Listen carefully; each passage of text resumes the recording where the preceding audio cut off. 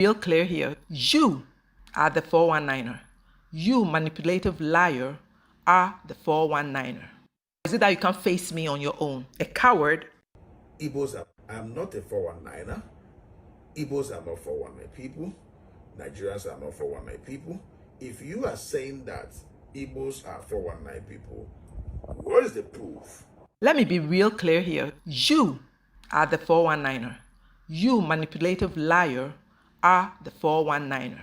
Is it that you can't face me on your own? A coward, so you have to drag in your whole community.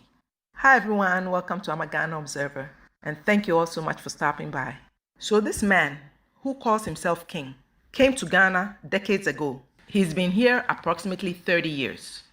He scoped out Ghanaian people, realized that we respect those in authority, and cloaked himself in fake royalty because he has no connection whatsoever with any form of royalty, family, blood, nothing.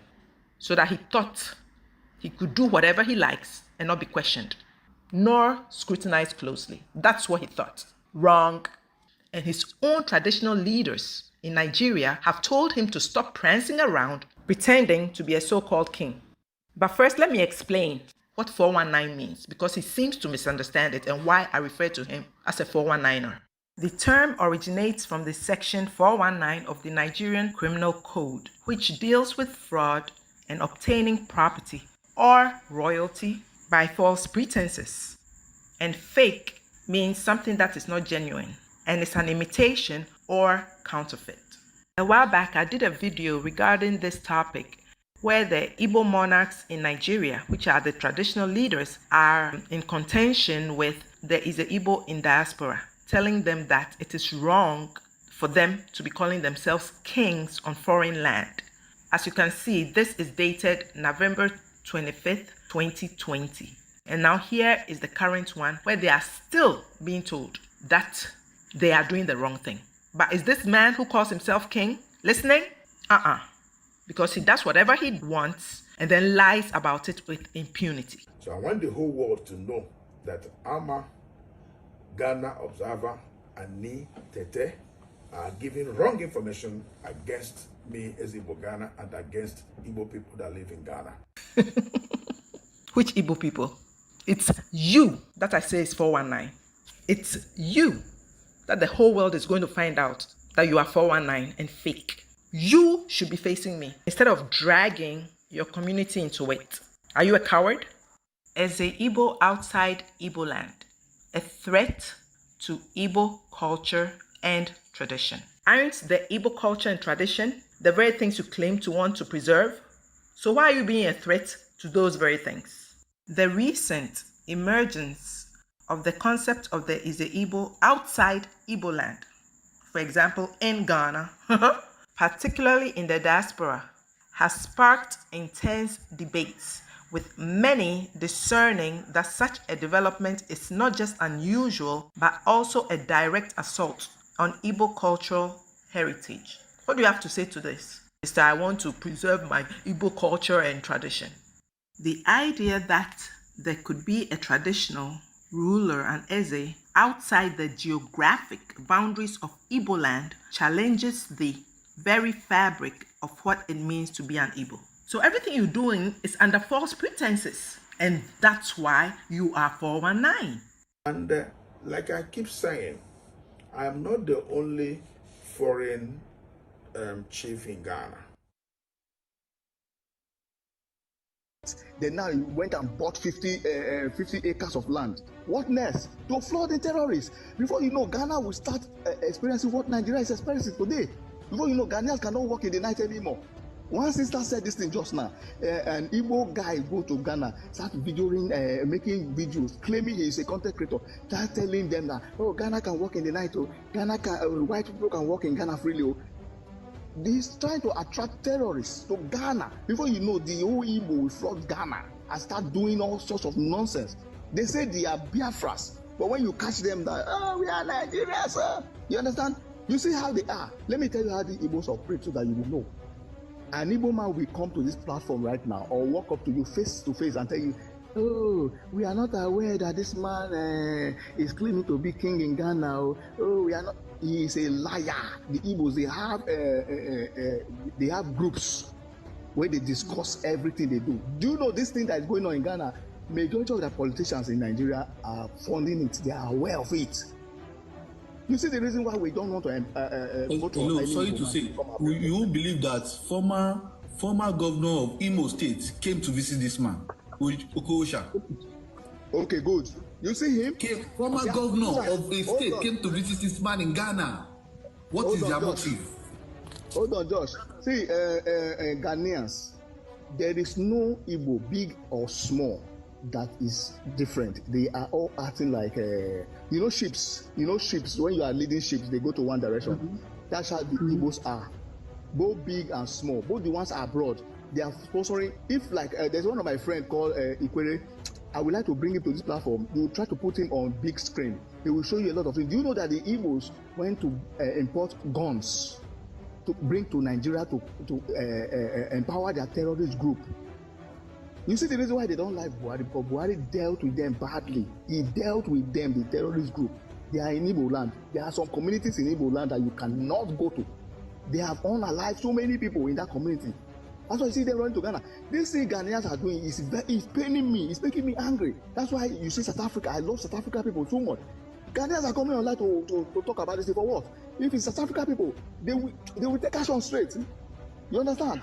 Why come online to discuss what we do? Take action straight. Why should they allow such things to happen in your country? For what reason? Somebody who is not indigenous of your country, you are not from a royal family in Nigeria. Your father is not a king. You don't have a royal blood. You just went to a country, a peaceful country in Africa, to buy. If you see this, if you should investigate deep now, you see that majority of this money that came for this land were donated by the big men, the Igbo elites. They made this donation.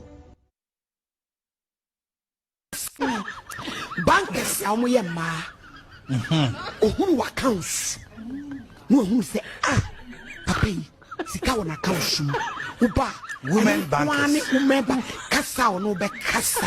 Hello mama, how's the family? Any koma onu bedi abo amanso nya tin se mu say no why say go moje Tina feel watch ben obama dia awom sesi a obeju obema na free ne yire nsem e ma bankers wom the accounts and wom the tata mema ohu accounts sika wom na se wo boa o men ha ho bankers awom ye ma ohu accounts no ohu say papa sika won accounts uba women bankers kasa no be kasa. Hello mama, how's the family? Any koma onu bedi abo amanso nya tin se mu say no why say go moje Tina feel watch ben obama dia awom sesi a obeju obema na free ne yire nsem e ma bankers wom the accounts and wom the tata mema ohu accounts sika wom na se wo boa o men ha ho me am the beba office the bebro eyan ha ho o daddy I sign check ni mama me ya bro any ema omoye marketers bra marketers so omo no omo de oma no opesa wo di wadwuma no e man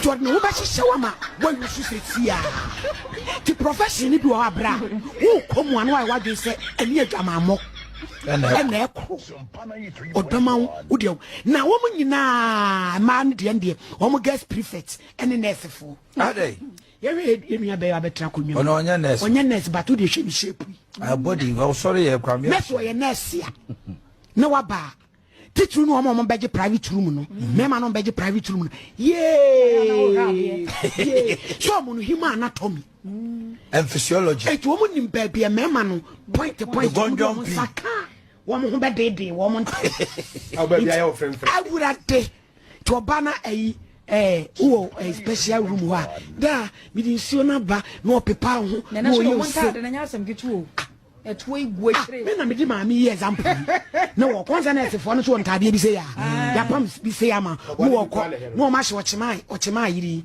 mpabo yi na wo ko no wo ba no wo fichiri ne to no wo de ko papa yi yale Typhoid do kuno. Or have I say ya. Typhoid Naira. Naira. A damn one work on a tea. What son so?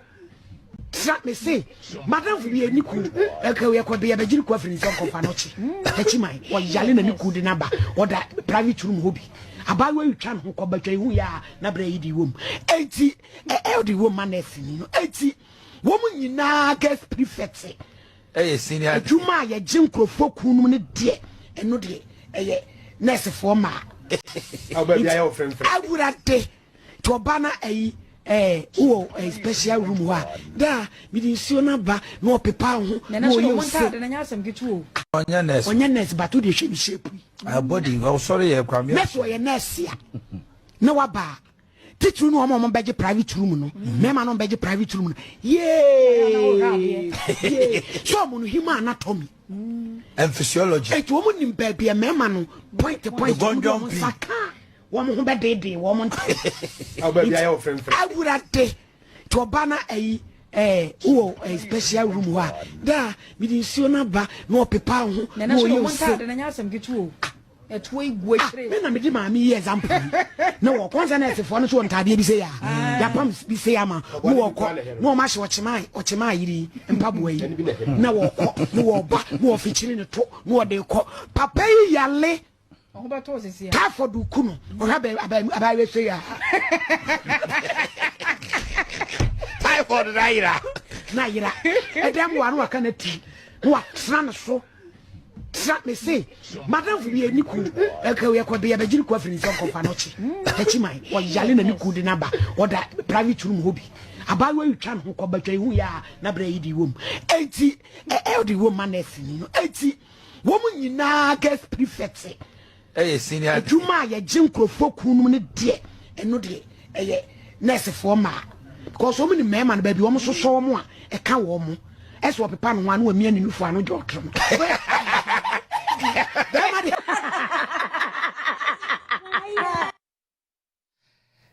Ayasemo, it is a city, I was for Miss Ramwata.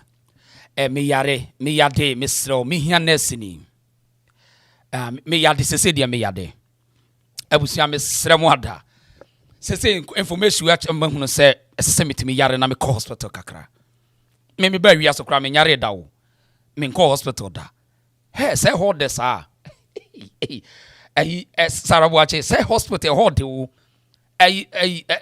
first tailor me num da say hospital mo da sa wo me call hold da wo me call bi da he say de me yare Sisi abusia mesrem me yade wo ho mon fra ambulance ma me ayi 911 wo ho but ya monye special request mpesa me cost special ward na wo mo gime shebe corner bi urade hey eti nurse for no nti eyesa yes sa na moye minim da me nyare da wo aswedu god me nyare da na ayi wenu ayi ohine ni se nurse for ni na odi wo na no wo so odi na ewo mu maame na wo so ye ya na che se sa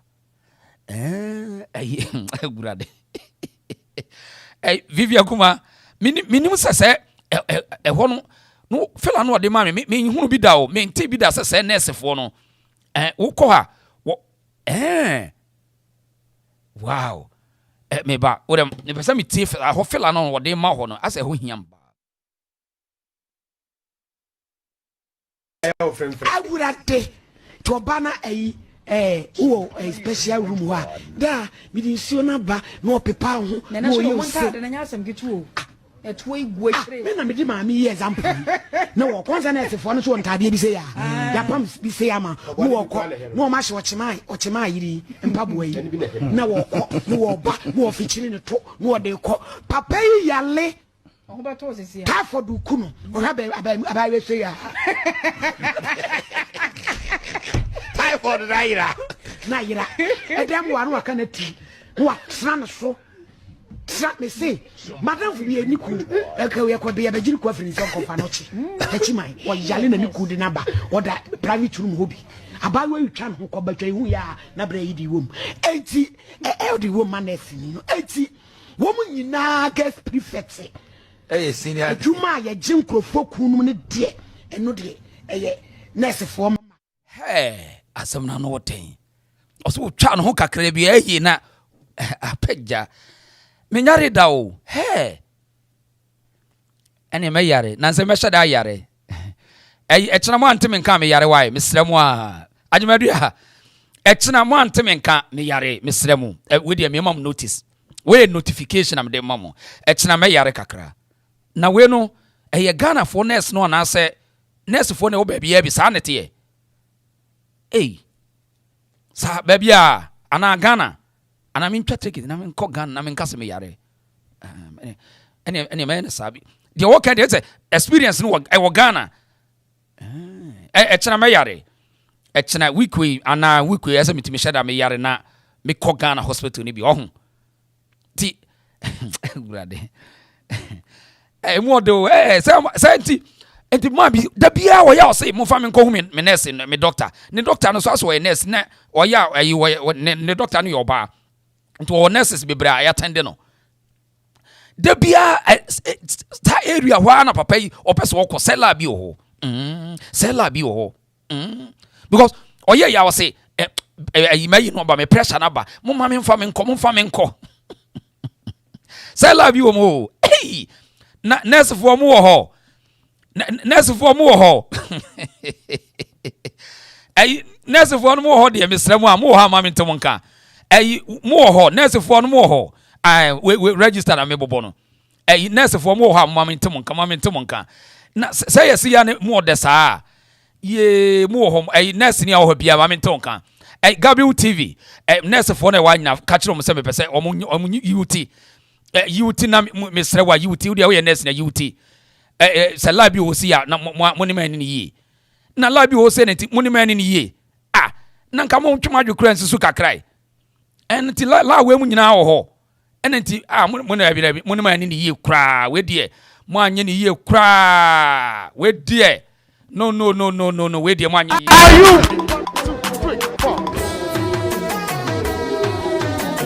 Are you ready? 1, 2, 3, 4.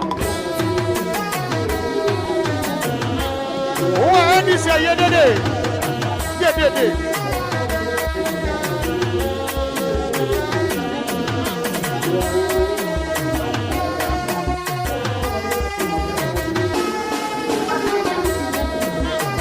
That's how this is for you. Okay, eti we there next week meyare medical mayuma sutire next week meyare na me yare so a mekọ akohu doctor mekoso a mehia nurse ni mesremu ada nurse for no mama me fela ni bi more mehia sa energy we bi mehia bi we free unyare we yade any timete call straight away and not ten hide the reason so abusema mo bia kwa pa na ba bia otimi nka bia no kajagum enne part 2 ija ne beso and not ten abena sechiwa wa unity apeja commentary position and not ten na you first tell us say also this year is back. So tell someone to tell another person to come home. Also this year papa first I salute you. What's the mon frère abusia fo nyina na wonomra yatena se aha we me enkwan botire me dia bomiti enokore nkwan de beka wo ha with evidence Gabi TV wo ha say nyame che mo nanantwi anoden nanantwi akwapa abusia fo me che opipia enne ensem wo ho Vida Ejuku Vida, welcome to the Reason Show. Ajimadua, Gabi TV, Mami Fusia, commentary position, anointing, each of them. Prince Moses, anointing, lady, say was it is a lie. Lady, what should I would see me on? Say, we are there, say more day. Anything lady would see what should up anointing. Now, you say Ghana crowdy, almost a nurse for now, buffalo frono. You say, hey, yes, it say, in Tratuso, omutimi teto so ase nye nurse adwuma enye patient kwa no mokɔhwɛ omo yes life pa won po life hospital man ye fe enti we no next week ye meyare eni dia bo ma me yade a wo de no anse wo ntemi nkan man nye oyawai because me nim dia me baabi a me hye me okay wo de wo tese me yare a baabi a me wo no me okay e man Hawaii George Amufa welcome to the reasons to mame chebusuafo afi ni atena se e baabi a wotem kabia kokromotene wosoro sei no na wa mia so na wa subscribe to the channel Sasuna Isaac Owusu Fosti Taylor wo happy Ajimandua anoten and never yere wa Benjamin Asare Bediakon welcome again Sasuna Seto Owusu maminko Facebook mo ho Osekofi mechia papa Osekofi one so on New York or say John Kwashi, John, I salute you. Welcome another day and expose another birthday. Seto Usu, stay here. We know ya no washe ohun. Na manfo nya notification say yaba. Prince Akwaba, o you are or say afa. NDC for mo ho. Ye wo ho. NDC for mo ho. Ene John Mahama, waye eningwase bi ode ato oye de ayama Ghana no ene ye bechirim. United Nations wakogu yanimu ase apeja Sam George onicha adagu wo ho de ene yebedi wo ho nkomo Agyapong wa ha sei Mr. Ntiamwa mechia pa ya twene boabo aten Vivian Kuma ya mabawo ena afei wa biu mamisha so yes first Taylor wa ha sei and afe okay Isaac Isaac Owusu ono so machia no nyame che machia wo hu nanantwi mo medase mame nkosoro ase na yenchia mo ye mo ade wa ase yenchia sorofo ni biso Gabiu TV apeja mame fosu ya ayi wono so ha say Paul Asabre welcome to the Reason Show and ejane be Sophia Sarabuache mechia pa abusia wa wo hwame o ha register wo ho mame ntonka you ebobo roko no a commentary position mame fosu ya wa ha say na yenchia wo ho wo ya de odu data da bia na de hweme wo time wo ho ten na wo type me das wate Franka J welcome oyiwa was in Noko 1 apeja to Sub TV GH also have Sub TV GH anoting John Paul Pope John Paul or Facebook free year ventures ono so I say maba and then maba and run your chassis because car baby kakra maba but next week what is me yadia e mane how be pray fi say baby me wono me fine why be okay next week there me yare e secret be and am in sakantia Samson Terrier was what I say mami chiabusia for muntini wa ne be show no anoten na e dia sem na sie ene bemen your friend Black Rasta you be kan ho asem one of the most hypocrites media for wo ye nya atwonfo a wo nka no kore ene you be kan ho asem wo say aden na ye dede sa aden ena Igbo for say wo mu si ahemfie kakra bi small palace small village na Ghana for ka ho asem samai we mo kai no a nsem okeka kire Kufuado na no woten otimi kan ya kasa Kufuado oye bonsam enna nyame nkunkura no wonye ne kra emfiri ne nsem ti akwa we enne wo se de wo se ye didi Nana do ni paponi for power a very bad person. In fact, I can meet a nyami and can make you for a long time. And I said, I'm kind with regret. Cool. Nana do ni paponi for power a very bad person. In fact, I can meet a nyami and can make you for a long time. And I said, I'm kind with regret. I can't be a young coupon, can make Chinukwa Afrin in some. I do not call some gem long time ago. Any papa, bad. On Mr. President, why you? Okay, I was here for so long. Until today, such character or parading home, so a broadcaster. Or parading who said what your day, what ye Pan-Africanist. And today, say, ye can't a diani hini. No almost sorry to say. Mamum pray diani hini. Nemum, mon command tuma, a bemo who diak nipakura, Black Rasta, or ye. Ye becan wasem, ewa say, bemen, na Igbo for king no a was one SS we king no wakasa ho oni lady bi say one no issue pa na yebewura sansem no afei enne yebesa de mu awuram the you see the negative implications bonia say yetena say na ye de ani to Dormaahene amamu so ana say ye depend too much on our leaders say they will protect our future for us me na won so ayaye enne ye medu bewuram the consequences say wo sa guy no a ye frɛ no eze jukedu asa wan no so ye ken no de wo ye no say Ghana for ambi omani na yamfe yesi yangu no so say if you go to Rome, do what Romans do. Stay in Ghana in peace, but don't try to trespass or override Ghanaians. Semino yang kanine now do we need to say Minister of Chieftaincy be Minister Kominini Bina or number sorry na we defend wa. Now we need more daching. Now why a big mistake because there is a saying the future relies upon the youth. Busa hu hwewun fi awadi. Hwewun umpeni for no madi fi say. So utimi hu foresight now to me who future. There's nothing wrong. Do not allow anybody to deceive you. Say young people cannot predict or see the future. It is obiya osape wow. If you say the future does not rely in the hands of the old people. It is the Ghana for years see a example you see a maturity. Our mood person say they are in charge for the future. Ti the make no. It Nigeria ni no a wose oye Igbo fo ho ahwan no a wose oye ken no.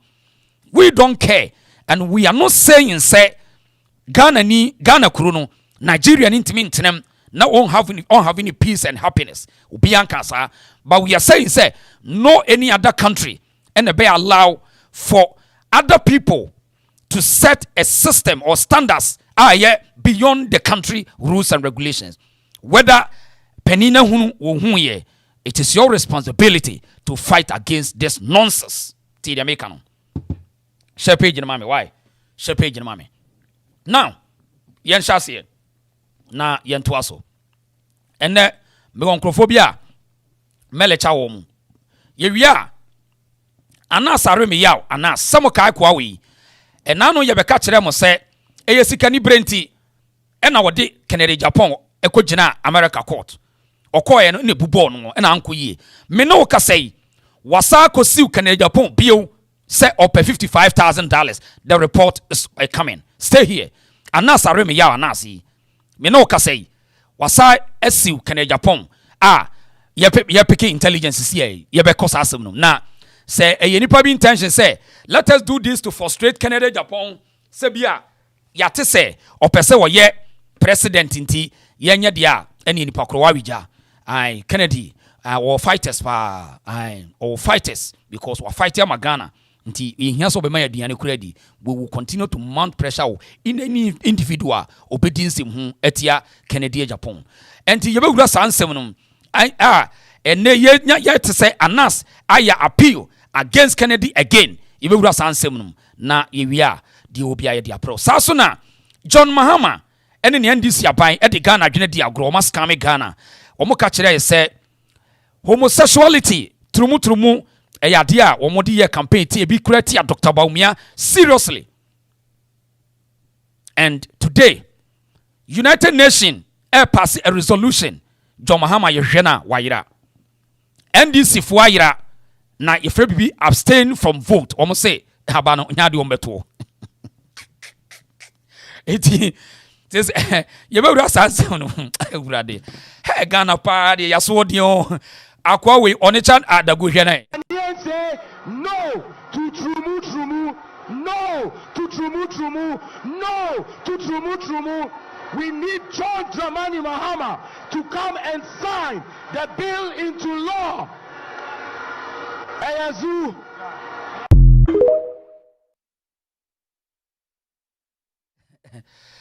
Eti we no yenka de ne yenkyere na buza for we no yenyina no sei Sam George mpacho yenyina no sei yebeyina no sei mo amuti mpacho Sam George yenyina no sei ise see United Nations vote a wo mo to say ye pese ye hunu say adia ye frɛ no moral human right and say moral right na yento aba say obi sori o say me pese me ne kraman kra aware me ne denchem kra metimi aware no edua kra me ware no me ana mpe metimi pa kra me ame ne me ho beda saa ne ma no na United Nations wo mo hwe na yento aba unim say Ghana ye mampani no ye hwe na wadwane bosuke na wayi otidon wayira bosu ke na say me dia mento bibia mento me na me kro no wo so wonto Dormaahene se wonto aba no wadwane so ye bewura sansem no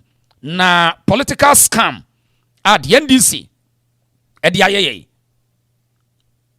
because so hwe video ya me bochire wi na wo hwe Sam George the intent the strategy our dear BTA ya you can imagine. And Enkrofo way e ka kire ye se e yakufuado ene na ban ena omom pese ye be pass so called family values bill enyo omo e de na esi ye win election every on and this is a scam.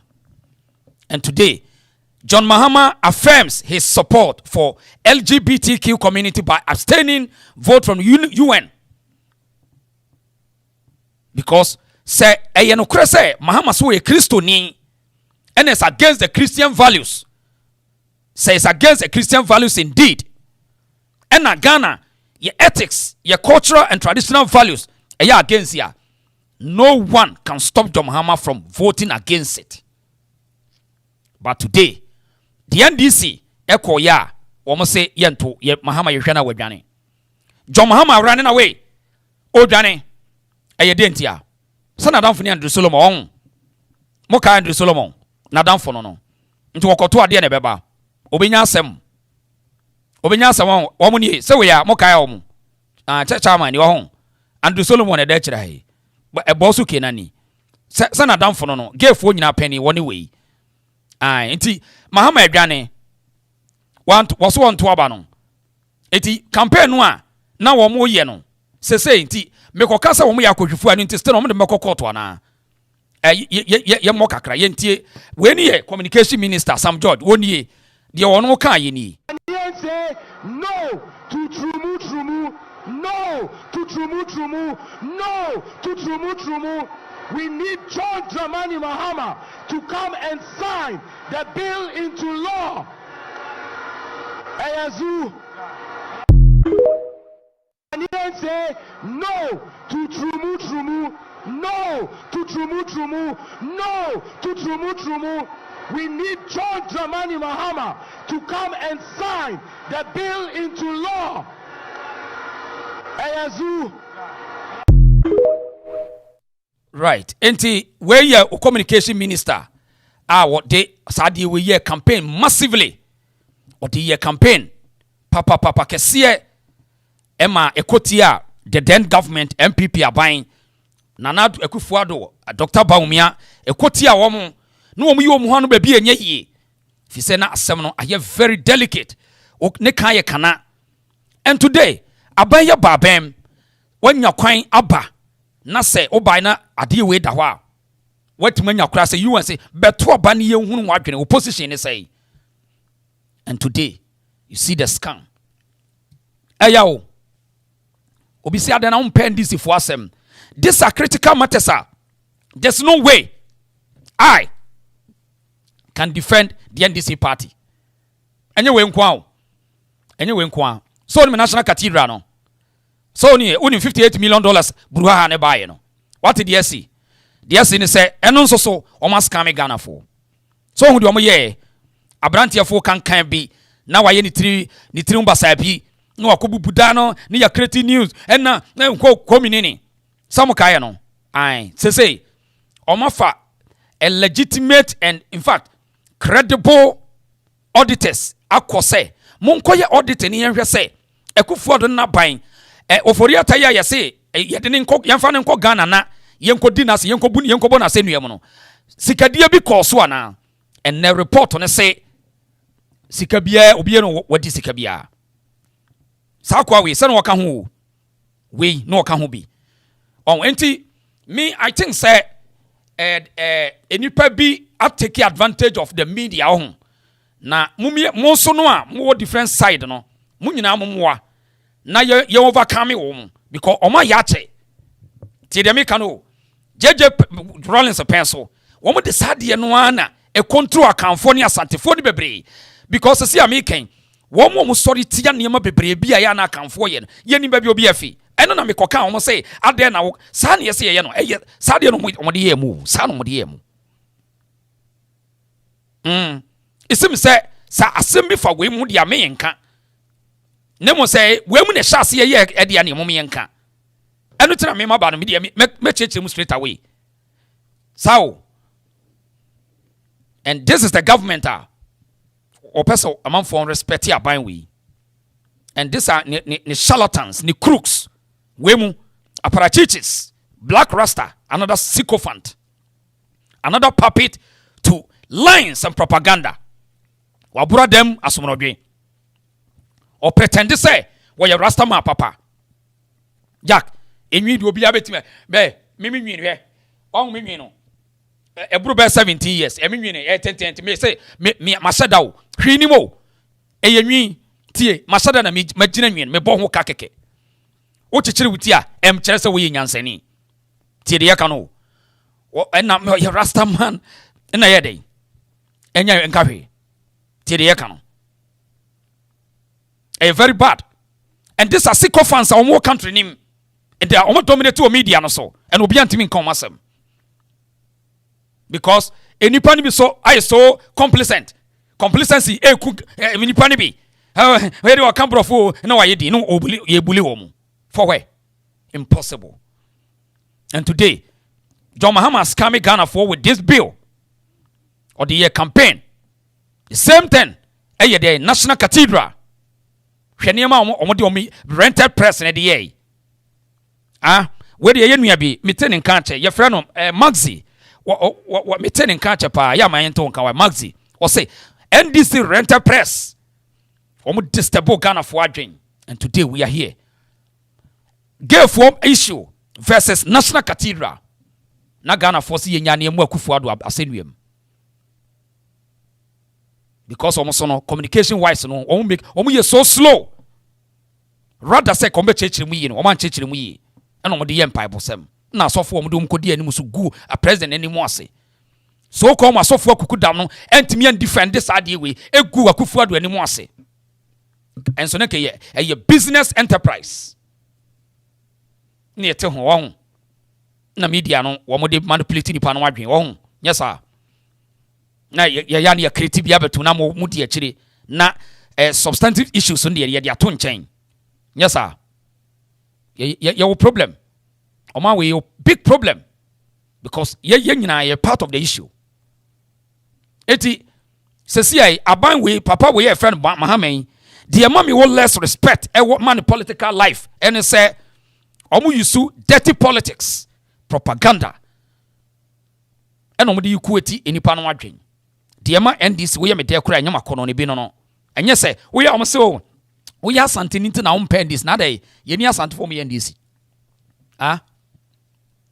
see what Asante for me NDC for ana dabinya sao but the history behind this party lines propaganda and hatred that is the reason why I don't like NDC because womo de atro or time ahoya and share womo supporters ni mu eti se obi cry Asante ni no kodi NDC achi a wo time the money nua jealousy nko a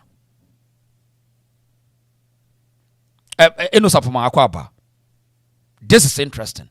So Mahama say, and then asama no the campaigner, you born video, several videos to the mama and then uncle to aba, no one chere say, ampa on support to sadie no, and yet just a political gimmick, but it intentional say, or person protecting your cultural values and traditions and customs.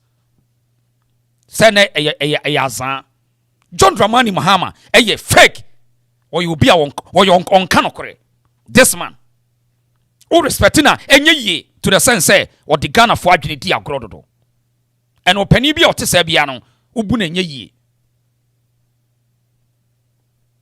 This is very bad. Enyo na ye kan na ye ja sa akwa we Sam George we very very bad communication minister, very terrible communication minister, or ye ignorant self postage be ne just say ni ego be any just say ni arrogant be a one mune just a very terrible guy Sam George we. And net today monko chere mo adwenkyere wi ase hunu se mo be solve Ghana and some mo kan ye no mo be ya mo koya mo adwane running away from your own ways. This is very bad. And they think say we should shut up because they are in power. But see, political power any guarantee. Political power is not a guarantee business, because today you can fool the people today, but tomorrow you can't fool all of them. You can fool the people today, but you cannot fool all the people tomorrow. That's why political power any guarantee. Because so be correct me the kenke ni sheto etimidi pad any accommodate a policy like free SHSR. How much more propaganda and lies? It be fade out. It be fade out. Because once upon a time, na Akufo-Addo, Africa person they want to emulate Akufo-Addo's free SHS policy. Once upon a time, the whole continent, Africa, no more kasafa Akufo-Addo free SHS Ghana. Say a marvelous job, a fantastic. Ghana for yes adieno. And today, so now Binance me and continue so and sustain and continue a program no. Edi ebiwa wo. Never. Patcho share page na notification wa down kra. Why yesterday mo share page na my. Yenu binti yenka. It is Sam George. Bow your heads down in shame. Say, posterity will judge you. To the sense that the away when your political power would have V8 him. Oh no, you require we use a Mercedes, any V8 na modernam. And then more have fun. More chile. But don't forget, say, posterity will be a judge soon. And chakra. Posterity will be a judge and it will judge you. To the sense, say, propaganda and lines it will expose you, guys. Because NDC for your margin say they don't give a damn. San NDC your margin say they don't give a damn. And it seems say Ghana for so is so complacent. And we are just shut up because NDC. Oh man, come sem and come sem. Now come sem on better tao. Now they one day die, one day born. Mo bian fa wo hunu now. Akwa we one na yire kwa yi ahwade na yire di Mercedes na nam. Na ono so di V8 na ahwade.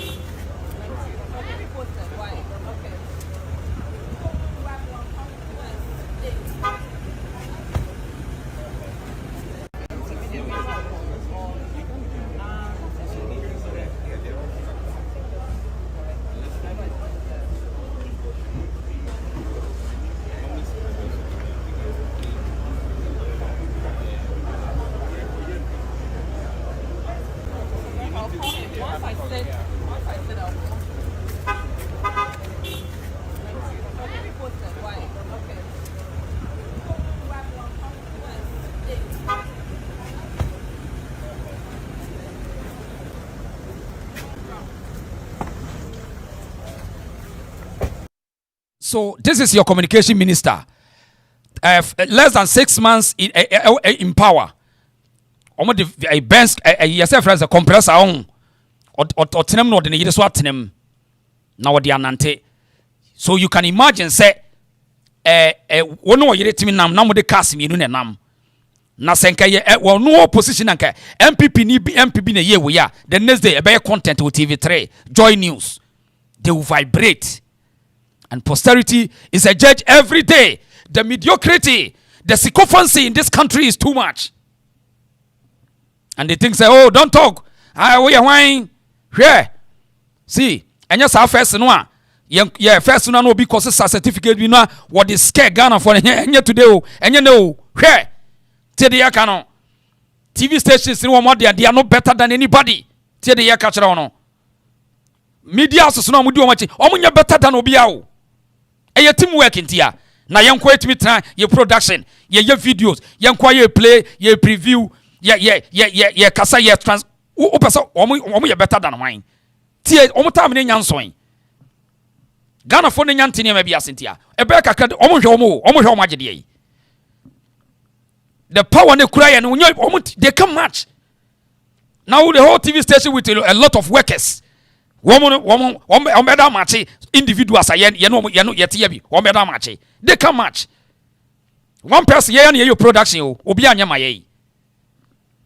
Osha corner ba obi nya production mano. And so we give your defeat in beto abonten and my nipa enjoy your contents. Na TV some media houses we mo. Kai media they can bully me because from free on masaba habi. They can bully me. Eti sabre no na wo use media tactics bi na ye dey bullying crofo no a thing of the past and we are going to shut them down. That is why I'm finding all possible means to ridicule social media for so can asemo a ene gina eno no mo dey adwuma. So today we are saying say the NDC propaganda no we will expose it. Don't underrate us. One day the table will turn around. Enti Ghana for ntiase say enye Mahama ni personality na yetano but politically odi atoro dodo John Mahama di atoro politics mu dodo Sam George nyo bia eso ofata so be minister because ninsam o kan nyina no kire say oyo bia o trust na enye yie inconsistency. Sam George is good. See mami creative bro bi na tie nie Sam George on or you're consistent of his inconsistencies. Sam George. Nebro for media man no. Sam George is consistent of his inconsistencies. Mon kan check no on check bro for my. This is Sam George for you. And Sanipa way now hand over a whole ministry the shining sir. What do you expect? Like the president. Cause mudi Ghana for na dua diagro and it's about time. Say Ghana for ni jai say where do you say na yen kanasem say any panic tricky political scamming. This is very terrible. Eti Ghana for say president Wadjani wa abstaining from votes a stance. Ghana ye stand. President could not defend Ghana. John Mahama and the NDC charlatans couldn't defend Ghana. Tiasiasa a lot to petra. Yan fancy say. Young queen, hide the reason so. Now, young call the next person. Young call Aquawi. Your friend ANAS, Aremia ANAS. And what I say, Emrebia or the Kennedy call, you know. Ya can have no say. Or no, yes, you can't what the Kennedy call court. And yes, what boy. Sambakaya. Woyen wo chechire mu a eno no wo wode eye nanimu nyamtia enye ayi to the Kennedy call ye na because of say o pese wo claim ne din mokai no mkotet na court wa ye wi akire be chire mu ho na obeka kire Ghana for nyami the same media no America no awo quickly join new TV3 no mu celebrate ANAS say wa win case $80 million na a whole ANAS was all credibility. The same person no ababe catch Ghana for your video ya daso say ono jury bia man $80 million mokai me pacho muntie kakra odi yenti on media me video na ye adwuma. The US court upheld truth. This case was not easy. Proving defamation in the United States requires establishing actual malice by a clear and convincing evidence standard, one of the highest legal thresholds in the world. That the jury ruled 8-0 in my favor on every count is a testament to the fact that Mr. Agyapong acted with reckless disregard. Regrettably, Ghana's justice system has not always lived up to the principles of fairness and impartiality. When I sued Mr. Agyapong in 2018, despite his inability to legally substantiate his allegations, the court ruled against me, with Justice Barr scandalously branding me a terrorist instead of adjudicating the facts before him. This miscarriage of justice was later condemned by Supreme Court Justice Kolende, who rightly described it as a violent abuse of judicial authority. My fight has never been for personal gain, but for the soul of Ghana's democracy. This victory in the US sends a powerful message. The media cannot be silenced, truth cannot be buried, and those who wield power must be held accountable. Let this moment be a wake-up call to all who seek to erode the foundations of justice in Ghana. Let it remind us that democracy is not just about elections, but institutions that uphold the truth, courts that deliver justice without fear or favor, and citizens who refuse to accept corruption as the norm. To my legal team, Andrew Dehere Esquire, Arthur Womega Esquire, Evans Salasi Adeka Esquire, and Odei Crow Esquire, I am forever grateful for your dedication to justice. And to my supporters in Ghana and around the world, your unwavering belief in the fight strengthens my resolve. The battle against corruption continues. We will name, shame, and jail. Ghana deserves better, and I will never stop fighting for a future where justice is not a privilege of the powerful, but the right of every citizen. Okay, enti wobeki kabrofu we nyina na wode Ghana for. Quickly, and obey a sadian. Akoyai. And ye buy, Hayana Betnai, and I'm saying, Oboa. And you know, jury bien will make a final determination. Omen says, Omako school, Omukuta law certificate, but later on, they become educated fools in the presence of me. Tiere Cacheron. Ye Becachera will say, Oboa. Jury bien anywhere in America, and what this planet way, or not me make a final determination in the court process. Bibia anyhow. And I'm why ye church moi.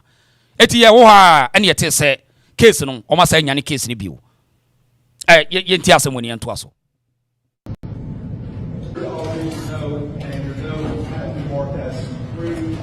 And it says, Judge, in our initial finding, we awarded $18 million and a breakdown presuming $5 million, actual $5 million, and punitive $8 million. With your verdict and your note, your jury service in this case is complete. I truly have enjoyed working with you. You've been an attentive jury. Thank you so much for your service. You are discharged. Defendant, I'd like to thank the jury for this request. Get out of my cat. Thank you so much. Everyone appreciates your service.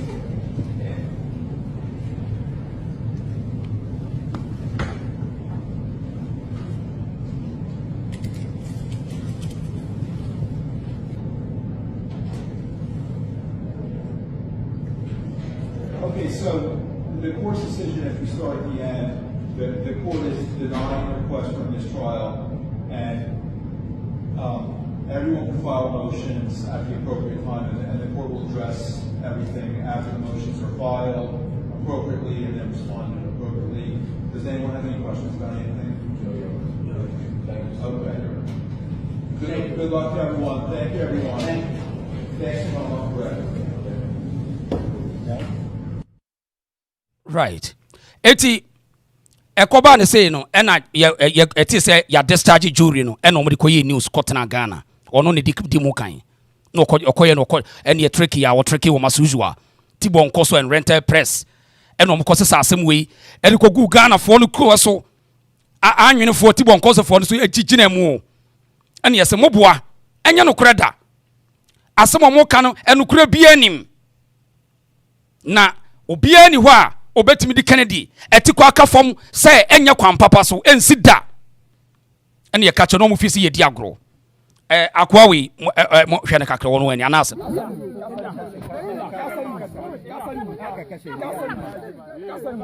Record ANAS. ANAS Arim Yao. He said it's ANAS Arim Yao. So record I and him. We are Chado here. Somebody has a registered tattoo. He said it's ANAS Arim Yao. He's coming to claim. People land. He's coming to claim that you are ANAS. Record me, this man. You said you are ANAS Arim Yao. Today I got. Enti oye ne yebusa ne say ANAS Canada Japan wode ne kwa America kwa kire America for say Ghana court no enye court papa a wogu Ghana court no animu ase no eye sikanti na ade ne ko wo se da bi wono ni memu atie no wo se nye sikanti omudi asem ne wie no ena ne court services $500 yese kokwaji free Canada ho sa enye no ntia na before that no ANAS catch Ghana for say enye sikantia hwade wa hase hwade. Now you've been awarded $18 million. Do you expect to see the money? Before we started this legal suit, we asked ourselves that the person have the capacity to pay. We did some due diligence. At least we saw 3 houses within the United States. We've seen about 16 companies in Ghana. We think something can be done. I cannot be 100% certain, but I know that my legal team has done some work and they have a plan. But the bigger impact for me is not the money, but it's the fact that it is Sautia or say the bigger picture our opening yesikanwa. Na ewia se meba wo yemisa asem wo ha. Obi a wutimi court na wudi bem, wo sa kwaye appeal bi o. Pacho tie ni o. Sa wo court na wudi bem. Enye the board of contention in need we lose na ese kwaye appeal. What is obi court wudi bem no sa kwaye appeal. On the realm de Ghana for na dwene agro. Now, entia yet ne say enipa no was nya sikantia no. Ye pick intelligence say wasa akwaya appeal against Kennedy Dapon again. Say or pay $55,000. Say said ye enye 80 million bill on report no. Say or pay $55,000 everyone Kennedy Japan. Omawe ye interesting people. Yeah, interesting.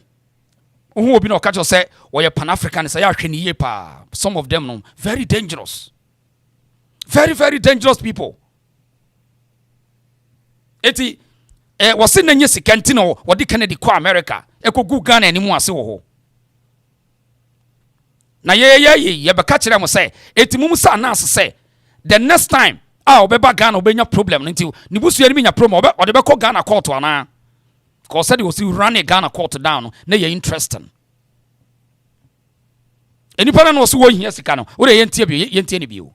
At least we saw 3 houses within the United States. We've seen about 16 companies in Ghana.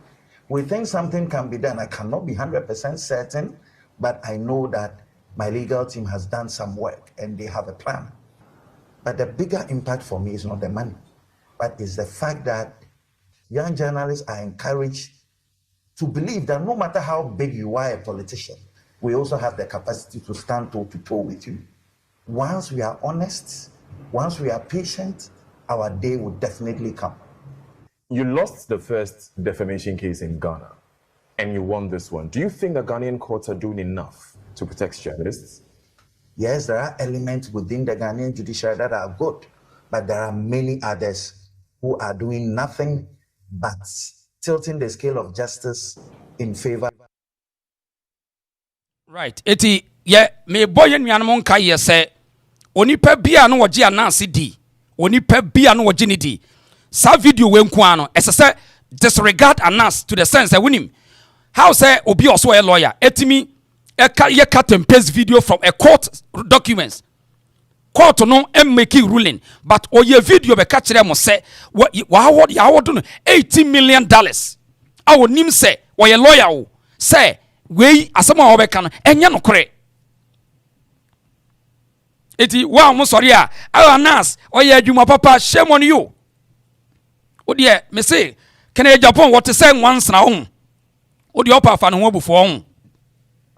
Why Udima na make catro. And Robo Kennedy no what to say once na. So when you're very careful now, fan who before be wukrum. Sana mine what ye. I see that man, son what TNT. You better say, men try so before once and one before, but think well. And yes, I will be wukrum. Sana Kennedy at Agyapong tie. So for Kennedy at Agyapong one before I will be wukrum. So a reporter yen say was I shall see you the game was I started. We know the trick. Only pebi are we behind it when in Beguase. Oh, Udi tie they making. Only pebia we are behind it of this nonsense when in Beguase. It we are waiting. Eti say report no yenti say was I so okojike iska yenti anobo ken and the boy Safo the report ya babont yenti say ANAS aremia ANAS enche na twe kakrani na onansa de judgment ba bontin say New Jersey court a pronounce na as winner to winning $80 million. Defamation suit or see honorable canon were winning $80 million. The bacteria must say and some are can and no cray. Court in the ruin by no court in the share say honorable can into $500 in farmer ANAS. ANAS about my head here says sorry, we didn't kunim until Natita for any multimedia for a musi. No much as a mubusi. Na NASCAR say and yes can an or nimuno send the home betty and I said ni home best sign into no share. Tabana say and I one also we need asem. Me bizarre her funny TV when I say when I kokotako we need asem no as I call ya people order. When I kokotako we need asem ye dear some we court also we need asem court a buhamo. Yet what's I call appeal no so kwa kwede.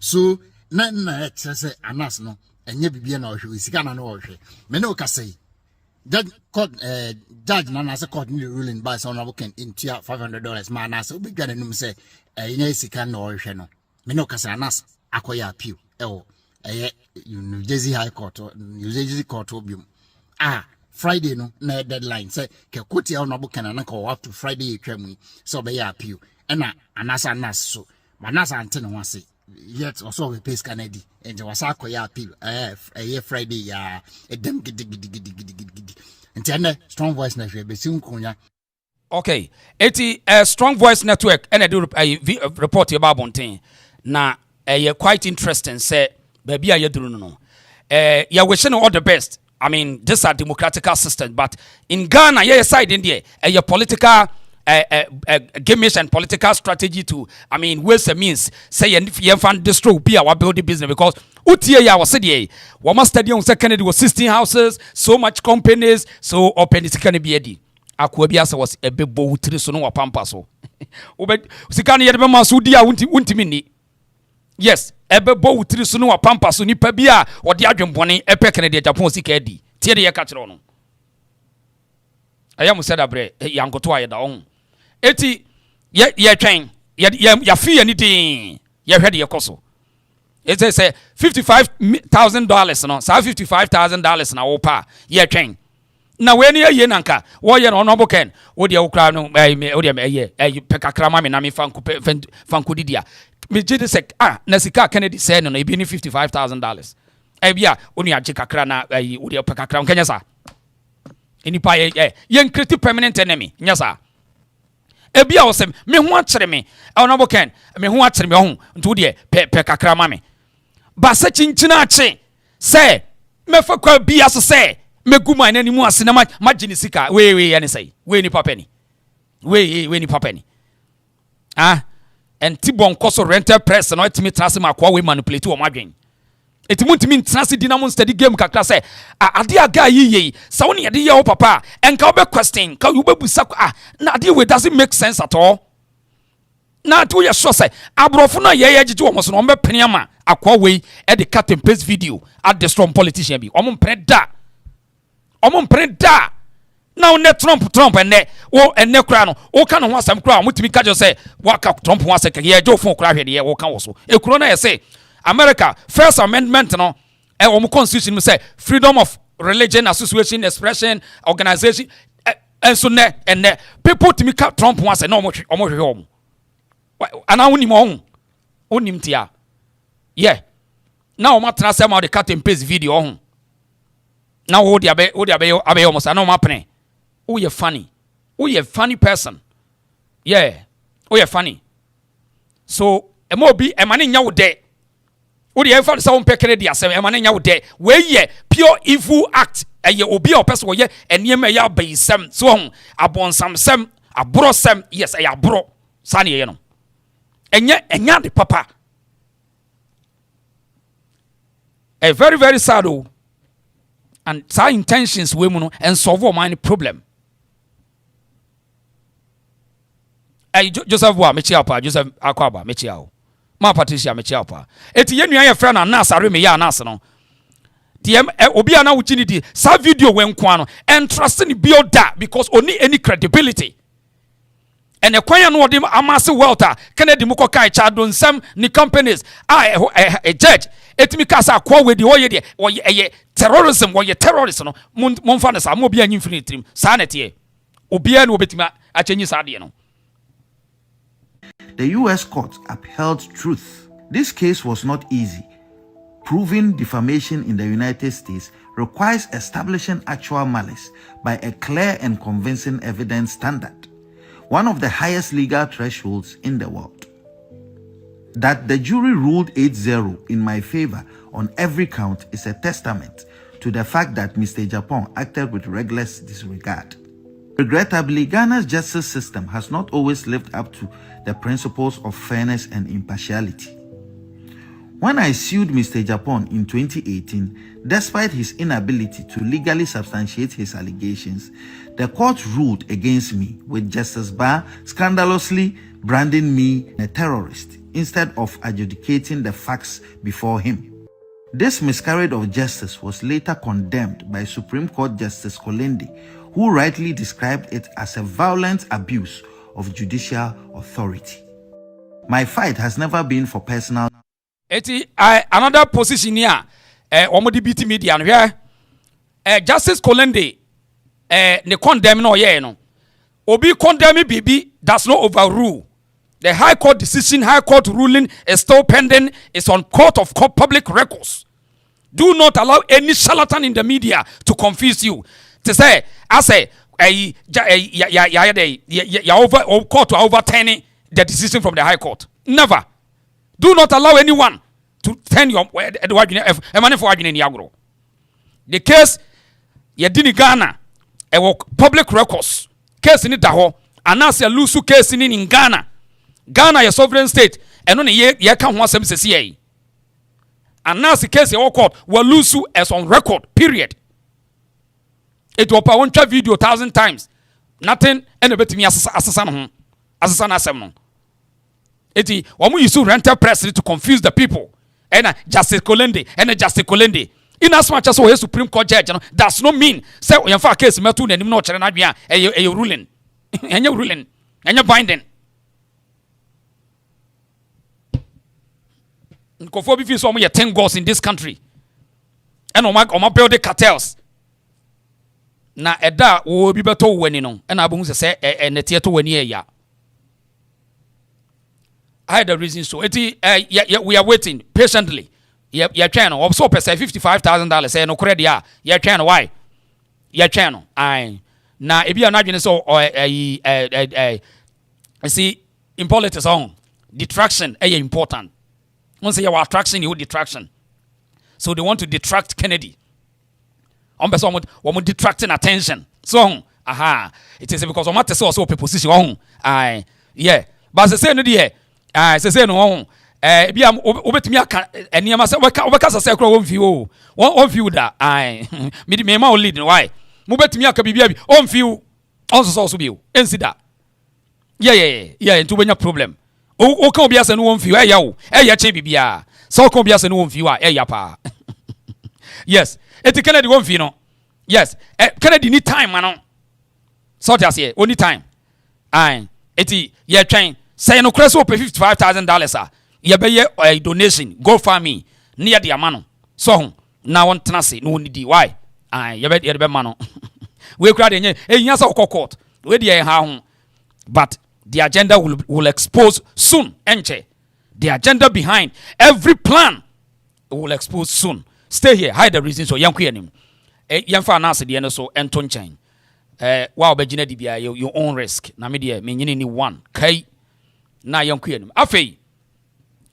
yanku anim na ede na asi yesi a friend say Igbo king ohun wo ye king de sa cha man to wo ye king na king no ase kire say yento asoe ene ho asema ba no ya di nkomo bebre say watena Ghana 30 years ni wo ho na enen me pesa me ma me bie ki bi so kira mo say anytime bia NDC baba power bia no wo mo a abeka Ghana for no extra se so mo ye ne ma bi papa yi ni didi judo ho eze chukedu ni di no ho wo so ye the king yate die tie ne say papa yi 2012 2010 2012 one and president sana NDC fo anya sa okay iti asembia be fa no bia beba bia ejina NDC party ne so me kire odi ntia bibia be si bia wase papa yi 2012 2010 2012 no a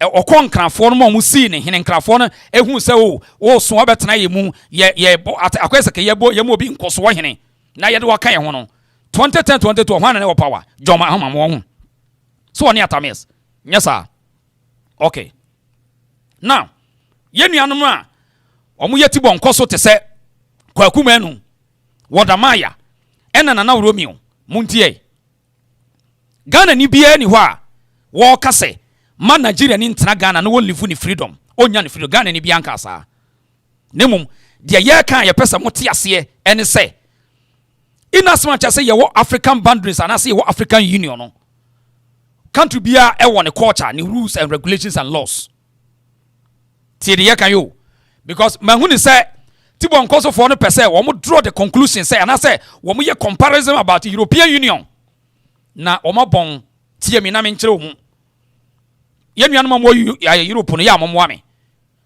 European Union say o ma ye 26 member states and more are coming. But the union laws does not override the country's laws. Tie de ye kanon. Say ya open gate say uye EU ni ubetimi move freely.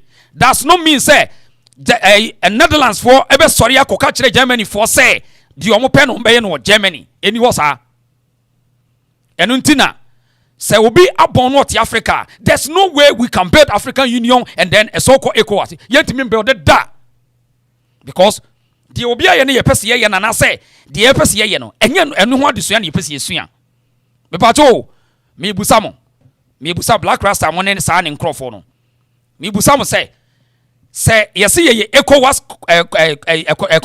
economic community of West Africa ECOWAS ne ye members nti obia betimi akobi krom a e kire say ubedu ye krom a otimi abaye de wo pa na now yemfa European for the example European Union a borderless obi o EU member bia betimi to kwan awura countries ni nyina mu nti ye from Schengen states yes sir but German for wo mo culture wo mo mra enko a different from Netherlands me pa to me bo ana say media tro me pa to e no kore mo Europe no what Dutchland or Netherlands but mo culture any Germany for the any ye but mo Dutchland ho no France for one more culture, but any Germany for the NAP. But so many European Union, our Matthias economic reason intino. But Belgium, one more culture traditions, but any France for the NAP. Yeah, more Europe on why?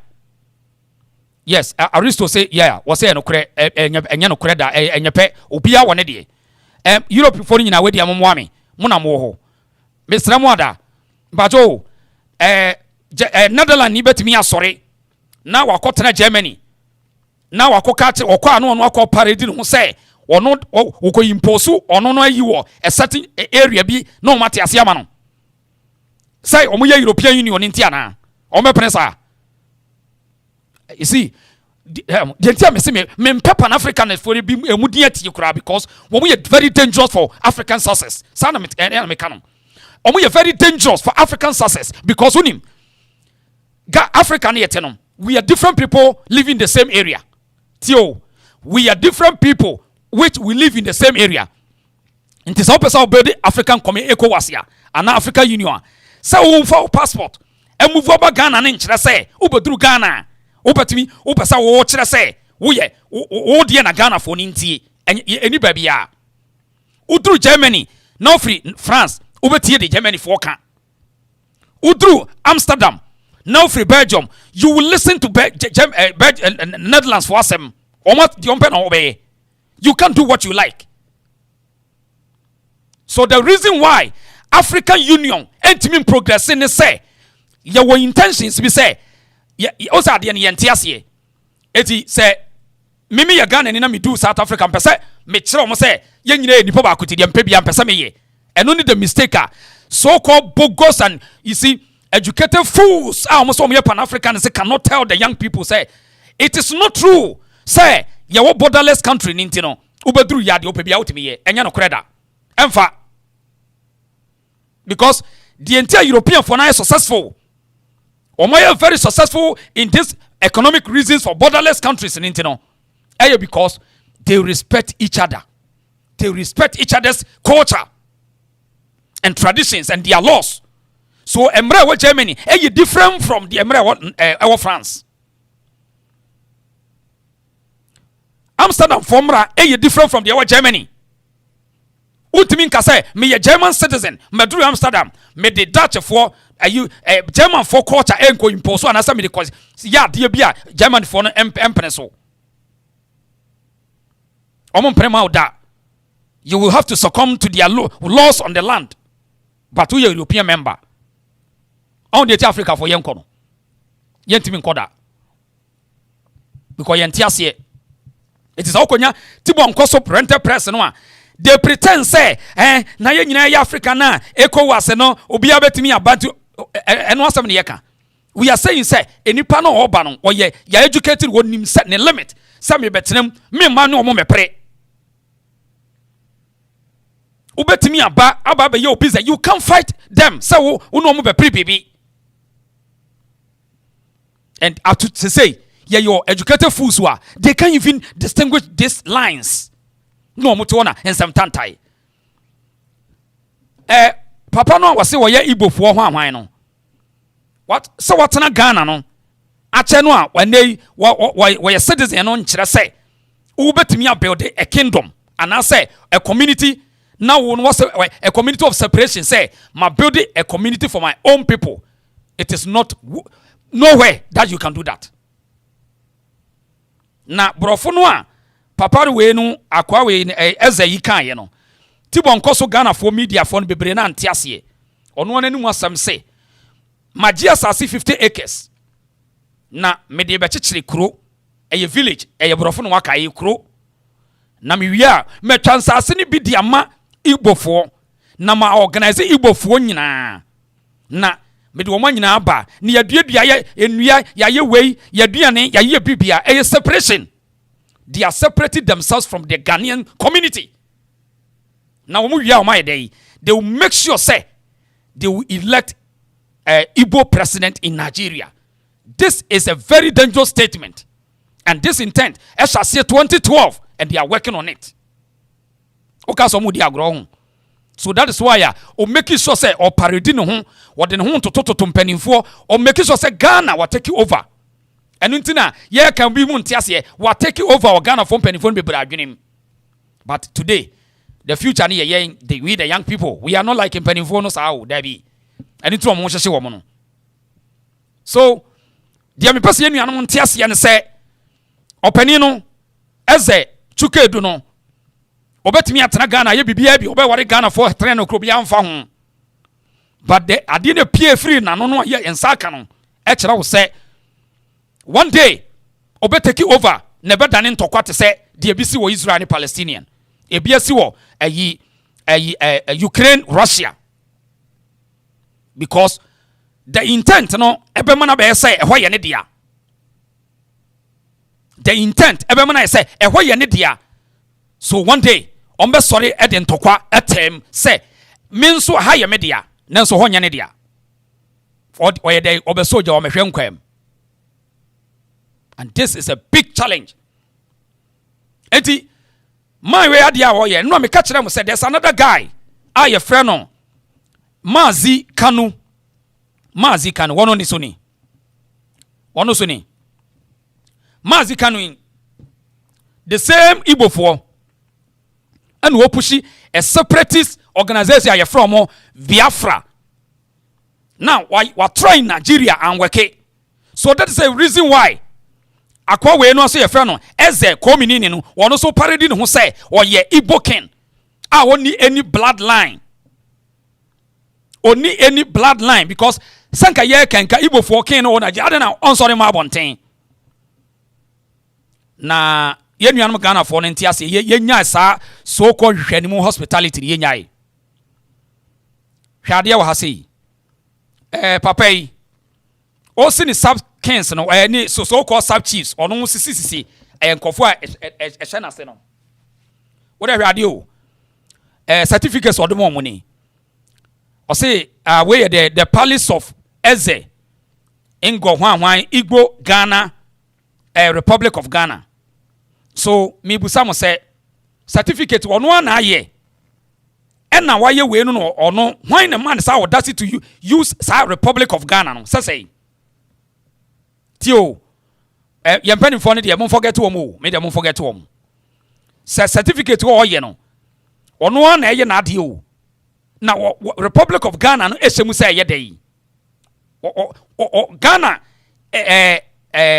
municipal directions and I say laws be a protecting one. I say a man across one establish BB in what name? What register ne kingdom ne chieftaincy and I say ne pale in what see and confounded the idea grow but a bayo musesi ni wahun because certificate or the man in Crawford Republic of Ghana supposed to and say because any company any liability company any sole proprietorship be our register in the name of Ghana where you are no ankasa certificate no create.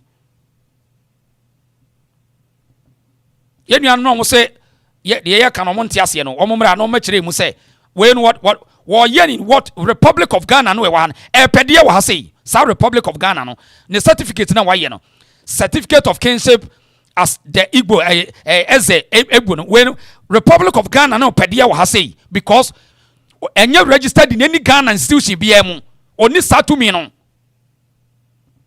inti we no in the certificate say ya no wo ye no what the Republic of Ghana na ye there wa say eti ye nuanum no a omo ye tibon nkosofo no omo mra no mebeboa ye because enne de mu bedidi na the next 20 years no mo jankoda no problem big problem ne certificates we no issue no e de man nkrofo so wosisi omo hene we epede wa say Republic of Ghana no so we are against because of how all merging with Ghana for affairs no and the problem or merging with Ghana for affairs and yet because of say what Ghana now what hon eti was it Chief Toshi or Olashi and we issue certificate we at the man kwabenya ni chief no ni chief for no sa we no pede wa say Republic of Ghana no me bu some penifo no mo say aden na ye kasa no we no pede wo register ni wan na ye we ma no na mo te ho ye koka mo say ya no ha ye on na ono no ade odidi o mo bibidi dabi but we are saying say ye ntena se mane nyansa ayi Black Rasta komini ni e tie de ye ka no komini ni tie ye ntena se mane ye te se 1979 na bi wo tie de ye ka no we foresee the challenge the trouble coming unima ye ka kire we foresee the challenge I da ye nim because obi a wo de wu o da no wada onhunu da chintia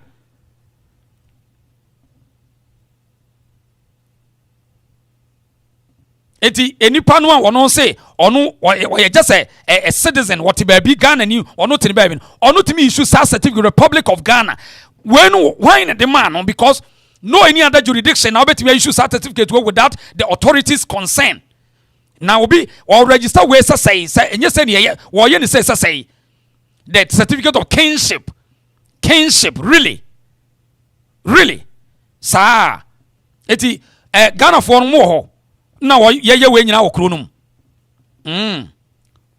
right asem wo ye nya musisi a ho wo mo se ne yire so ni wo ho ne yire so ni ne yire na e Ghana ni wo ho ne yire ni okay asem wo ye nya ye mfia ni so ento mpanifo no so wo ho point ne say ye mukwan ye be fa so na da bia ne ye be ma mpanifo na so ayehye sa na ese ye mpanifo because wo hwe sa niema papa we tu a wo ye no a wo de ne ho twitwitwi Ghana ye matters a wo ye Republic of Ghana no it tells you say papa intention say woni tirim no ye de me smell no a they are building regrouping the people now the man ye hu ne say koba ne say Ghana for se ye ne nya me pesa Ghana for question papa ne say o me ye hu ne stands between one we your friend say papa we your friend no mazi kano we o me ye hu ne one ne stands Ghana for musa no say one papa we Igbo ni man we a ote Biafra no the Biafra movement separatists no one declare stand today ni nhwade na Nigeria for no kra no omunim say Ghana for no ye no ye 2 week I'm telling you kofo no hu see ye 2 week because man parody ne hu okro no ye din ni ye hwe dikanye nne na asantefo akoso sa asem we mu a yete hu sa the next 20 years na mo kem because Sam George no a wono ye minister no kra ye nim sen kono na asem we ko wo ye hwe ensemu okotwere hwade wo se de Sam George say no king has any kingdom or land in the Nigo Pram constituency. Disregard such claims.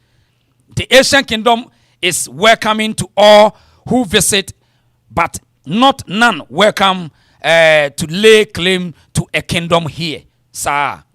Now, Papa no can ask him say what on say 50 video no one tibia na. And Papa no can ask him one tibia on. Virginia, they have Igbo village in Virginia. They created it by putting the antiques, the antiquities of Igbo there. You can come there, kind of archive of Igbo. But I'm creating Igbo village, which has never happened in the history of the world among the Igbos in the world. As I'm talking to you, I've acquired 50 acres of land. That is 250 plus of land along the Flower Road. That is at Old Ningo area. But along that road, it's right on the road. I acquired 250 plus of land.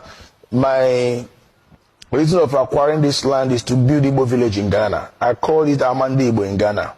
We'll build a village where okay, eti yenu anum no womonte brofo no. Ye de yenye bruni ba brofo bia obeka bia yete ase. Was we build a village. Kasa. A village ni yekuru. So on wo chichiri kuru, so wo chichiri kuru. Eti yenu anu ente brofo no ho mote so na montimi nkyira ase no village ni yekuru ho aha na nsamo awuom no ena twetwen aso eti eningo pram wo bo ningo din Sam George say obian onte wo say obian akwa ahwe wo say enam say won say they omo less idea say omo dwene ade ye extensive research ho ena mo munya problem anti we no ye kan kura bi ko onte ase but the same kofo no 2012 akwa no woni Jude no a ye say wo so ye eze ho achikedu no woni okọ sa ahemfo na ho aho ena o mo say o se de ono ya ti de etese bia waba na ye bo nkoso wahene bi enie munti ase wo de yenti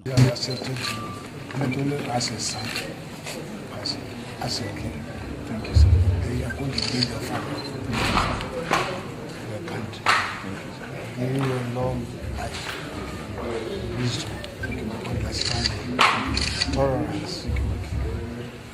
Bring down trouble, let us know. Because we are more or less part of you. Thank you. So I give you sincere grace. Thank you. Stay long.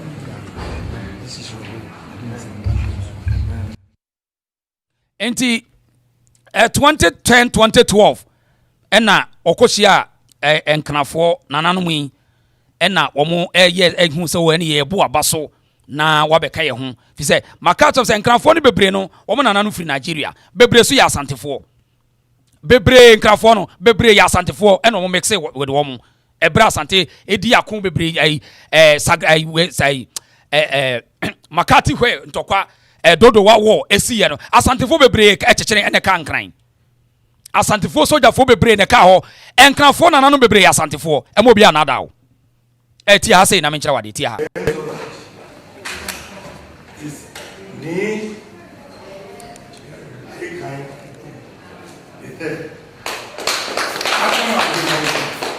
and a member of the Ghana Traditional Council.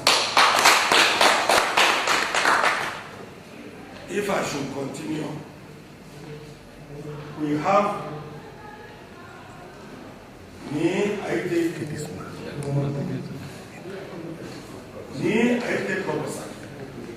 I take Robosaki. The head of the basis 2. The document chief here, you can be second. We have the Queen Mother of Otubron. Now,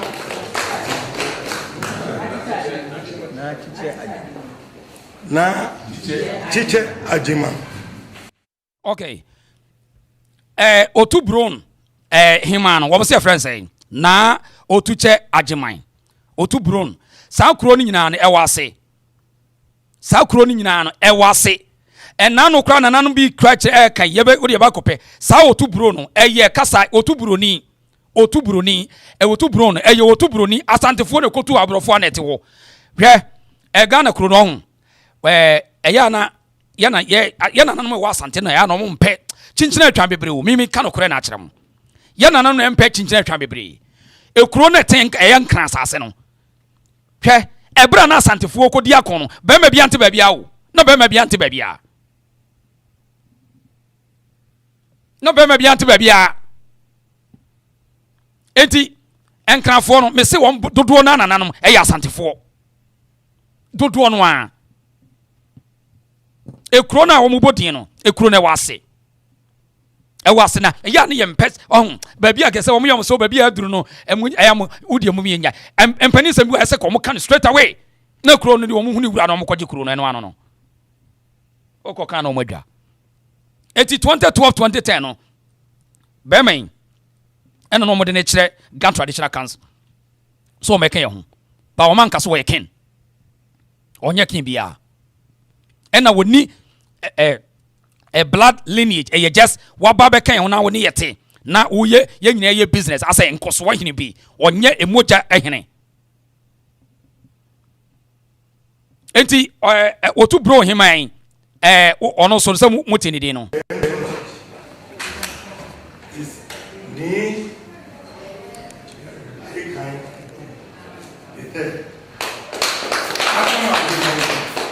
and a member of the Ghana Traditional Council.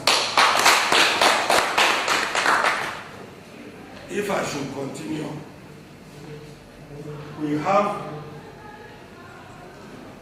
me, I take this man. Me, I take Robosaki.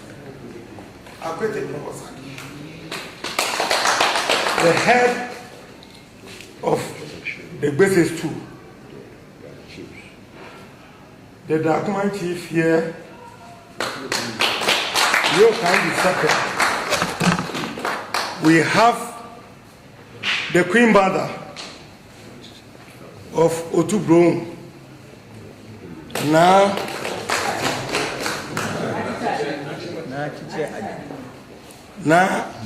Chiche Ajiman.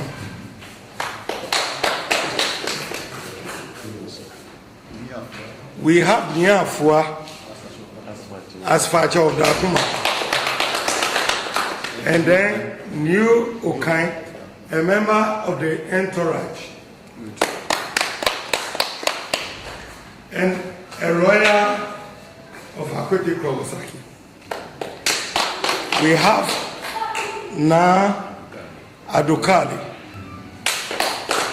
who is the Queen Mother of now ohwe kwan o fa so see ni hini woni fi ona na akwa to say ni yesi hene for okay eti we mu nyina ya dance e kire se ebra no bepe ayi wode ne ho twitwi wo mo no ena we mu nyina course 2010 2012 ne yere no nso so eye ayi ni wo mo so wo ewe kakra nkran kakra so ho an ne yere no oba no ware no ye nkran ni kakra ewe kakra oba no woni ai eti on se makacho se so du ba bia na pese I mean, who I agenda be some person stay here. I mean, the first thing you saw about a man, you don't want to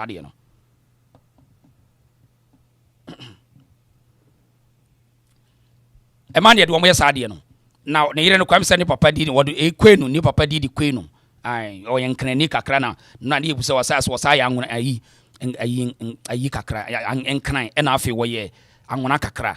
No san obano ye ne din edi kwenu lolo kwenu ne obani din no eti ne yere no one na tena no now ye nuanom ntiase se enye papa no na obi nkase mo ntena ho but the perception I wo Igbo force o mo organize a ade o motimi ye no me no kase sesi e ukọ Igbo sesi ya esema ye kan nya o mo ne de to o mo so na state ba ko governor also was some catch the Ghana for but yentie asemwe wo de tie Igbo for ne mutimi ye hwade. Governor of Anambra State, Governor Soludo, said 99.9% of criminals arrested in Anambra State are all Igbo people. Yes, that Igbo people are the ones kidnapping people in the east. Yes, they are the Fulanis in the east, pretending to be normal people, but in disguise they are kidnappers. Make could listen. Actual. I've been in office for three years and 3 months, okay? If we have arrested 100 criminals, non-mafia, kidnappers, and so on and so forth, 99.99% of them will mark Igbo. Did you hear me right? I said 99.99% of them will mark Igbo. Bajo tio Black Rasta ne sa omo ye ka se mamu mankrofo we endominate mamu papa ne nkase wo bechichiri kura mamu wote ye Anambra State governor said ye oba 3 months ni but say wachi akron 400 99 eye Igbo fo eno yanka asem we wa ye twa bibia to omo so ana ye ntwa bibia to omo so governor of Anambra State ene kasa no Oti wo Ghana ni na di obedi ni ne wutimi nwene daache no ehunu challenges e ba no se de black class no se de we ti bon cause for no se de no obi na ta wo mu wo suban do beko wo ho fe do beko suban do beba sa ne ye kan e ya de omu ye ntina e ho behia se Ghana fo mfi wo mu ani e wo Igbo fo ho wo na e wo Ghana enye se ye benya problem. So because I say one and assume free Ghana and be out ye do buy anything. Ye can I tell say ye sound because yen so ye enti yan day. What so one and crowd bag ever can Ghana ho. There's no problem. We be unko ye problem bia. But enkrofo we mu omu bi na ye separatists are from Biafra. Nene si yetna say na ye didi ni eda. Na enkrofo we organize regrouping the next 20 years. Na Nigeria for no te. No omu bufu. No so Boko Haram for the begu so after now say Ghana is at war enya sa because enkrofo we no say Ghana for gigi wo manim na ye hype wo mo na papa we say Ghana for mo na mfiri kro num say want me parade no ho opa want Ghana yin business quietly mo de mote wa na mbo hu say Boko Haram for no e dey threaten aba Ghana for so wo de yen tiate ho see yete ho because one woman nyade omo ne sa nkramofo na nihia eti say omo te say omatimi abodo massively in Ghana ye benya problem enya bibia say mo omo te Ghana ntini ye kan we are foresee danger ahead of us because of omo suban Igbo fo no character and omo attitude eno na mo ye ni abre eni pani organize ena mo te wona omo to ton saasi o omo sisi adan ye no omo na te ntidi ai adai the people living in America Ukasa Ghana for any emase wealth ni our America home. But the society, the environment is watching you every day. Ofia kra wo ye party. Obato pam pam pam pam police for aba. We want to see what is going on in this house. The neighborhood is watching you. At then a year catch gun and he said we should have an eye on these people. Our brothers from Igbo land now was way wedja. Where they watch it. And you know muni intelligence. Tibon koso for Black Rasta nena sefo no. Munim de ekoso. Say and a year canoma or see small village in tea. Uwa kufuado also ye nyamianka abe kunefri wiase. So we foresee say said your attitude in city no. Ghana for must open their eyes and watch them. So omo feel some uncomfortable for say you be monitor omo dia they to pack their things and leave. Eti Anambra State governor said here or say or check from 400 emu 99 eye Igbo for TNY. Now we are Montana Ghana say Igbo for dominate you. Dominate you Ghana here yate. Governor Anambra State Governor Soludo said 99.9% of criminals arrested in Anambra State are all Igbo people. Yes, that Igbo people are the ones kidnapping people in the east. Yes, they are the Fulanis in the east, pretending to be normal people, but in disguise they are kidnappers. They could have listened. Actual. I've been in office for three years and 3 months, okay? If we have arrested 100 criminals, non-mafia, kidnappers, and so on and so forth, 99.99% of them will mark Igbo. Did you hear me right? I said 99.99% of them will mark Igbo. So these things are unmerited because that was part of the lie.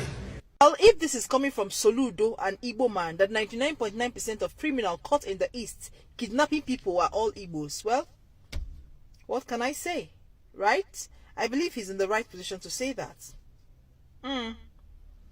Like he said in the video, that kidnapping is now a lucrative business that young men right now in Nigeria are venturing into to make quick money. So I don't doubt it. I don't doubt it. I don't. Or do you doubt it? Do you doubt it? Enti yenuanom no Ghana for no say no, see, we are not fighting any Nigerian. We are not fighting any Igbo. We are rather educating and pressing our own people to understand, have a clue on these people called Igbo for.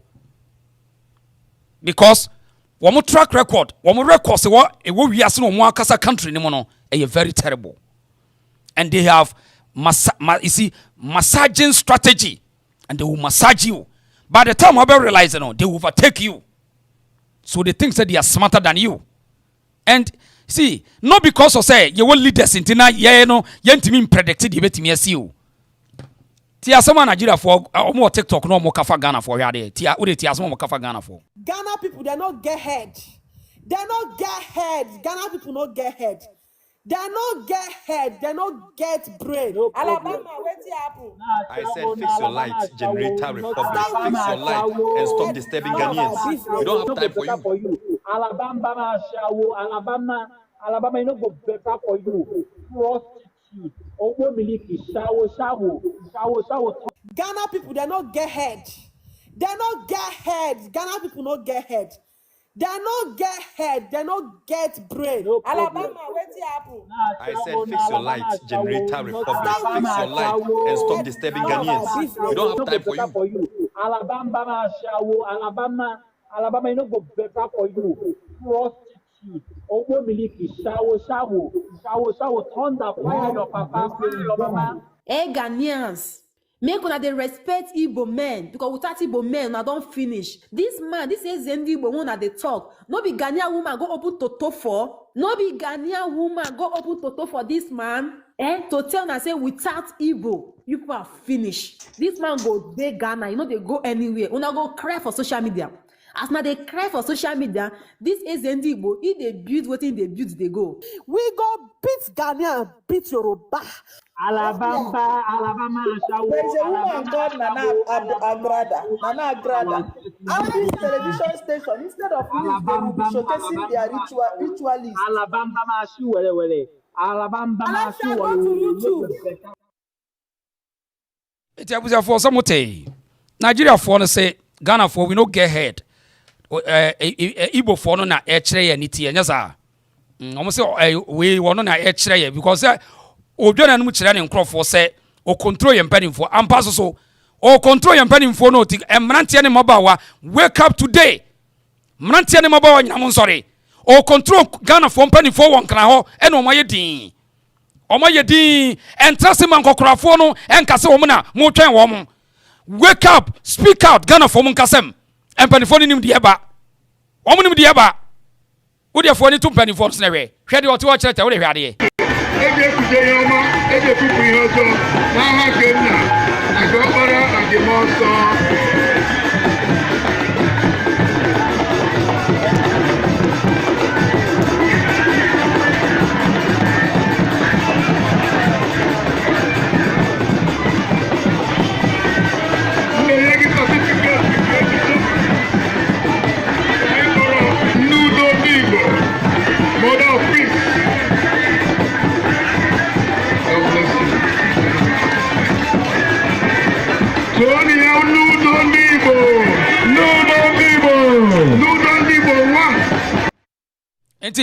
say ya massaging strategy ne bi ne o chief of what community what I say one man said we not Ghana for penny 40 o palace of Eze wan Ghana Republic of Ghana na one year we na yem penny 40 ho no mo ti ho eti we no register in which where follow within the idea ya na o mo ti ho mo de emrante ne maba wa no penny 40 we should respect them but Jack omo internet so they have no idea o would you montan some phone into omo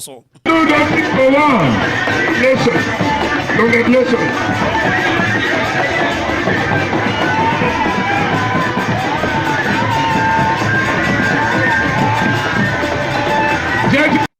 but some one year wait one.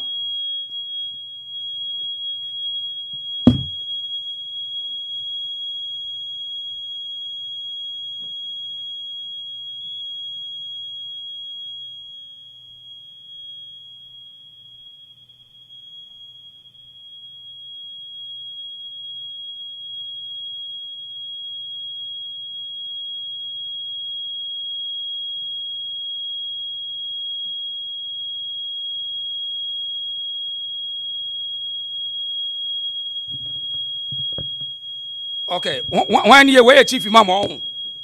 Aye. Eti where chief imam. Na when you know sabi why papa penny muntimi nka ho hwe so ho. Why papa penny mu untimi nka ho hwe. But the point ne say but also ultimately brother African. Me alarm them me signal ntimi ko hwe alarm no. Yeah. Sound not to call. Otemenka. Oh, okay. Proud Otemenka.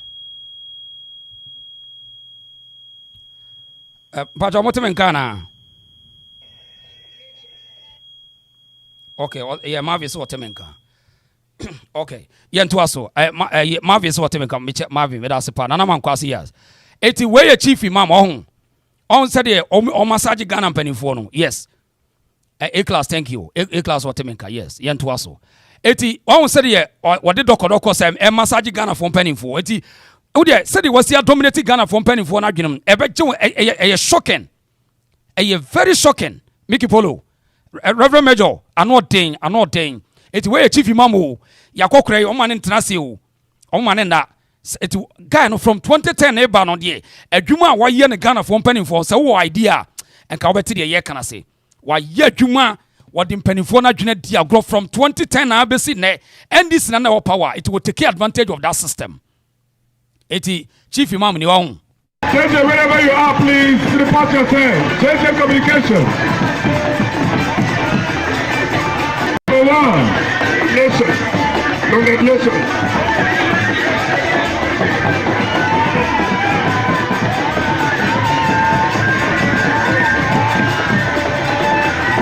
JJ, wherever you are, please report yourself. JJ Communication.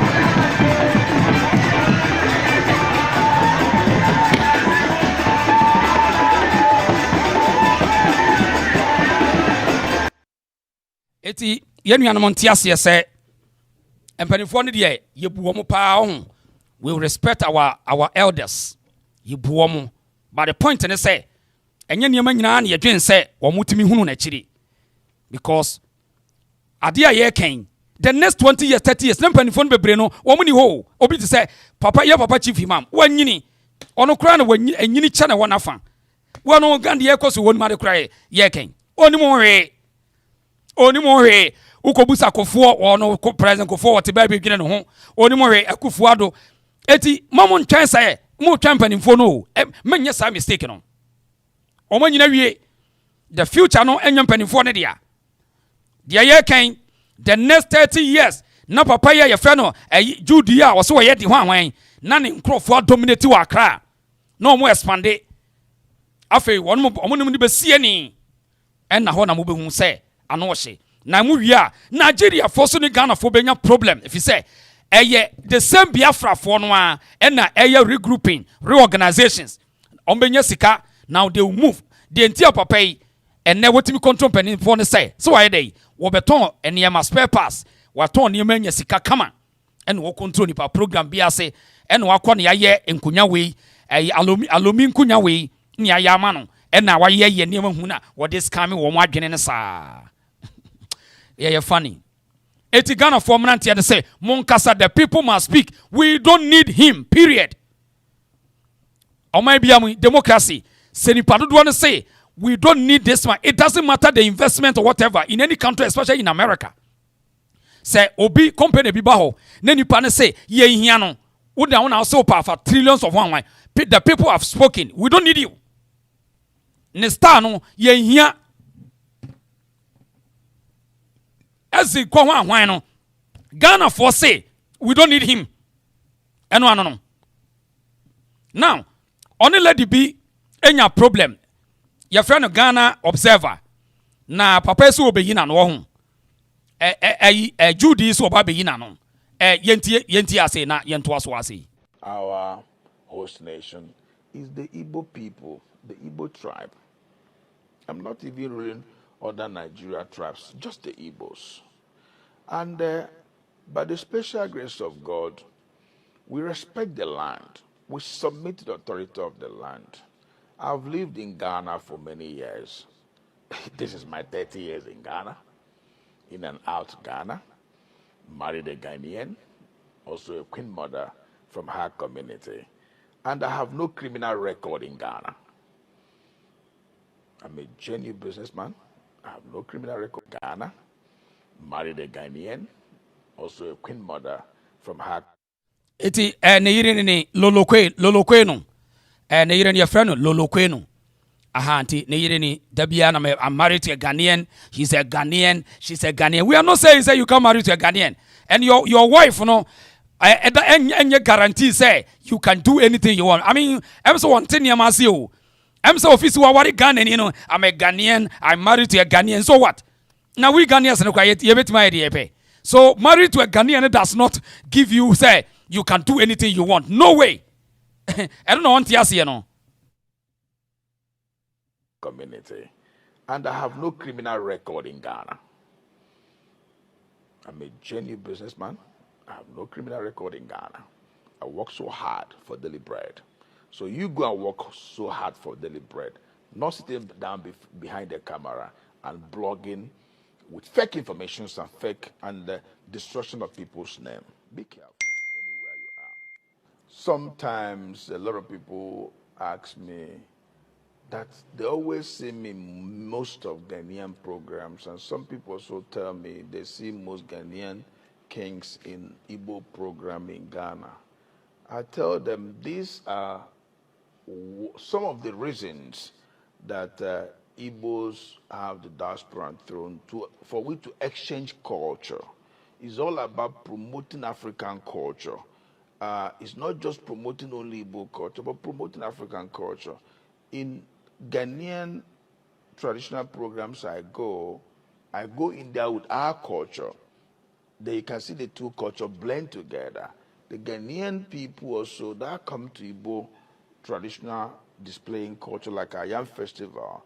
You see also another culture within and around Igbo culture.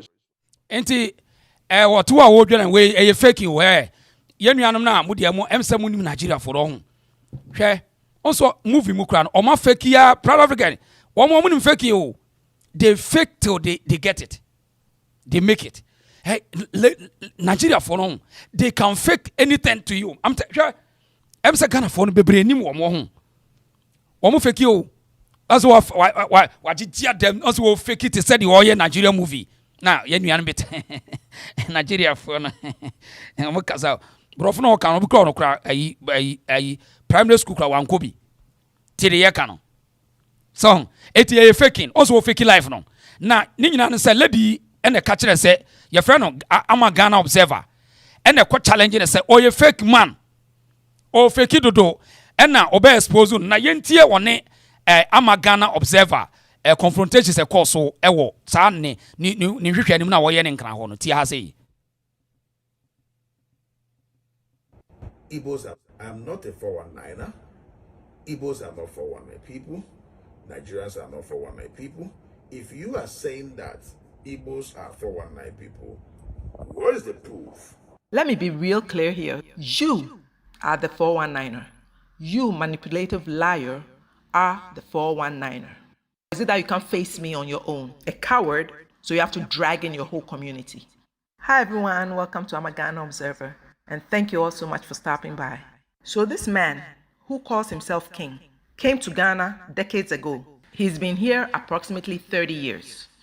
He scoped out Ghanaian people, realized that we respect those in authority, and cloaked himself in fake royalty. Because he has no connection whatsoever with any form of royalty, family, blood, nothing. So that he thought he could do whatever he likes and not be questioned, nor scrutinized closely. That's what he thought. Wrong. And his own traditional leaders in Nigeria have told him to stop prancing around, pretending to be a so-called king. But first, let me explain what 419 means, because he seems to misunderstand it and why I refer to him as a 419er. The term originates from the section 419 of the Nigerian Criminal Code, which deals with fraud and obtaining property or royalty by false pretenses. And fake means something that is not genuine and is an imitation or counterfeit. A while back, I did a video regarding this topic where the Igbo monarchs in Nigeria, which are the traditional leaders, are in contention with the Igbo in Diaspora, telling them that it is wrong for them to be calling themselves kings on foreign land. As you can see, this is dated November 25th, 2020. And now here is the current one where they are still being told that they are doing the wrong thing. But is this man who calls himself king listening? Because he does whatever he wants and then lies about it with impunity. So I want the whole world to know that Ama Ghana Observer and Ni Tete are giving wrong information against me as Igbo Ghana and against Igbo people that live in Ghana. Which Igbo people? It's you that I say is 419.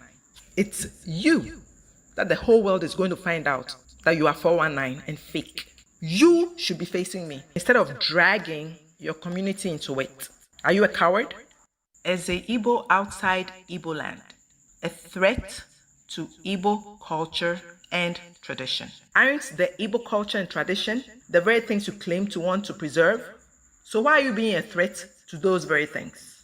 The recent emergence of the concept of the Igbo outside Igbo land, for example in Ghana, particularly in the diaspora, has sparked intense debates, with many discerning that such a development is not just unusual, but also a direct assault on Igbo cultural heritage. What do you have to say to this? Mr. I want to preserve my Igbo culture and tradition. The idea that there could be a traditional ruler and eze outside the geographic boundaries of Igbo land challenges the very fabric of what it means to be an Igbo. So everything you're doing is under false pretenses, and that's why you are 419. And like I keep saying, I'm not the only foreign chief in Ghana. I'm not the only foreign king, a Diaspora king in Ghana. We have the Ivorians here that have their own king here, Diaspora king. We have the Togolese, we have the Beninois, we have Yorubas, with the Albans, we have the Hausa, we have the Musu king, we have the Zambarawa, and the whole lot. So why is it Ama, Ghana Observer, and Nitete are against me and against Igbo people? Such a liar, glib, forked-tongued, thinking he can get away with it. In that same article, and I'm going to put the links in the description so that you can all read it, because I think I extracted from about 3 articles. I'm just going to read excerpts. So, as I said, the links will be in the description so that you can read it for yourself. In other ethnic groups, such as the Yoruba, Hausa, Fulani, there are no obes or emirs outside their respective domains. The Yoruba, for instance, do not have obes in places like London or New York, just as the emirs do not operate outside northern Nigeria. If these ethnic groups understand the importance of maintaining the integrity of their traditions, why should the Igbo people tolerate a similar situation where Ezes are appointed outside Igbo land? If you say that Igbo king in Ghana and Igbo community in Ghana used 419 to manipulate the Ghana Traditional Council, what is the proof? Ghana Traditional Council inducted Igbo Ghana into their council by we performing the traditional right, the traditional culture that will enable the induction. We did not give anybody bribe. We did not give anybody dime as a bribe. That is never true. So the information they are alleging against me and against Igbo people in Ghana, it is 100% fake. And the 100% truth, which I've backed up with the facts I just shared, is that you are a fake and a 419er. Because you are an illegitimate king, you are operating illegally according to your Nigerian traditional rulers. By the way, what traditional rites did you perform? Because you're not Ghanaian, you're Nigerian. So what rites would you perform as a Nigerian to get inducted into a Ghanaian traditional council? Make it make sense. Make it make sense. First of all, by the special grace of God, my people, the Igbos, choose me to be their king. Even before that, I become their Igbo community Diaspora king. It's not just me wanting it, but the people want me to be there. You can't believe this. I'm going to let you know today.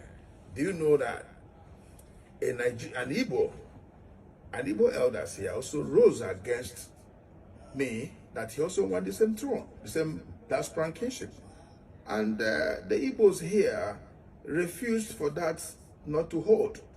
2 years after my throne, 2 years after my reign, the Igbos decided for them to put this to rest, that I and that one of our elders should have elections. And being humble as I am, I agreed. It's not everybody will agree on this. After 2 years on the Diaspora throne, you agreed to go for voting again. I said, look, it's not a do or die affair. If he win me on that election, so be it. If I win him, so be it. And the election was conducted, and I won him. More fibs, lies, embellishments by the quote-unquote doctor. Like seriously? Really? You won him? Like how many years? We go through creche, nursery, preschool, pre-K, kindergarten, first, second, third, fourth, fifth, sixth, junior high, senior high, undergrad, master's, PhD/doctorate. And when we say you fake, you don't get it. You don't get it. And you want to intimidate whom? On her own land. Like the nerve and audacity. Let me expose those lies you just told. Who anointed you to become the king of the Igbo? So as soon as your people, our people, identify you to be the diaspora king, these kingmakers, all the way from Nigeria, will come to that country in conjunction with the Igbo people in that country where you live to crown you and put a cap on you as their king. Interesting. So these diaspora and kingmakers came down to Nigeria with the entire Igbo community in Ghana, and they made me their king. Oh wow.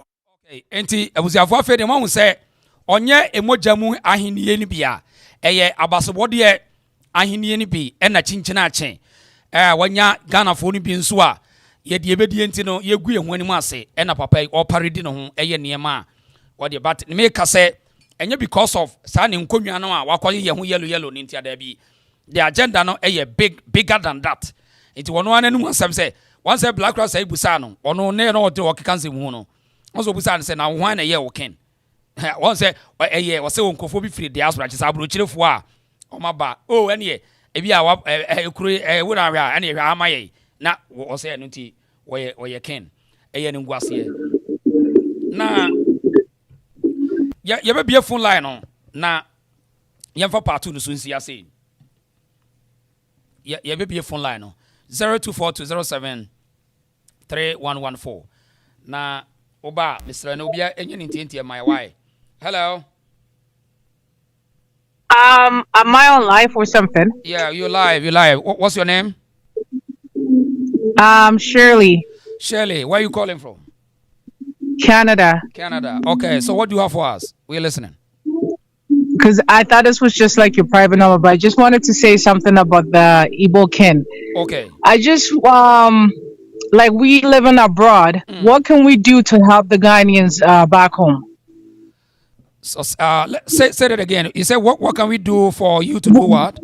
Like we people that live in abroad, like not in Ghana. What can we do to help the Ghanaians in Ghana? To have them.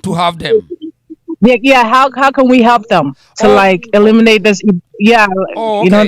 Okay. So I got your point. So like you want to say how you can help Ghanaians to understand the situation going on, right? Is that what you mean? What I mean is, like, you know how the Ghanaians are being told that there's an Igbo kin in Ghana, and it's like all over. But what can we do as we being like we live abroad? Okay, what can we do to help the Ghanaians to like wake up so they can, yeah. Right. First of all, let me ask you this: Are you a Ghanaian or are you a Igbo person? No, I'm Ghanaian. Oh, you a Ghanaian? Okay, so in this situation, so you want to educate them about these people. Do you have something that you can tell us about them? I don't know much, but like I'm seeing that the so-called kin is saying that he wants to build what do you call it, a kingdom or blah blah blah. A kingdom. Yeah.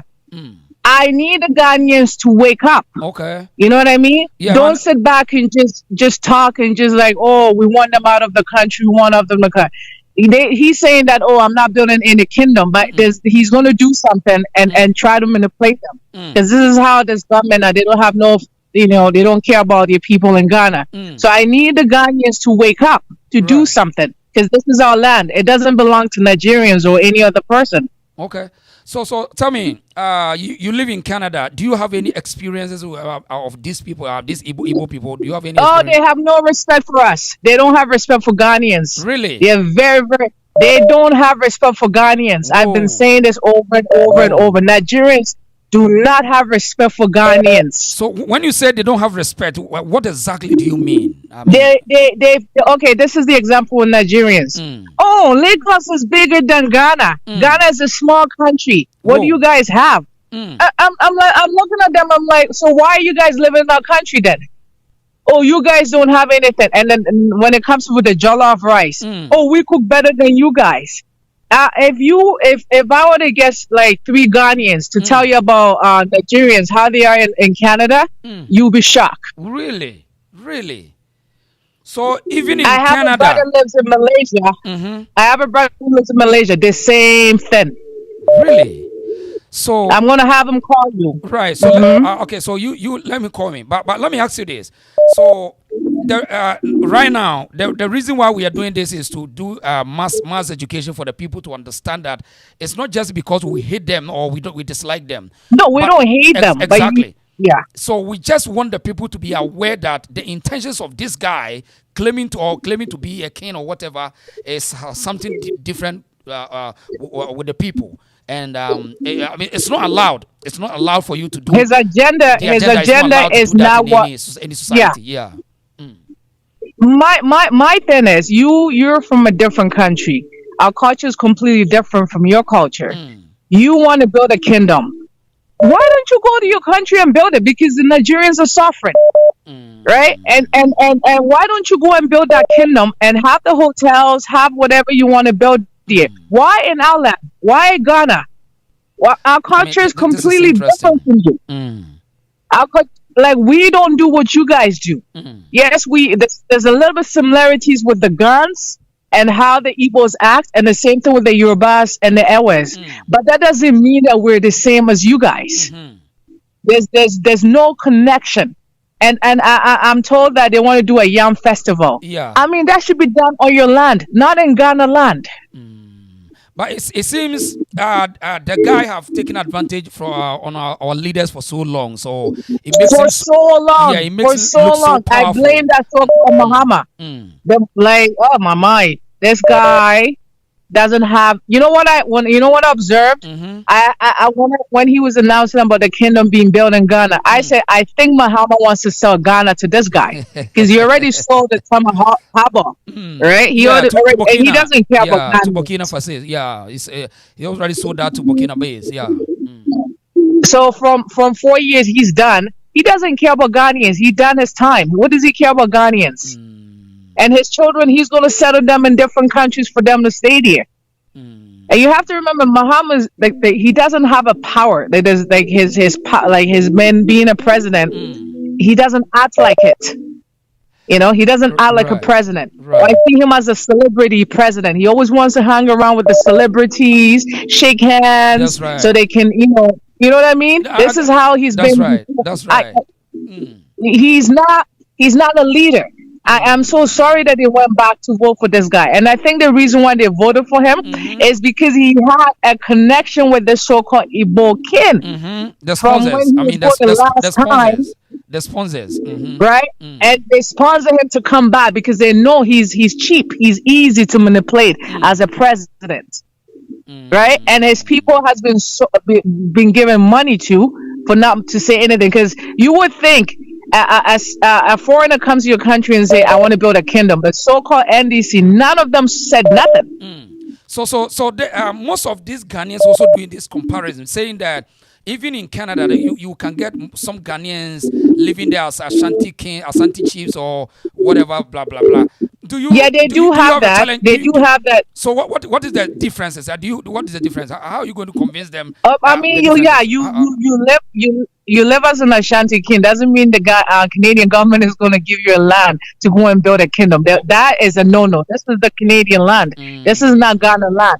You can do that as a traditional. You can pay respect to your ancestors. You can hire like a hall when they have events, and you all come and show respect to your ancestors. But there's no that you're going to go and build a kingdom.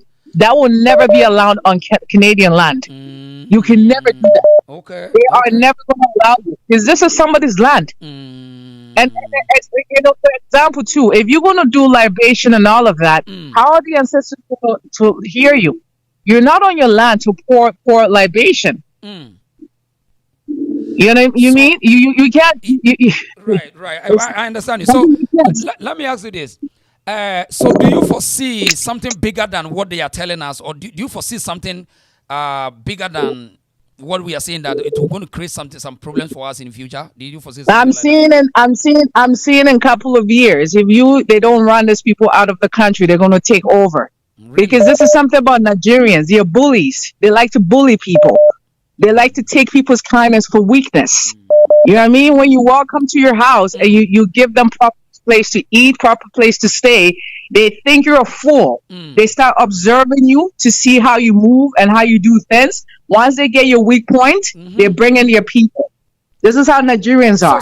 This is how all of them are. Right. It seems you are talking from experience. Let me ask you this. Have you ever have encounter with them, like maybe dating them, getting married to Nigerian? No.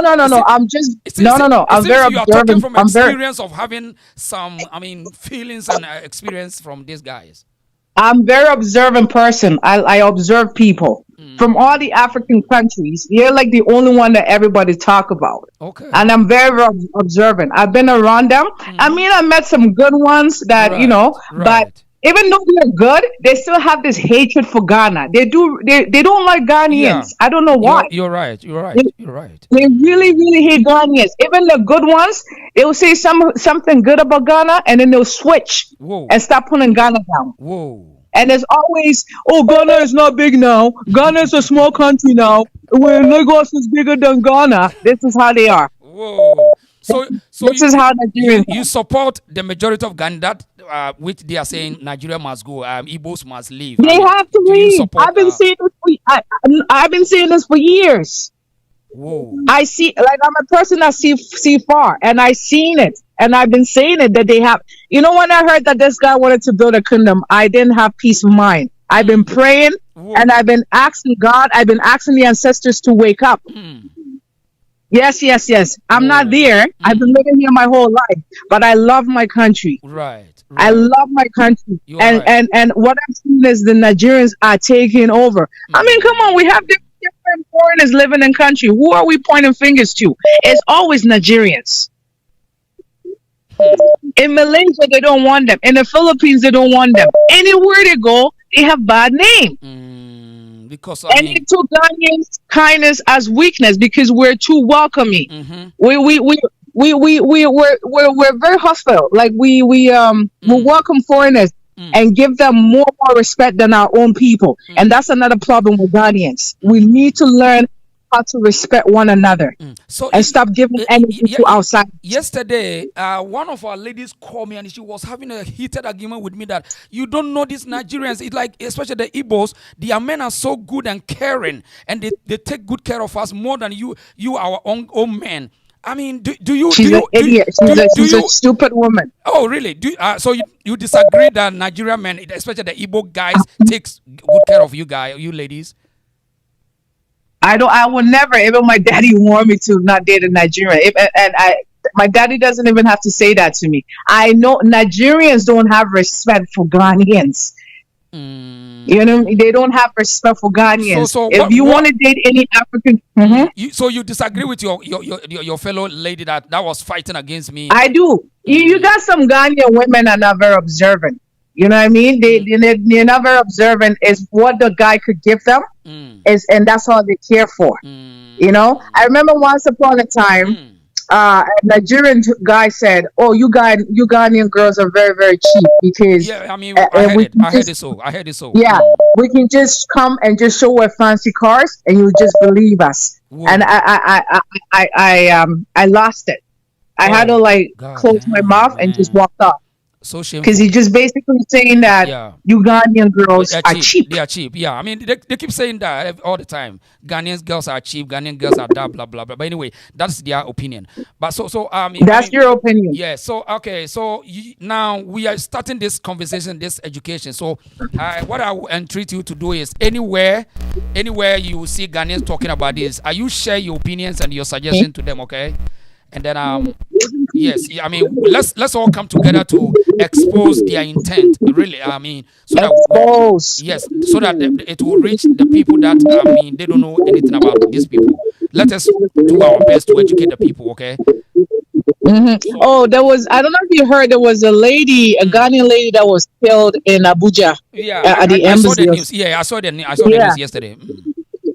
I wanted to send a video to you, so I was calling from yesterday to today, and I'm like, I want to send it to him. So you can send to me. You can send to me tomorrow. I will. I'll organize some of these atrocities, and then I'll put it on. I'll put this out.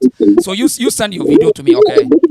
And then I will. I really want our people to wake up. Right, So I mean, all the time, try to get into the on board, and when anywhere you see that they are having these conversations, okay, try to get on board and then share your experiences with them. Okay. So thank you very much for your time. Thank you, and remember to send me the video. Thank Okay. you. I will do it right now. Thank you so much, and I'll have my brother call you from Malaysia so he can tell his experience in Malaysia with them. Fantastic. Thank you so much. Let him call me. Let him call me. Thank you. Thank you for. I will. And say hi to Akwanaba for me, please. Akwanaba, yeah. Okay, I'm going to tell him. Also, I'll tell him for you. So thank you for your time. Okay. Thanks. I'll see you. Thank you. Yeah, I will see you another time. Thank you. And my name is Shirley. Shirley. So. Oh, you're Shirley. Yes. Oh, the Shirley that I always see you on the platform. Is that you? No. I'm the first time caller. Okay, thank you. Try to come all the time, okay? All right, thank you. Join us. Okay, thank you for your time. Thank you. You're welcome. Bye. Bye. Right. Enti one also the no. I'm say Ghana for Ghana Burundi for ni bi anti many day. Hello. Hello. Hello, sir. Hello. Yeah. Yes, sir. Hello. Yes, sir. But what to make a beton kapa boko there. No, boko metia etiefo nyina. Nice one. Money adwuma pa we. Yeah, that's a pa. Dem me beka ho asem ye sa Igbo fo ya asem. Ya kwere ti se ase Ghana for se bi nyina ye nkwasiafo. Na o kan sa obi beka so ade ntina o kasa badanfo.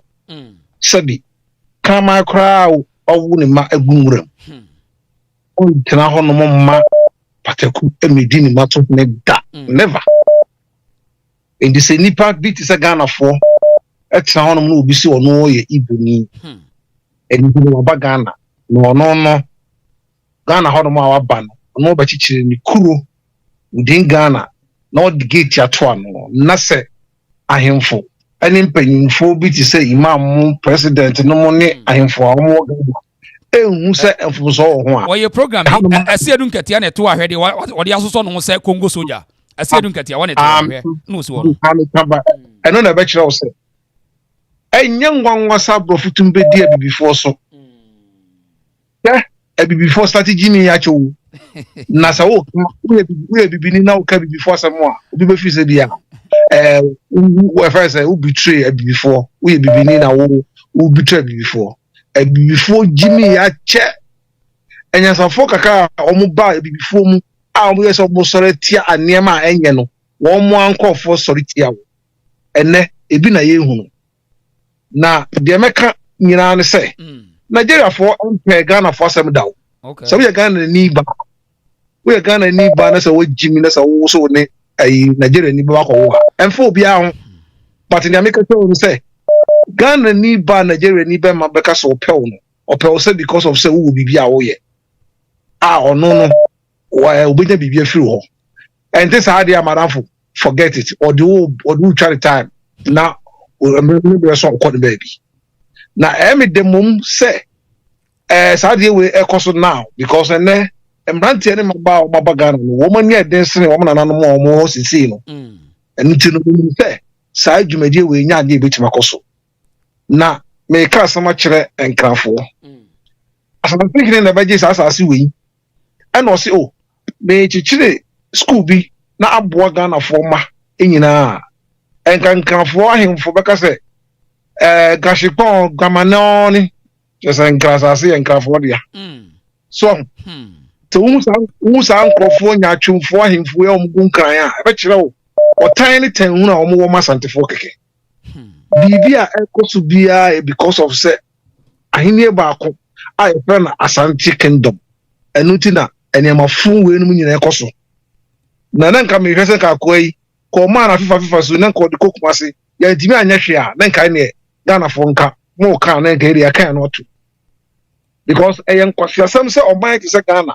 your mpanyimfo na ahemfo aton to media ma politicians na politicians ntimi mbo ho ban na ahemfo tete ho na ja obia so obia timi ba ho no because of say we Igbo ni we Nigeria ni aba sabi abo kama kra obo no ba ho ban hu kama otafre ne ba ho kama owo a otafre ne ba ho na nye nipa ebi say yeni anu ma makara mo so beton mo na sankrofo we si aba virgin crab so fine okay nemom de meka meka eje twotwo kra ani ayi nkafo nkoda bia ya na omo bekeka nsam fa santifo sa bre ni ebra sisam ka mo sori etata mahemfo no na mo ka che omo say asantifo eba ha no mo yie omo hire trapa ka mo se mo pre da ye da na afi de obi ono mfiri Ghana hampu aba na sisi ono na eba be trans nkafo nkola asabusu mu nyansa sa bre ni bra mo esa mo kasa na mo nya esa despite abe na de na mo so invite mo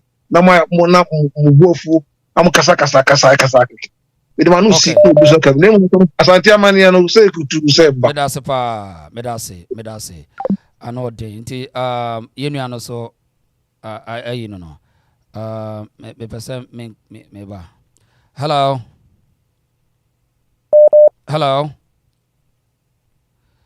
yes sir Unia. Yes sir Good evening. Yes sir boko there Emi adomo say boko adama yen kontienti mu a yenko Mbacho me person me biso asam kakra mo wani nsame na ni nsan so meteo Acho krube so na o so me no oni me kasa sisi ya na nai ode yen kasa ode yen fro na yen kasa oh how on be how on ode yen ade ode baby na sase bi a ode busa na yenko because me trafa uni Ghana on okay so uni Ghana right me ni Ghana sisi ya the inter me bisa o sa ne say na mpise mi hu say nya ni bone so kasa na me ka sem bi say senke ya kanyankopon ma Ghana fo nyina kwanya oho na ye nyina o de wo ma obia medi be se mfie miensa mfie num bi wo te se abrochiri kakra na ye nsan ko back na adwene na ede yiti no both mpanyimfo ne ahemfo nyina o because say minim say ya e wo abrochiri no adwene de yiti no enko ana say Ghana for now more Ghana no so say bi wo ma adwene no nko em ho yira mo sanse no bra na wa hwede se Nigeria ni atra Cameroon Benin Togo etimi de nsa ba keka sa African countries nyina hu se Ghana for kwa de omumpanyimfo no me di sika be gurowuro mu a nti bra me Amsterdam asimu we meti atwa my phone preoccupy I tell you because my train Nigeria 3.5 years in Lagos bra Diankofo we di Ghana for faso Nigeria no me kamichiro ha Nigeria for especially Yoruba because in Lagos na Ghana for more ha me say so ni mo bi o Lagos a frɛ no emi ogbo Yoruba emi omo Ghana lemi emi ogbo Yoruba ko sin koko shegbo ha omo Ghana o ti fomu ele wo ma gbodu e ma she ha me see the Nigeria for the ye Ghana for power with Lagos nti mi adino asem we bra me tie ma mintimi ni di o ase yen Ghana for ni nyante omo ase ye tirim ye dante ye hu de boni ba ye hu bra obi obeka se ayem NDC ana Mahama na ama omukwa bia no sinipa kwon se wo onim de oka enya ono nkwa o bisa ho se die ntina MPP for ntimi ma out ma marine political power o tare no since 2010 since 2010 bra Nigeria ni beka say it don't take 9 years day for back so Nigeria ni use say brofo na it don't take obonesa no see it don't say be na today it don't take 9 years day for back opeso o kire say ache adene a shasi chere or more politicians in this both MPP and this in this car I'm on the campaign. Here is the time aka MPP for abonyo both of you be babon champions and Mahama akoton ye kro na ma lata for ozo bia yedi unsan sem tro for bia yedi sesi akra na African kra dia to just say Nigeria for akoku Ghana embassy worker e wo Nigeria yen me no kasa yi anya she ha Mr. Ghana I mean kasam je bra uni na wo Nigeria na Ghana ni Nigeria bobo a untimi nkohwe bi I tell you me say entra me di kan Yoruba kasa se be enkoye they said because me mpe yes me say wo Ghana wo Nigeria Lagos no be a Ghana ni Nigeria bo qualify for World Cup ana impo friendly match keke ana small post uni small post na ni bo to abo ana four post keke na Ghana ni Nigeria na ebo na ko hwebi omu osinima etua sika ni akohwe na do mbabo crucial matches ano omu yi se uni mi se Ghana hye na untimi nka wanu ntumu nyedi a enkohwebi wow me say enyu bi se me say serious me say Ghana ni Nigeria bombo bi o mo bo no na bi a wo Lagos obetian say bi a me ban say Ghana board draw keke obetian say yakum obi awo bi a ilas bi a me ban say wo obo ho bi won say yakum obi wa house town adaye ye say Ghana share ye no ni refi no no kokan go keke o enipa ku de te say enframa no radina me eyami ya bra me se me ho tete bra e chena ye beto so why ye mo bi nka bi how said you work no ye hia tough education to de ye nyina ya hyase nkakra why de bia na waba no matina wo pa mo bia ba me se Igbo for ni pass nyehwe me Nigeria ye to spare pass Nigeria no mu di nipa on spare pass bo Nigeria ekura achacha wo di achacha kokuro no so a ye be ku agina piro ni nsam because achacha wo mu eye nkyere na obi akofa bi akọ medase why nkyere na obi akofa bi akọ akoku obi mesre wa why kafra ye fa na school hello yeah ring so yes boko there boko pa juma boko pa yanko yeah baby akọ so afa papa me na me ka so ko you na me ka so ko Swatini o because me because me tim come in say bia no di fa orun na cheze ini za wa anu akọ cheze no why di here yeah be kan wa se mate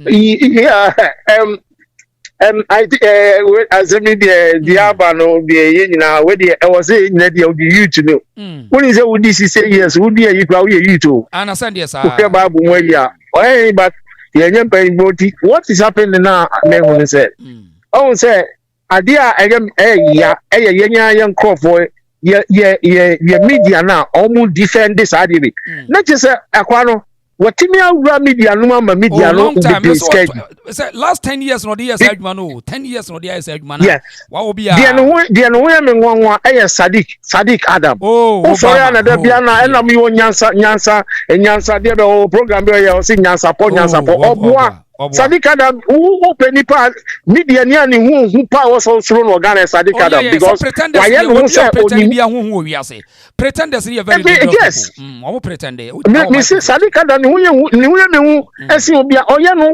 oye bad o oye no say ese oye good ese oni nyansa ese o me boy ya o ifim ya Jimmy oni Jimmy kasa no oye oni de ni say wa Jimmy kokuma ni de oni o Jimmy nti oni onka ho na Sadiq Adam na ultimate kase enkrofo bi si enti enkrofo bi si na yesi na wo ka no enti Sadiq Adam ubi a we journalist no answer na wo be program na wo say ade we de na so nka bi na afi na enkrofo na afrefre wa enti enkrofo fre no wan hwe ade na ntie papa na nu asem na answer na wo be program Sadiq Adam oye hypocrisy obi a minimum na mo ha mo nyina pretenders na mo ha mo Sadiq Adam oye nipa bonini se Mr. Asemi so mbeti ma na koto na se mi hunu nipa oye hypocrite onim so Sadiq Adam ejron mu ekoye se tete no na ye wo for Fulani for wanfo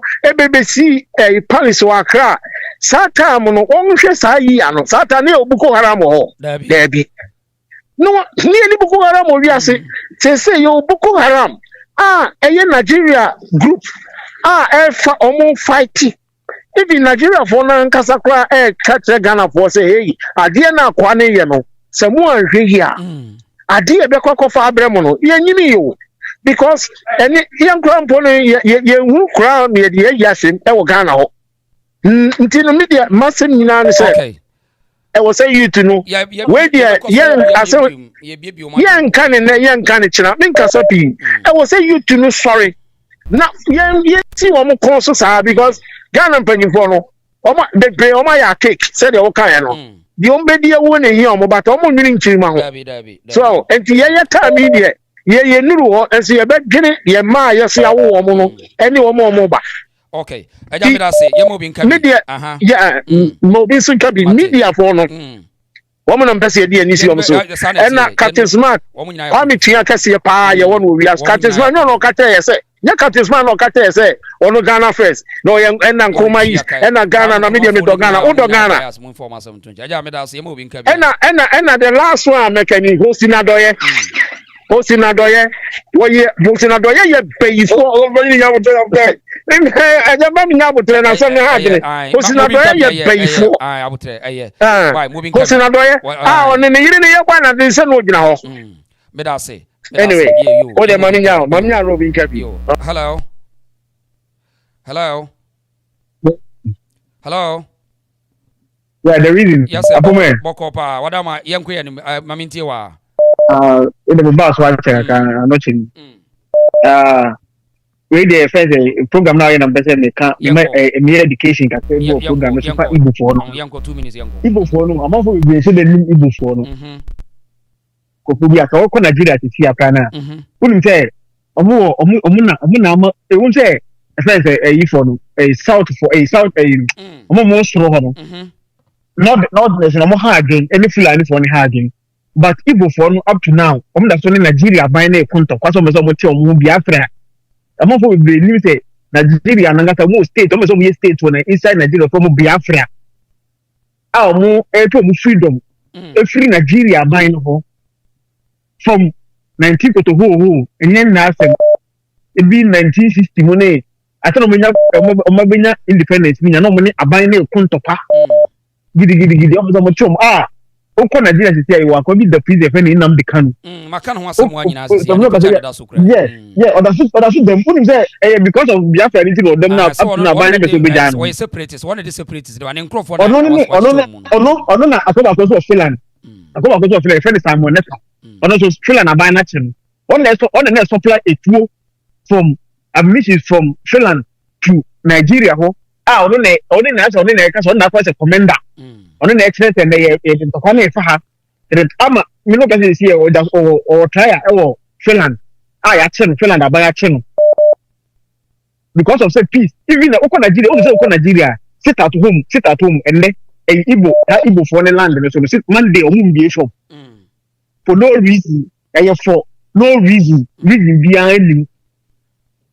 Example for Yokophobia. Who jaw more. So tea akwane sem na wo kana. I want to build a community. Build a community. Interesting. But I'm sure there. Say me the German program so be free. Holland and not Belgium Baha. Uba work for processing. You put a passport to European Union. So be so better na kum ha. Uba for processing. Eso we not dying. Eso call office. The via you register dying. Me a you to you don't for processing. Even say okay. Netherlands kasa ngwa na so tuna ha ese so straight na osia German kasa eti e bibi tintin enye so mu mu na te say o so mu na ko illegal ena omunya bibi na ko so magazine filters oil filters busa obi a o so magazine bo ko bi etu no mo mfre ti mo ko na je adwuma no o ma je oil filter adwuma no kanya bo ni but say o mo do betru obi kru no kasa ma bi the kingdom this is let me say me can be because what's I'm not for video nyano you want me chop because as I'm going to say make sense say my brother kingdom no me to school school ni bo fon kwa na be ko na tani e no bi krom na say bi ye first and to me school enye abuka di moro ne e fa say we I think ba ni no nya one class. Okay. First, you're moving Kabi. Near to us, you're moving Kabi. Why? That's it. You're from the school. Hello? Is that reading? Yes, sir. Yeah, good evening. Yes, sir. Boko there. Yeah, okay, straight up, straight, yonko. Maminti. Really, seminar me person, yeah. Who say, Mr. Really, Tanya, ye mubi, any Ghana for Ibia, ye or ye see who near ma, any more plans, Igbo or Hinano, the plans near ma when. Baby, nims out. Baby, nimsa, and on a Ghana honor more so something who is so. Then was a black rasta and his uncle for mono, Sarik Adams near Ham. Omunina, Yana, Omcosomo, ever check Ghana for says, Umunyansa to the stand say, Omono, the Ombecano, a fana. And so months I'm looking now, BBN. Oh, I did acquire or planet ahead. And now, when the real was see, that may have video, my Sunday crammer. Video be a cremate, no, yes, Yara make me. Just say, Omo the letter about say, I Omuni Bibia, me also 2018, yeah. And our Henry Sabekas are the end of master Omo, I started school, no. Indeed, sir, Igbo school crowd, the car started already. Omo, I started here. What I say, and we penetrate and paying for them, baby, who say, Hoy Wikibia, sa, organize it, sent in a chino, what making sure say all regions and Obinya, a honor representative or Sabaya, which me a penetrate. Aha, and he would me gange, would me inya, you know, a throw we are, Nafi, a car from what they are, or ba, from why easy man. And every day be a Ghana, crime here because we be a nano, a Kumasi. I'm not best, I'm got you, Nipa 6, back up at the Ghana, and Crawford in Kwa. And a mamma, Nicola say, ye draw your attention, Massa, only in Crawford. A lot of phone, a diesel. And see, I drag you out from the country because Crawford, the way I quite a person establishing honor. See a man, that opportunity in the idea. Ghana, may say, Bear Crano. What you want? Ya Crawford have a panel through fee. Okay. Got almost bullying. Sana, a Canada woman. I can't. Dan was asking when you had the whole. What I say, everyone may say, my friend be or Tema come to 25. Or the fee, Emma, South, me and a man, a Pamon Crawford, on Pamon film. A dear Juman away. Or say, Anajo, a Bob 12 abuse and Crawford, Omotuka, no more. So, some Crawford being young Crawford, I see some so crooning. I'm a nipa maybe. Naka, are there me asenka, Kokumenu, a family member be, and I say, Sadiq Adams, a family member be. You could shout when she was how Crawford is about Kameme de Papa. Kameme de Pa. Okay. It is a woman almost so sad. Okay, me say, yeah, come here, Tickle cry hunter. Ya Tigan Hoy hunter, more cycles and Crawford go. I'm a most ever bought. Just say, Aquano, a dream guitar aquano. When you be a smart person, you never know. Sanity. The mission, then a transact. Okay, your material. You, Obiaban, Obiaban, why in Tintim. Hello. Bema with your mammy stop with battle. With your Michelle when you were also. I Proud Africa say all Nigerians must leave. I Ghana for was so much. Saying reason, Nansabaka, a cobble ball, yani a lot of folk ball. Na bona ya cobboy and them say Ghana for a show Musenio. What would your modi Ghana for Nigeria? Really? And for who branch is I think last year Nimo baby, sir. 2024 ho baby, a cobble ball ho. Should the omodi Ghana for? It looks like Ghana penny for now bano. Woman care about in Trimano. Nia yena namwe di kan ye di protecting yen sas ma yeno. Woman yoma doing so woman care. It's all about today. Niomu bedi. And the omudi be build houses, no more empire. And one in here because woman doing on mine in Trimahua. Mum allow Sanyoma we say and tell mine obia protecting the way and the land obia protecting the mine. I didn't see ye Ghana sir. Before now we got ye China ye visa Ghana for na ye kita visa free. Yeah. Alata for the Ghana that's now Chroma passport they call Ghana kodi di boni wo no. And the Maya started say yes yen visa. Yes. China ni and omo catch say anybody worry you say so many Ghana visa say tin tunta ya twam go be about one visa. Yes. Because of the Ghana passport. Of the Ghana passport. Ghana for your musa ye so loose. Bibia ni ejeje Ghana ni abejo no ba kon ye bi black rasta ni kwakuma no mo ne ayimo wo chechem se nipa no abeje agina one day anangoma for ye nkrofo ne de anangoma for bag basa bi o ho friend Ghana must go. The entity friend Ghana must go. What the beko yes, the entity friend because yes say your nyoma mum ni emfi wo mu krom. Aden no no aba Nigeria formers wo mu they shouldn't go. The entity was wo mu ko. Nansa bi na me hwe TV me America me hwe TV. We wo mu news. Alata ni bi ni Medina ha ba bi market wo mu ton ade na em said misunderstanding bi bai or the market as can't hear the door or the trap one minim dia case na kwa koduru wo be chi alata we and robbers bia wo be chi wo kidnap wo mo kidnap nkrofo ye ko di wo mo be ye chi wo me ye de wo mo ba Ghana ni ba ko alata fo nko a ai Anambra state ai governor nya ono a na e kan say ono a wo ba ye 3 months ni wo chi akrofo 100 mu 99 Igbo for video na that so Anambra state or say 3 months how ba ye aya no kura ono sa akwa na oba ye no kura say or dear Ben or turn or bear, we become cram. Now, no promote to sound robbers, ni kidnap, ni the Kika, and not doing national security way. Women have some own yes, can free business the bay or to tax. I know, yeah, your Nina says too much to the we have national security. We have to be the same who no be aba no yet the upper moon caddy and dreamer baba dreamer ban or mother sofa near the young quad to me say.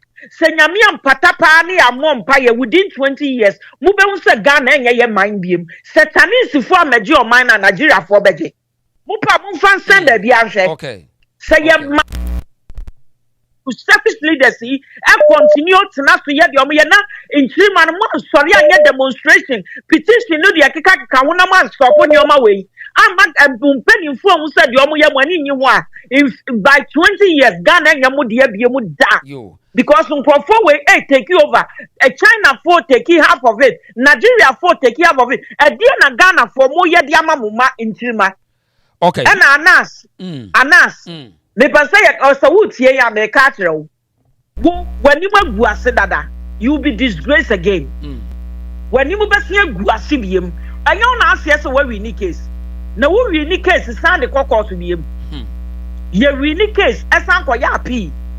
And see the warrior and meaning say politicians be almost throw Kennedy extra wachi, but you be say you be see when you must be okay. You're moving Kabi. Yo, you're moving Kabi. Hello, Obia Tintiamo. Hello, sir. Yo, this year. Aja Kwaba. Now I want to say any. Yeah, more fire. So with the town of 5 minutes here, they were here and some Makasa. I am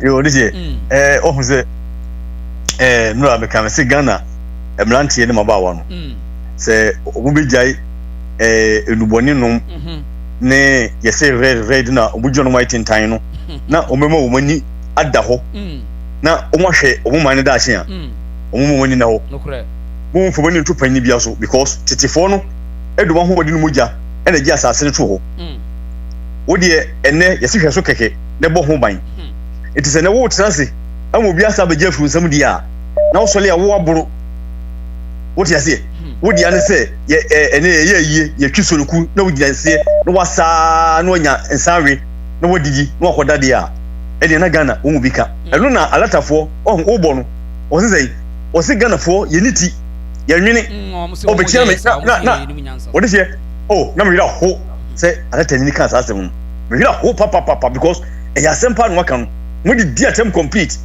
ampa so obu odika waka no e no kre di enti na wo tu mamu no obi aba se me be se kingdom e wo man no mu kingdom na onu agi asase e sa ka se Igbo ni bi o wiase bia e wo right se otiba Ghana no be to asase bi no si onu ankasa ne dan a e fiti na onu ankasa pe no be sisi ade to so 10 7 9 na ye one gate ewramu a ti se Igbo ni betuma wura ho na se Ghana fo agiwe atum na se Ghana ni bi e support sa de we ya na let anity a o di waten se Ghana fo anity enti odika alata ni no kai no wa ya de go ska kwam de beche no yes wa ya de because you see edua e mo no kwan a e na wo etu godolim na ulim sa de ya kan o de ye hu chief ma no mo ho ahone obi de bi ma hwe bi obi sisi ya so mo pani kufo so praise sa ko yi pani kufo kra wo shiri na no me hu ye na me refi kra ye kufo so me say every 2010 o 2010 2012 no mbowura mu a na wo ye adwuma no no tiru kra to wo kase sei Ghana pani fo mo hwe yi o na so obi timamu na o saska we die enema ba bi ska no efiri kura no ese mo investigate because omu a e kidnap e bokro no hwan hwan nyina no e bia no agent anwea the fufu ya yeso de ba mamu nyina e bia no oka ho but Ghana de go sika asimasi go sika say e wa kura we akura 18 years ye bro ba so sika onya adwuma da oni payslip ongodo kokofuo ono ka fifuo yeso sika ne ye bro na ba so because what the 4x4 ti akwa na yade emrantel ma ba wa me na me ka kire mu o mampani kufuo chief limamu na na kufuo duo so mu nyina obia ekọ senyakopon e de enadodo na me ni prefer so accident e ho petu ho na no yenu yakumi e fere wo 40 okọ but mpanifo bi nya 100 o mo da so ti ho na mom dodo no ade e yini e na de ekro sa fori nya bekọ mu amoye emrantie no mu na oman no eye mu dia mu na oman no da kene mu se mo hweye na mo ntima sori samri amon krofo hu ban amfi Ghana sansi akasai alata for be 4 million ene wo Ghana wo buru sa kura Igbo fo yinku a ekutamu more than 2 million na se every day so no obugu so mo ye dey omoba ena Ghana ni suso de ochiri eni hey odwane ejane dan ho mesremu mo sole ene na anye late amamu because mpanyifo musuo ohoyi eba emonkaye na mudi agro na mo yese omunta ade ene omu dressing efo efe ye ni age na Ghana ni age de kente oro kope bia ade a we na ene cheche we na waje movie ni ahwe ni say ya onse du babi na ka Ghana afi du babi no na ye be wale a India dressing Nigeria dressing Jimmy Ghana be say Jimmy what is here na mo hwe yi a ade am huru ne ya mo say am fe nei ebe mo tie dachi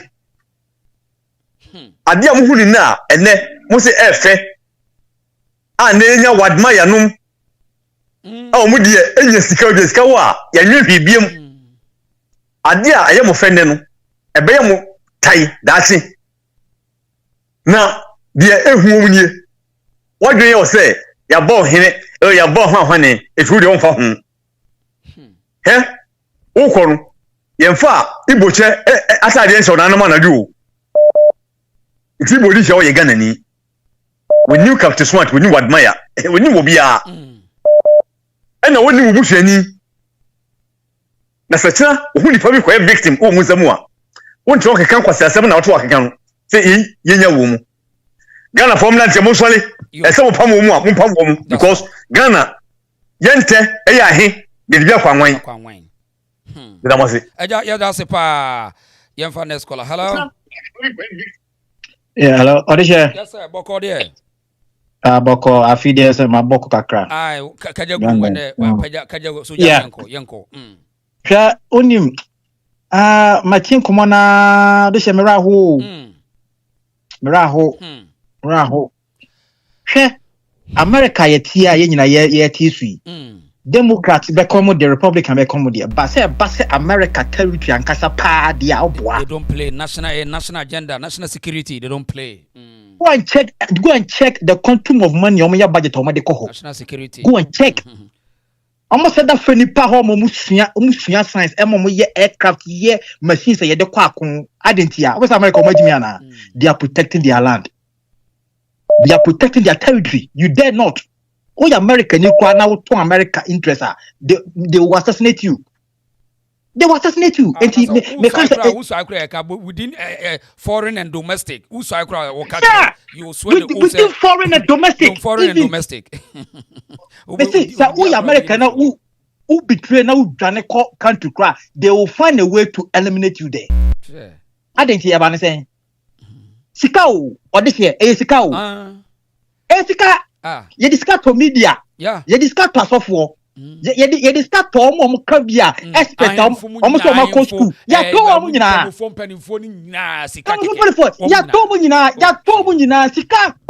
Sika. Missing and or penny be framing. Also, I was no be a we are Mamma video because cover or TikTok. It one me giddy me church anyone was wow, said the animal Matthias yeti. For we can that's a video for bra. I friend Matthias and I'm say be as was Wodi in the Hamo. And I'm said there be any here can Wodi am found way. It me church penny more in a pow. Me church anyone said the woman here woman when with me here saying was wow. I had no say any video Matthias here. Dabio na ubetimi ako United Kingdom say o settle kingdom United Kingdom. And I bet go Spain. I got to settle kingdom. Even Mexico for who cry, Mexico for who cry. Ultimate correct your pay who. You cannot, you dare not. You abide by their rules. You abide by their rules. I didn't hear. I didn't. Now I bet then Kawemu Benya to me some Bura Ghana. Say obesetin on only kingdom.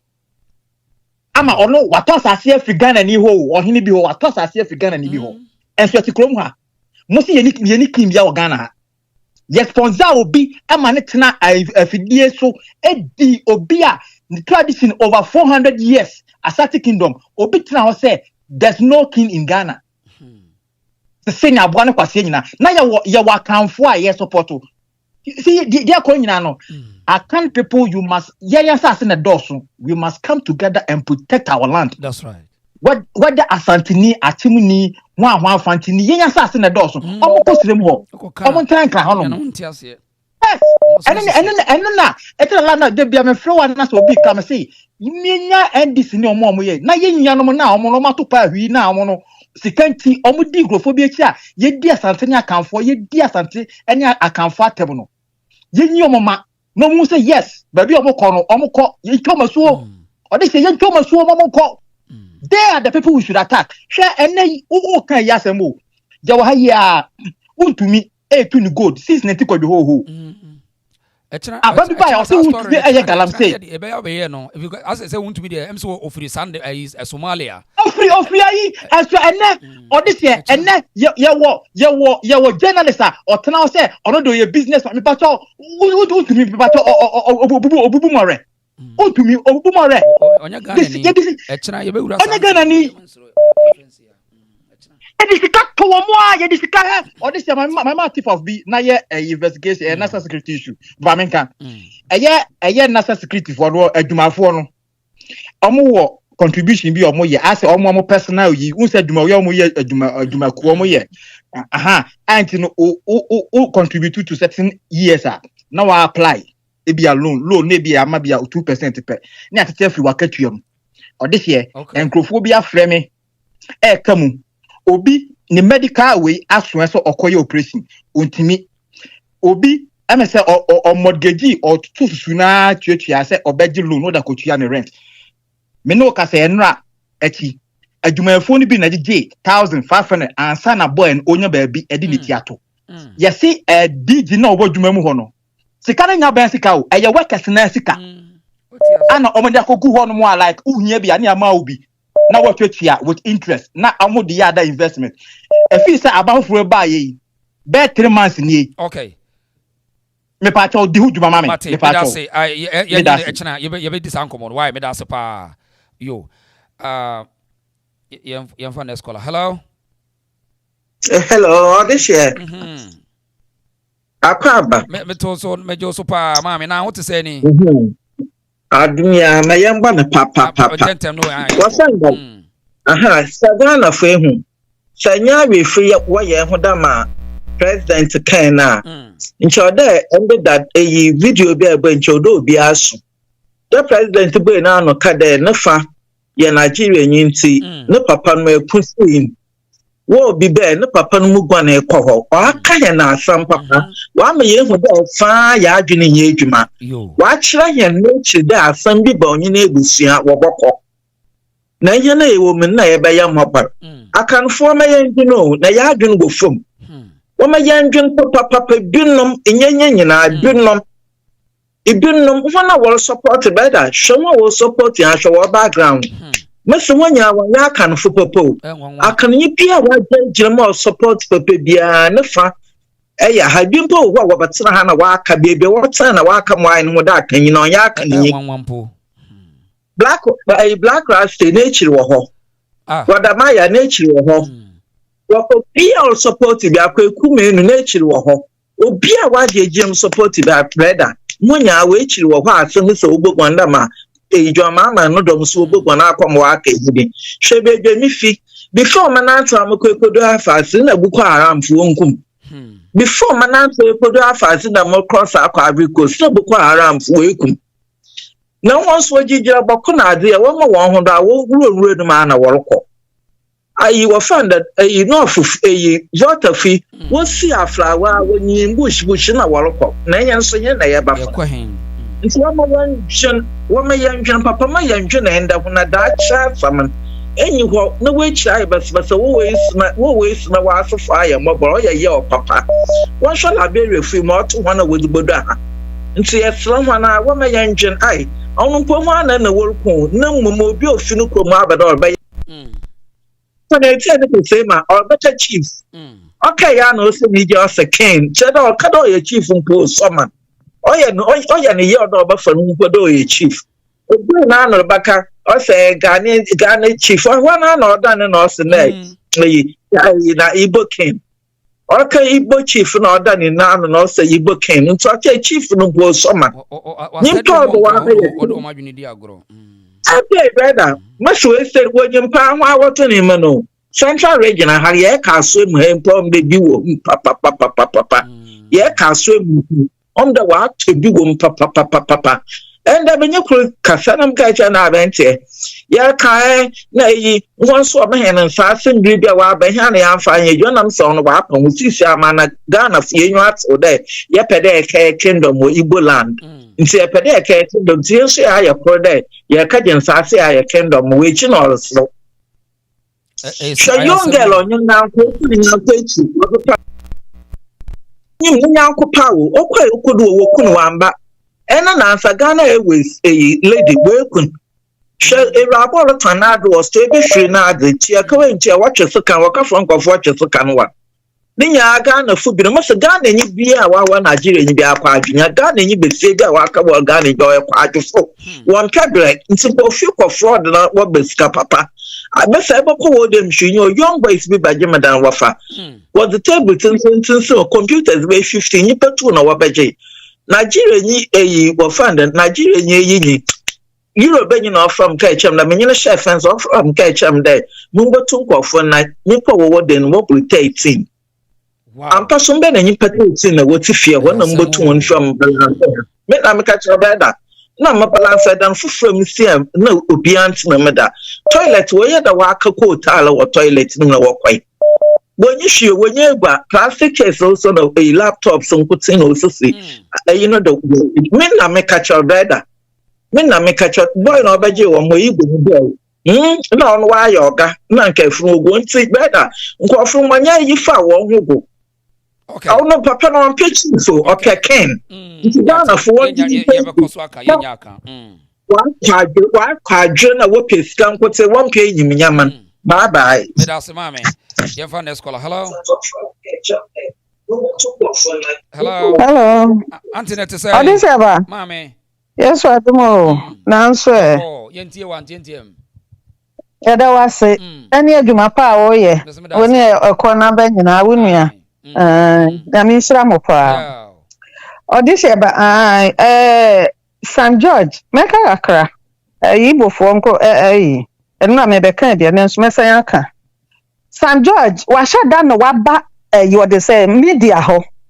ɛna ɔbɛkuru nkrof enipa ne yi sɛ dede na ɛwɔ hɔ no ɔhyɛ da propaganda no ɔyɛ no wahyɛ da bɛkuru obi adan sɛ de bɛyɛ a enipa bɛka wɔn ano atum wagye ase ɛnso so adeɛ na when say letter na wɔde bɛto hɔ no mo sɛ bla bla bla bla nti saa ne ade ne nyina ɔmo boa ɛyɛ propaganda ɔmo boa ɔmo pɛ sɛ ɔmo ka enipa no tum na dede no a ɛkɔ so bebrebe no obi ehunu sɛ o asɛm no ɛnyɛ nokore nanso so asɛm no ɛyɛ nokore trodo nti Sam George no pɛ sɛ ɔka nipa ano tum ɛnti no ɔbɛyɛ saa na Ghana for ɛmɛbu no ɛwɔ sɛ yɛn nyinaa ɛmɛwafo kora ɛbɛkita poma kora na ɛwɔ sɛ yɛn nyinaa yɛ sɔre na yɛkutia saa deɛ na ɛkɔ so no na yɛn mpanyinfoɔ no a wɔn di yɛn anim no wɔn no sikanti bibia wɔn bɛdi sika nti wɔn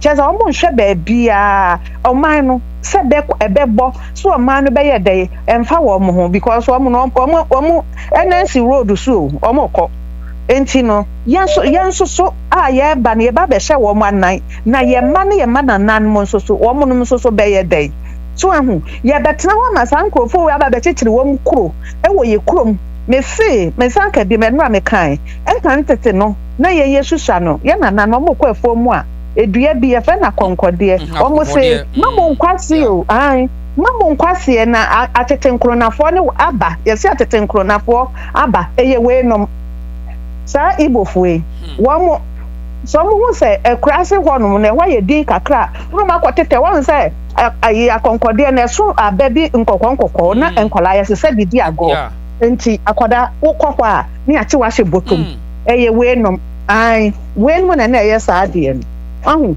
enti no sɛ yɛansɔre waka na yɛntumi ansɔre yɛ nyinaa mma saa nneɛma no a ɛkɔ so no mpanyinfoɔ no nyinaa abɛhyehyɛ aseɛ papa kofoɔ ɛnora sɛ mihu video bi wɔ hɔ bi fifi mam ɔwɔ hɔ bi mahama ti edun katia wɔn nyinaa ɛwɔ hɔ enti Sam George ne deɛ ɛyɛ mfuturo na ɔba betu egu nipa ni o ɛsɛ adeɛ no ɛnyɛ nokorɛ sɛ ni sɛ wɔboa ɛwɔ sɛ dede no ɛkɔ so yɛkɔ so ɛyɛ dede until sɛ yɛbɛhunu sɛ adeɛ na wɔn yɛ no amba so na sɛ yɛto yano na yɛyɛ dede 1 week na yɛka yano to mu a wɔn mu sɛ Ghana for deɛ saa na yɛte asɛm ne ba yɛbɛhuru a yɛbɛgyae yɛgyae yɛdeɛ wɔn yɛ no because wɔn atuatua sika ma mpanyinfoɔ no enti ma yɛnkanya no ntum ɛwɔ sɛ yɛkɔ so na yɛyɛ dede ne saa demonstration baabi a every region bia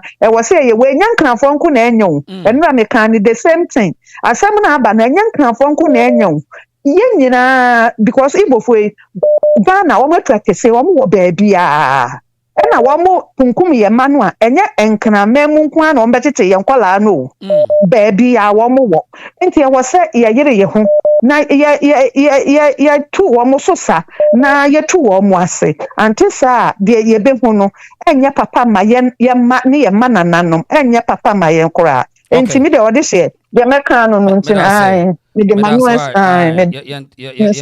nyame nka ho okay yɛnkɔfa kɔla wɔ mmra hello eti asɛm no wei ɛsie no nkatia na wɔna kyɛ sɛ ɛne wɔte wei a wɔn nyinaa wɔn nsa kyɛ sɛ ɛne akɔ wɔde wɔn adwene di agorɔ hello yes sir Mwadwe. Yes, sir. Boko there. Yami adu le bon kakɛ Ghana ni ye bon don komi.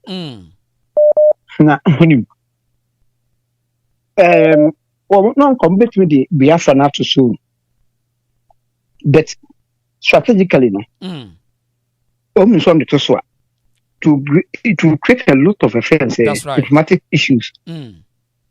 Entina from timu shiraye ne se Igbo. Ana saa Biafra no so hu mu de bia na yenwo mu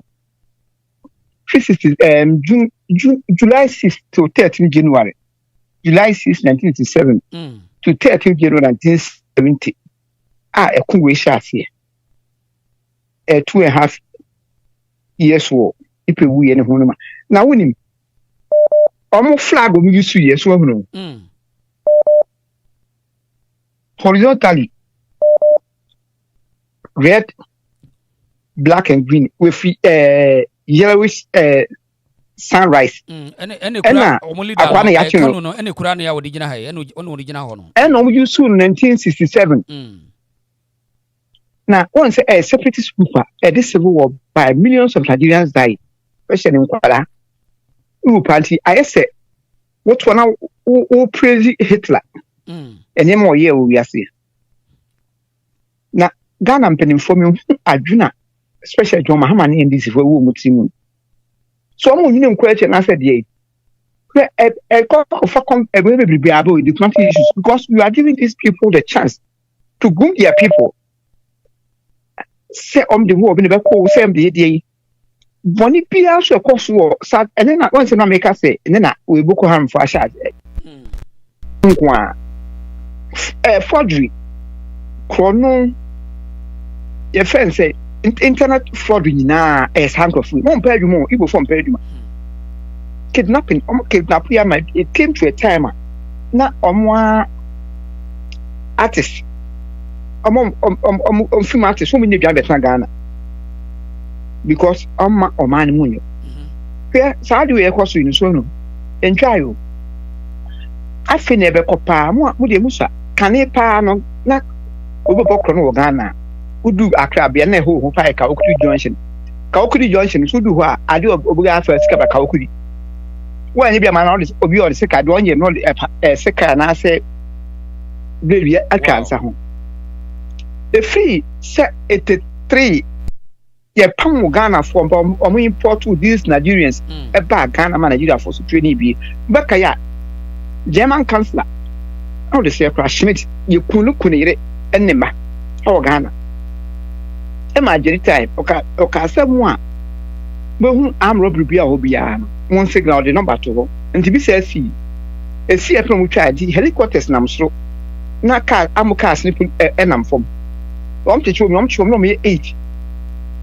Only 2 8, no? That's 7 of them were Nigerians. Na back Penegani. Na you move you here. Don't we call a car, I don't call a friend say court and maybe one for my sentence home to this. Some of we were deep money on my arm robbery about Ghana. Not Ghana for him Sadiano. Ghanaians from these people. But say and they were born in Ghana na almost in Nigeria for so sorry I saw for you book in Nigeria. Allah do Nigeria and Bagan. Allah do none of yeah, at the money Pia Ghana for Nigeria for. Then they say Ghana and penny from Ghana and Honson. I'm saying, Kaka Krebia. I saw the a number a son sample brown the actual zoom. Not and can't be penny from. Just baby, I saw for a handful journalists. Woman, near now. Now, they wouldn't be near mamma some fan chimney. Near mamma some fan chimney. They can't say better. It's real, but in best many. Ghana for me do be not do no follow do. Asemo fancy you. Dan do no follow do. There was a time me news. Galam says will be China for ba akonye mo ba Ghana ni ba. Ohu ni pa me ni ko na China for be for do ohu do nyem no. Oh. Ye mi ama what day. Sika dem be ko ni fa. Sa kwa wo use oba ne ko. Me see that me ka se Ghana for me nyum see Ghana for me bi. One sa kwa wo use oba ne ko. On do use no do no e sa obo oni di oba ye ntu a. But one thing is say ohun say so worry. Now we just Ghana Citizenship. That doesn't mean say even a bit my dear friend say mo. Imagine that. If you go against the rules now, so who say? And Ghana penny from here because my question my rebel groups be as sorry at Nigeria as a nation because Biafra no so the Biafrans were against all the ethnic groups in Nigeria. That's how it is for no. Led by Ujuku. No etia the whole Nigeria and just say Bia North Igbo friends say You're about for Yam Yakahobi. Inti Ghana for Ghana about you. Okay, Medase. Hello. Hello. Hello. Mama, minute to say. Sure. Ghana youth almost selling. Na same way they almost because man munankasa. Moyo Nigeria fue be mo chrono kidnapping. Enti o my phone no mo nankasa o mo mpe. Now so Ghana for man bi maybe Kofi Adoma ye for interview. E o mo ne Ghana for no wo wa na e wo. Dey simple mo an so mo pegu ye man so. Chrono samna aba wo mu ho no. Ese say aba ne hwe no tu ase ba yi ni ngo ho no mo ne enkranfo youth bia wo ho. E so mo sorry because him for ne ade no dodo na ye nkokra. Dachi omo bewu omo ma nananom ye na ye ma ne nananom nyina ye victim. Enti omo hwe so omo be ye no omo be pam bibi on pese omo ye no. E mo me politicians ne de sikadie omo ne hemfo ye se do ketia. Akwa hye se dakati fo busu se de be yo. Omo na akwa no se we ko na ba na say David program so wo so na Kumasi ye say alatafo bi guere bi o ma ye hofu e na o mo ne won ka che won so o mo pa be hwe ne boys yi kire o mo nananom na be kire Kumasi sa na na o mo ka sa video no hu sa ene na hu ye hu ntia me dey me hwe wo YouTube is na change me refi ni pa shows o say o mo na be se ko na ba I be se ko na ba me say dia mo kire wo Kumasi ho no o mani abre de hwehwe sa asam no pa na o de obehu YouTube ni so enti Ghana mra tie ne maba mo sorry Oyibo must go omo nyam Nigeria for no kra mpe wona Nigeria for no ye mpe won mo ya kronfo na mabe se Ghana mebu Ghana for bokro no enti sa ko ba won kwan si wo na ofa no wo chance no to ba e na de e tio akodi akese no mo de wiawia ne ma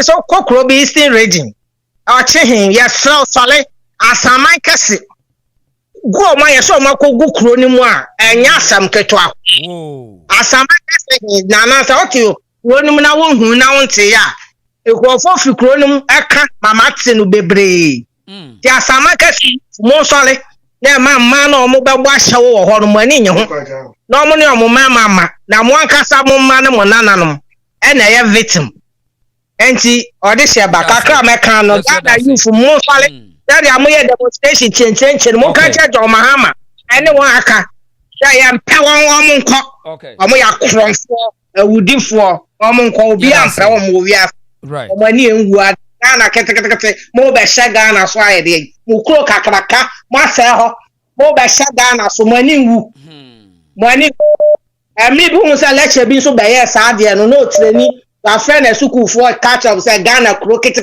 we agi anuonyam enti omo me say Ghana kufu ado sa tam ye pam o this about is that case me lecturer no yeah Professor Kumi ni bi omo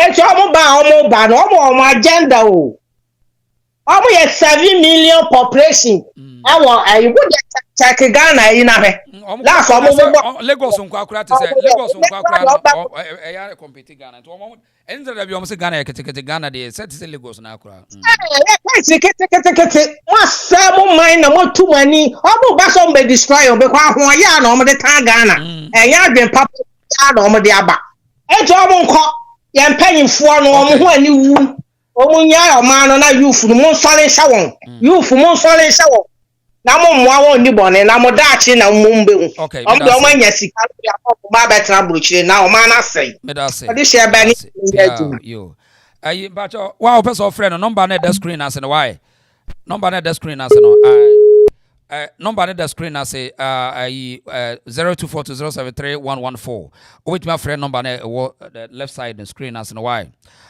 mami inko chiri mra na fe mfrefre bi mfre chiri ma hello yes sir yeah Diana me can say good evening na so aja obi ajo so pa odama yeah Diana me can say on say sa Nigeria sisi a ono ewo Ghana ho no sisi a no demonstration na say obia because mine no say ye pam no free say pam mine no free Ghana because mine no free Ghana ho still the etianity on say onim de ono nti no kokko mpanfo no mpanfo na kokko mo no Ghana no enye omu de yawo Ghana no say very good say on say ono ankasa ni kru mu fo kra no mine Ghana na o kasa na no pano mehwe so what I say Ghana na o kasa na mine ba ko so kasa ye no anapa no almost say ayi no Nigeria ho no enema sa Igbo for cram na ekoso no the Igbo for no ye no 100 na be cho 99 ye Igbo for so mo 99 yeah 9990 so what I say 9990 sankofo we abaji wo matena oman ni mu enye adwuma so what I say enye adwuma because ye class say eye nkranko a say otenkran a obetimi nso abekumase ana oba so ye ntwere nanim Igbo ni di pamre say pamu mu nyina free oman ni mu ese pamu mu nyina because they say the whole world no obi ye has sankofo no obi ye ya wo so what I say na say uko chief imam wa papa yi wonyini uko kufo wa papa yi wonyini na wo mama no a wadwene mu da ho no se omuye campaign no refi omuye campaign no sika omudi mama no sika omudi mama no enye sika keto sa entina I'm all the paper video nam dey sando eno ntina omuntimi nkasa no sika on say eye Igbo fo no omo ho no omu na epushi ne sika o omu na pushing this car omu say Ghana ho no ye emre on say se omu so mu kire say omu nim nya sakura chen so te say omu so mu kire say omu nim nya sa chen so te say na o be ka say asase na say boys na ko ro mu kohwe ni kwase e ma ne kwama ne si na fashe ne kura no afi oni kwase ono edi ono afashe no so ono na fashe ne kura ni kwase e ma ne kwa ma ne di enye kwaya Ghana for ye na wo mama beka say wo fire Nigeria obi mfa ho so obi mfa ho say mama no ono ontimi ensa constitution say wono obesa beko another 4 years account dia wo dia bay enye adwuma say ya mpamo san ofo we sa Nigeria for no free Ghana because woman e di campaign wo mapam 2 times dia san pam wo mu so what I say em pam wo mu because yeah mama no enyo no kwara wo no eye Ghana ni o also e pa na to sa ba ma o enti no ese ye ma ye ni bre na demonstration su na ye pam wo mu nyina akọ so no anya se obi abehia ni bia na ne fancy adi so what I say wo sia no wo so wo ye Igbo ni wo ye alatani a ye charge on no kum Ghana for no easy kumo omokum Ghana for no now say black rasta say why oni minyansa nkasa ansam no ono ebekeka enye easy okay my friend say no be so nkoso bi why bye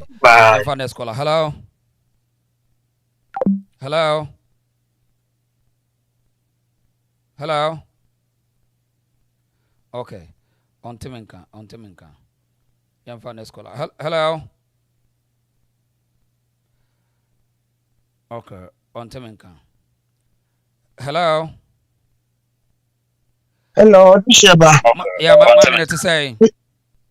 Hello. I'm here doing me too on catch. Hello, Sheba. So be doing. I'm here doing me too on catch. Reduce volume na kasa go for down. Me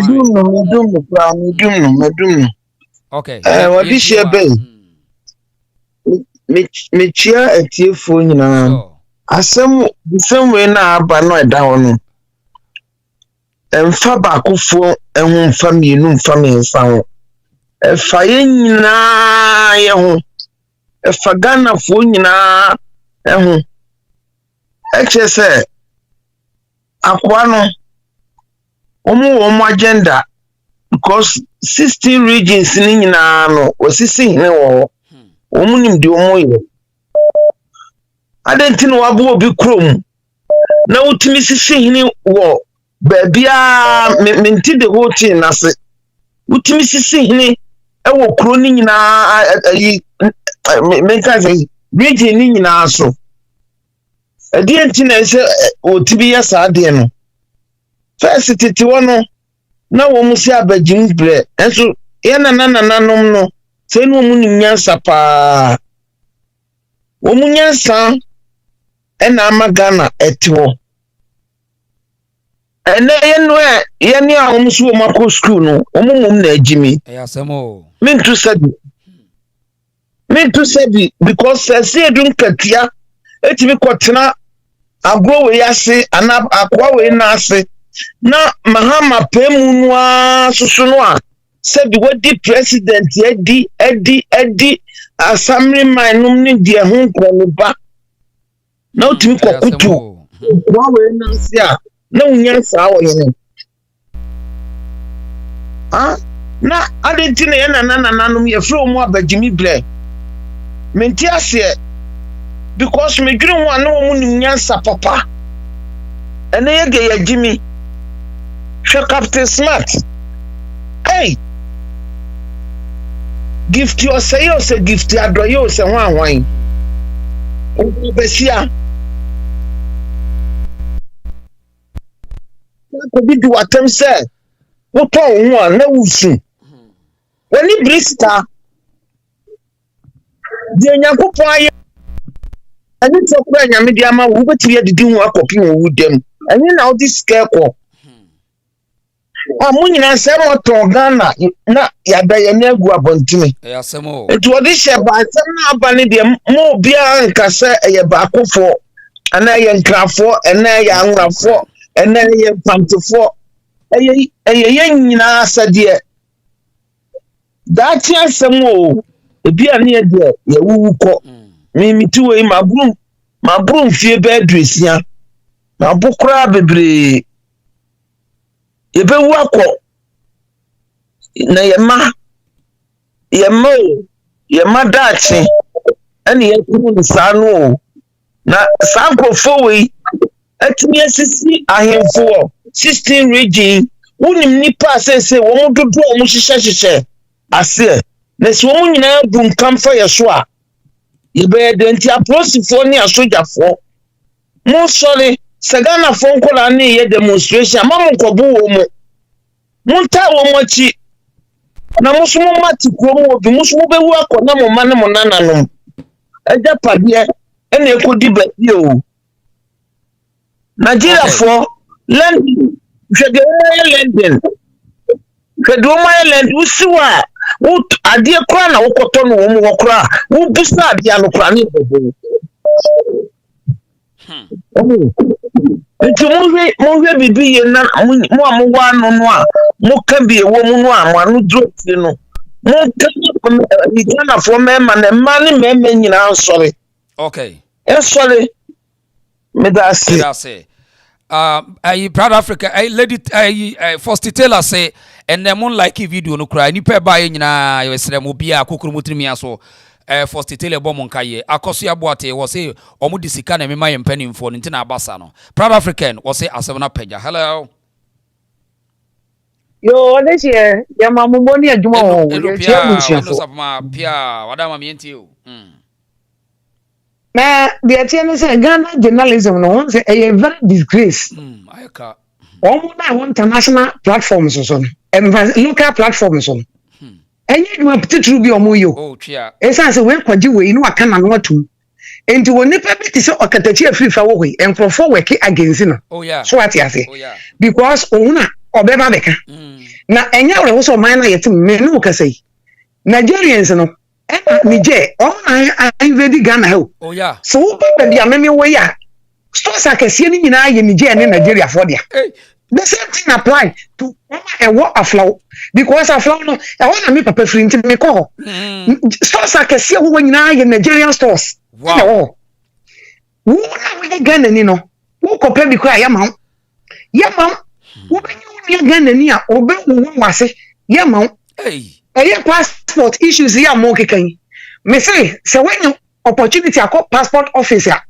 ya wo Ghana fo a wo ye agent di anim passport no ma foreigners no. Oh yeah. Your passport there. Ya bring nyina free ni pay your passport office. Nigeria for where nyina ye ni begu ase nyina free Nigeria for your passport na ho na sha ase. 2008 ye nim kogu ase na China. Omo ni 1820 2000 ba na ye nim ye kogu ye won ase. What? Indi asa make no passport office. Who Ghana ni? No Ghana ni pa be 5-6. No the wako. Edi na wa o ni ma wo no. Wo mu kra o ma nanti mi nka kire se wo ma nye Ghana fo. Ono mo na se. Ma hu se 3 months ago ma hu se they scrutinize one. Enya sam kotwa. Ndi ye mesre se sa ti ni ye wo yi.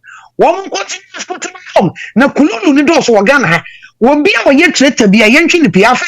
Wo wesi dan no. So obi behind dan a wo the agent na ebe pe dan a. Fa no because agent ni dia Nigerians na ebe tinam. Me te here die. Me nfa me dan e ma agent se wo man Nigeria ni metinam. Oba ko na beba.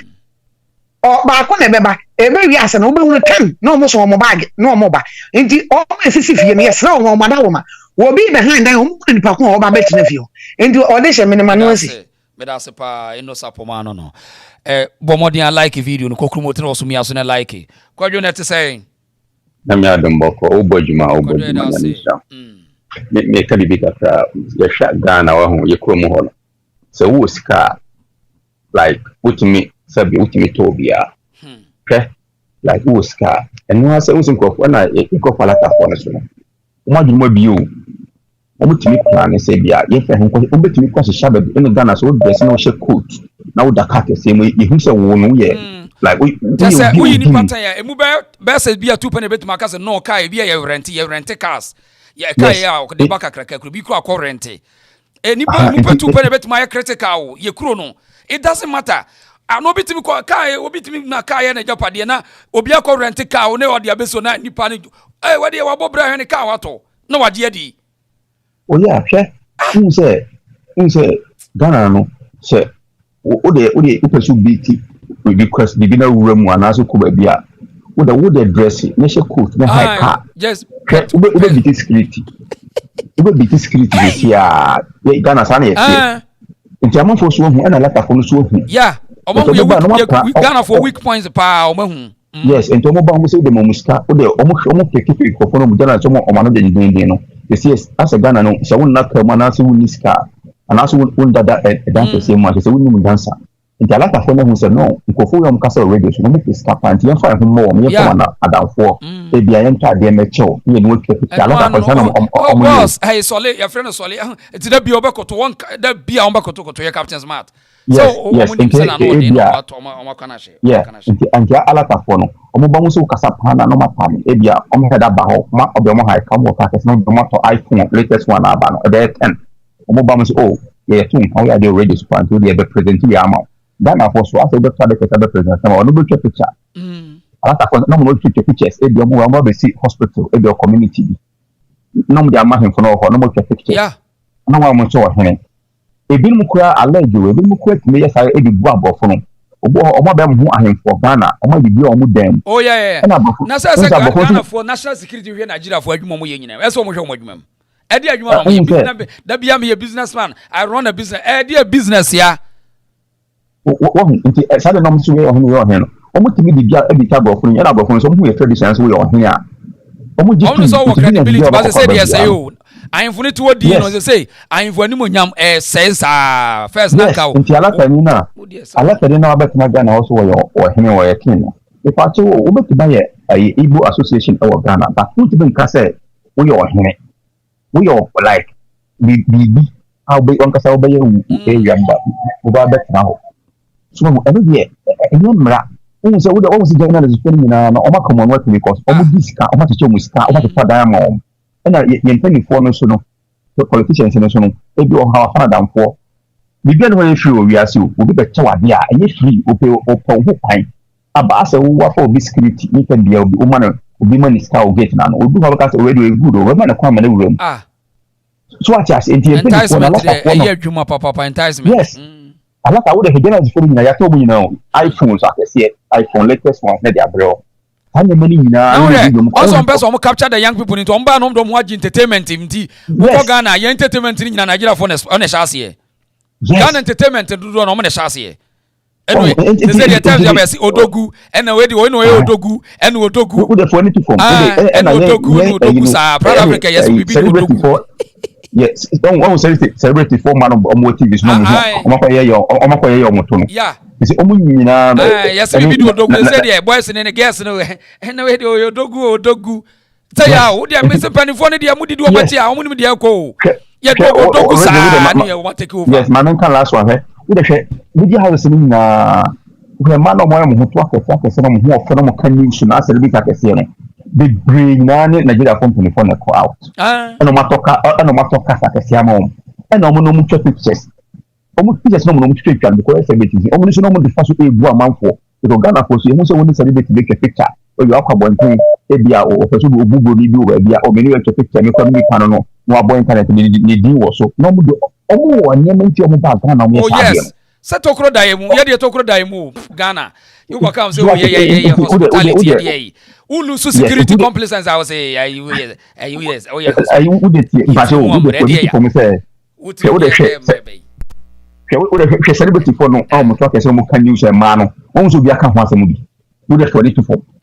A man security conscious one Ghana for yenye security conscious. Ya said that yeah so me say and kwadwe udi agro obi be kire ofi o house address si amia be prawo me say udi Ghana ni ho agro obe kire kwa sisi yi ontimi nya critical say na nipa kra obusa na se wo ho no wo ye hwan a o so ori odesheba o ni fie no o so ne sad na ba me abebo tu akun o de wunim ye nkrofo na do mu dia o odesheba o de make say dia so madam fubi onye Ghana o ka tell me say so ko Ghana na ko community dia o de nya hwe hu odi fa ba ko pa to nyane mani di fan ko restaurant next man no monsa na mo ni dina mo me obeka security bi we re ha kire ya shada o ya mpese ya progress utiri mo amra nkyere se chinchina aton wadwene mu asem obi nya sa nya no a nya no enti yesira mo Ghana temple before no wo ko kan mo se yetiri mo amra ye de utum de na emre me se would ya dwene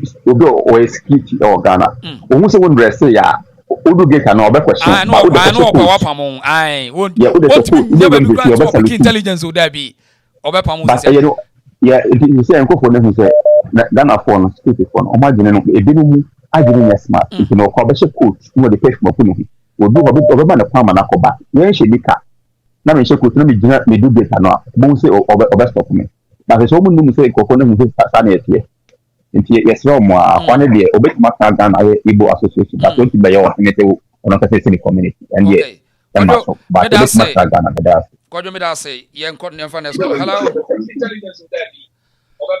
serious o yenye security conscious men ho ho yan say yetimu omre e ba bi awia say ko no enipa tirimo ayesum mo ena enti obi wa mintimi ntra me ya mintimi ne menka udi agro bi ya beton na afi ye hu yanka nti wa hwa society no on say omutimi ye ade omutimi transidin bo so afi no manu omo ye hu da bi o say yes ye hu yanka nyesa na ye ka hello ai mini obema ma me na te say ya mi adumo kajagum ni anko kajagum tie fo na wo mo line nice one pa tie wo mu nyina mini obema ma send video bi abre wo ya hwe mate yo ye po na ma wo ayinti a wo mo yesa o kan ye nkrofo no se yetimu amre to mo ti fisi ye boa yo wo ye kin no video bi ama send abre na mi tie o mo wo governor Alex, me da super chat. Alex, funny. Thank you, Alex. Mama me kasa. Governor, governor chef, was na, or ye governor no. Me be my dear kon ye serious. Mahama ye president. Nigeria fu abeti anya governor wom.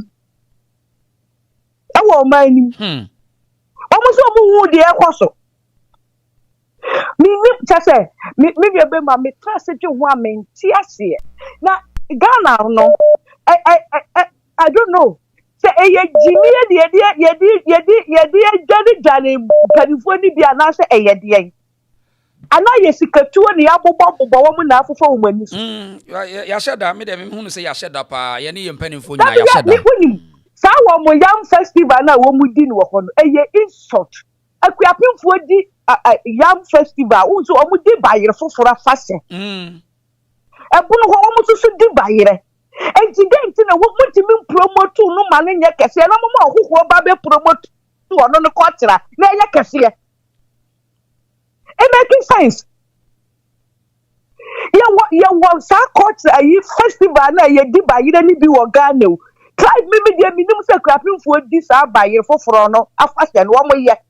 Na ba yire afashe dey say wo bono ebono region ni bro east ni bro say o mo ye afashe kese ye wo no no.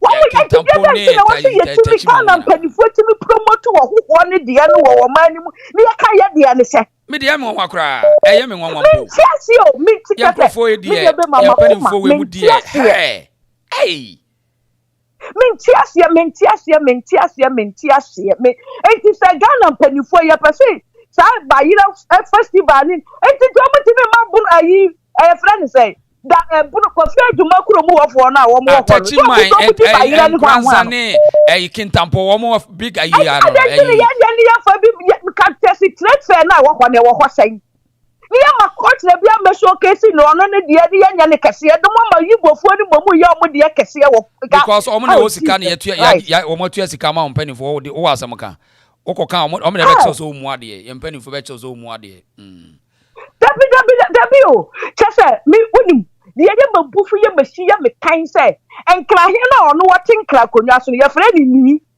no ono na wo hoho na wasi na konwa no de his royal majesty oh na de we mu ye duka da ya na ye mi kan na man sam show video kire me 2010 2012 wo mo na de tra na ono na koto wo no na wo a eno matena se na wasom wo mo a say your service ene eje no confuse na wo de anyini wo mo so we your friends wakofa de chemba betete no anyini wo ache ware sa na de we yaye ni wo lo mo no ho ano to me be na wo mu che his royal majesty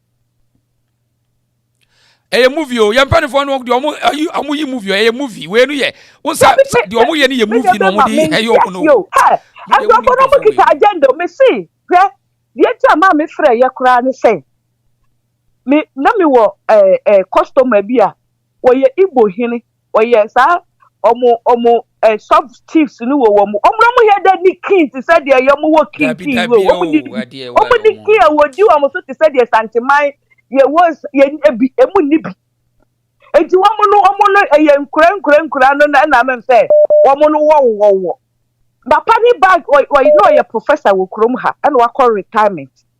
That my friend prof. And or pastor or body a din koma papa no we dan kasa and the tire da bia wo ba no wakatire me say me ni ku wakatire say ni Nigeria fo no ma bedru ga na ye nhwe wo mu yi o na sanya wo ma say Nigeria no sa no baba be say Ghana papa ni da bia no waka wasi madam wudi wukunu mo wa no na mo betimi aka kire mo communities na me say ye nkrofo na mo so so mo so wo Ghana no sa na o ma say ye kuro no o mbaba ba say mu kuro na mamo enti me ye sra mo papa na waka da bia no waka o da bia no waka na mente na se enti akire yi na wo ye no na obeka kire me say na o ye advisor to Jonathan sa o mo president na wo mu yi no good luck Jonathan yeah good luck also no your advisor to good luck Jonathan we you be o di mu pa America ha yi fofo na mo ha no papa ni di mu ankasa eno no o kasa asem na bia o be kasa asem na kire me so I say me trust in Ghana mpanyifo ho am tiase o what is it ayi yakwa kidnap Ghana embassy staff ni bi Africa Ghana wo ma hu se comments wo twema dwena sisu yeah see Ghana embassy me wo video no mama send ayi a friend say nura me send come friend say Philip e wo Canada me send come said the video am share mahuni a woman ni me read me ko read this story na they are dealing e ya reho ya me say one na Ghana mpanifo ko de pa broka aka na no atum on person obeka ma Ghana fo ate Ghana embassy staff Says a insult to Ghana, your sovereignty. Yet me actually staff who kuromu kopa, who kuromu, but what you are doing Ghana embassy, what you said you are to Ghana. What you said you are to Ghana. Yet me actually who kuromu ni. I was Nigeria pa na share embassy when you in a Ghana and to be BBS as was so. It said there was so I was so young no press conference. Oh, we are no, and Miss Yampani for the dear Sicano Okano Medja, Oma Pesica, Papa, the BIA, and Omon Queen, Treasure Chonquano, dear Bones was a Mayari Tim Kaja. Okano Sumwa, Yampani for the Pesica sem too much, Oko Capeno Medja. Omo Pesica sem to do, and yet Oko Capeno Medja. Ya betu abeni, ya betu abeni nyina. Omo pepra bu Jenisica jijid basa, Oko comes in at the end. Yeah, to cry a yaban crofoma, so you I am teaching crofo cruising. No matter what America will do for us, we still have your full assess Ghana, until Yakuma Bewa Ghana. And fuck only the American Dibema, you know, when you're Bema. As far as any kind of somebody, yeah, can be. And to me say, I got NDC for no. Mali for, Niger for, Senegal for, Gambia for, and who want to go and this party, so they don't love Ghana. And this is funny, no Ghana. Yes, Miss Omo who party. And she says, I who need to still. Womakuma, and that's all woman kura, woman fifiso. And woman generation a year, woman, but still. Mahama, my cousin and Nana, they want Igbo ni. I was saying, why you name the air cost. Oh, the almost saying the entire NDC for when you're patriotic, Baku, and woman. Okay. I did be a papa be a bubble man.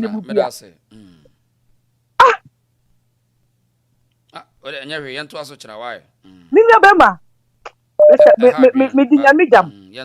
Bye. Yanfa call me no count. Hello. Hello. Mommy, not to say. Papa, no, we are now swear. Bokopa, what I mean to you. Michelle, no, it's your phone. Nice one. Hey, my boy, Mapa, my dear. My idea. My near Becca, Obian, Woma Ghana, or move through on the inform. Anyone, Massica, a born woman, Schneer, Omo, and a nim dentia, Omobe, or bet non Maricom Magin, the Almost. That's a Ghana and common a show of Monsa, at the Omobe in Naya, the Indians of Cronimun, Frino, Yana and Nanum, any and a few do Muja 2 1 more Cronidinayan. Yen any a becca because a buy fire win in baby apple. To why are dear pa, my idea no moduma, more yaman sound of food say. And for me say, as some way a buy, I never know what recently. Naman sound of food back. Come at this a be a Ghana will be a one sound of food in ya and canta that. And now obey now mash so recently, Namania probably of 4 years out in before you did not yes, yeah. I didn't come and say, hey, you're welcome to you didn't come about Africa. Obian and no saying, I'm Ghana for you. You can't say the cheer from Swa, seconds of Prampo. Okay. What can't I send a book? I bet you walk as I was saying, Namomo Yahi, wouldn't me at the door. Yea, before Prampo, you can't say the cheer from so far any 3 seconds of cry. And I'm a cousin, Asana, no money idea. And say, Biana, assassin, we say, a dear Baby to Mulu. And what's gender Ghana? Almost population over 300 million, or maybe a baby Ghana. No, you come to Miss Uncle agenda, Nankanya Yanka, or him bang, and the whole proof fossil, or mindful fossil, or him bang. I was some the Tisha Mamrasia, but Papa, Obedi Power Ghana, Woba Ghana, Obedi Pa, yeah, not to Tony Mark. And let's just gender the pro woman and for when just a small this year back and for full chroma see am a Africa shop cover up cover up no bonnet no tongue they want to onion bonnier dumano or ye a yahoo The only Yahoo so man no da sa ko hwifo pan africanist for no ye de ye ni baba ko ni baba sa me ne Ghana ene Ghana no na say udu ba bia ne udu yi passport Ghana ni ye hwe wo ye Nigeria ni ana once ye the south the last 20 years see ya na ye ka wo so ja ye nyina ni baba ko and African United and African Union and Crofo di subambon ene wo ye Ghana ni udu ba bia na ye che ya be so ma be che say the perspective ni ye ba ko omo cha country miensem wa Ghana no mo ne be ye ba ko na woni ku pese ku ba ko ne adaba one ne ba ko ne neighboring country and then border country na ye betimi aka bom to this what travel for borders say three borders and san what do oh my mu and na wo be ko mo bom ayom ba ko enkofu we the agenda na nam be bi o be ko tle bia be fi ni o twi nya do o de she bankofu we nya enya legit adwuma e no mo de to o mo nya adwuma pa no wo de mo ko be jaya ye bone no enu ti wo mo timi form identity nanti ti no ma se o passport no Africa United nyina enye ye Nigeria for so Africa ye Nigeria for it mean United Africa be eda Nigeria for be hu nyansa se de si chichiri kuru no Africa be yi Africa be no ayi ko wasi be enye adwuma mboa enye adwuma ya because ye mpese be discipline bia minim eden brofo papa be no moka amhu o ma na modiji wo mo so se o moka brofo ye den brofo ye den na Nigeria for omo te brofo bi omo te brofo bi no maka brofo amwate Nigeria for te brofo bi no maka brofo bi amwate yeah me jom me se mo san ko fu da bia mo bia problem mo mitimi ka kire wo nim ko China o pesa hu se Nigeria ni te brofo a me ba o pesa hu se Nigeria ni on te brofo a o de ko China o ko China omo pe foreigners a kira de Nigeria ni so wa wie university said dey wontimi nka brofo ma Chinese wontimi kire Chinese ni ade o de se ba me se omo ka so China se Nigeria ni kira de wa Nigeria ni o kira de wa no ka sa te se Ghana o just o fake more omo format nenam omo the format na be special was me university so na obekom na JHS and we ye omo nyina sa format na kofu we de na mo ti just de won na omo nya encounter da and obe so sa kofu we so enti magana for me so kofu we so kwa no omo nya de pa agi de won men omo bi enu ohu omo a mo ye santi no why are de pa nyankopon hia won ma adwuma mo ye se ne we de Ghana for irrespective of say NDC and people bia sorry agina na wo mo bia ma just wo mo support wo no ye di nyame ja wo mo ye na nanom ene sika dwan so ja wo mo so be so mo se wo man manufacturing so because e bom be nya ba bia dwane afa ye da wo mo se why are there pa nyame shira ye ni nyambo chima okay I for Stitela now so from frefre yeah na yam pick answer na sorry first is offer now your numbers or no hello yeah do some from shamunya na what to say adumo papa na answer pokopa no me contribution for kwani say see am nursing say you can say papa no ma onja na hinie no na mo so be the business on tra ho no business no big no onko e was here come mo nyina mo ko if you say no musi ebe krom hono se no musi tuba Ghana no no wonder me say ye be kan ye se na no ya na bi mu ya mo say the next 20 years na say wa 5 years ye be ku bibi ka na ni o ma ye kwachi wo mo kwaye ni mo na mo so ye mo tu gold so mo build kro wo kwaye ni mo me so mo nyina do na free krom hono mo amadu mo o ma we yam penifo no so mo ye bo adwuma mo respect o ma ya obitimi chichiri kro na penifo so o ma ehunu da ya ki yam penifo we mu de na dia sia se bi nti you na dachi no ebe ya omo dia no ko mo ntra so ma Nigeria free fast have red ni say no bone ne mese wo e na ka de Ghana boys ni omu nyina da ni nurofo na say nipa we kwa na ebe nya ba tinya ebe nya adwini papa bi da kokota na so ko bu o man I was here my need ho parents no so mo kata kira mo ma no what you say I was so mo kata kira mo ma no no mo timi mo ma dwen da ho no mo sia de no mo hu ye kro no na sase na wi ye no mo timi atena ho bu ma na ma wo mo so eti no o mo so e ba wa na bre nya sa ye no mo ye die o de se me suro me se me suran kasa It is a sample for baby or could be African countries in the moon. Yeah, Pamo.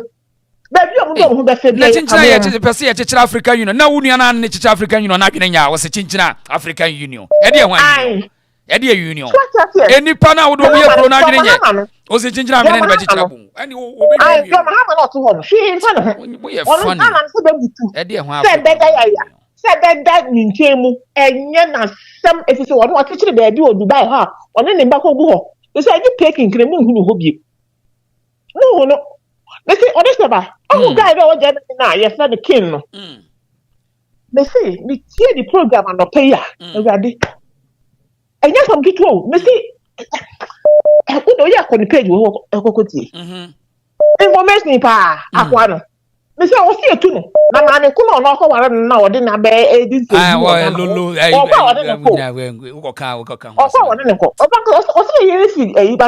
Someone can see most out of my boots. What's the name for a That was a question for. And you know, I was why? I can't make a line of what say. And 24 I can't say, Ghana for the short memory. Yes, they can't have a baby. It's probably you don't talk you. Yabo, we see a baby today. No more cost your money. Into no, I see a book, manatee. And yes, idea you couldn't need from him. Oh, I would investigate the dog, almost slow down. As I said, near do. Okay, but I'll say that's you. Okay, enough way for Stiana. First, I proud enough for still as well from okay, where you him about us so.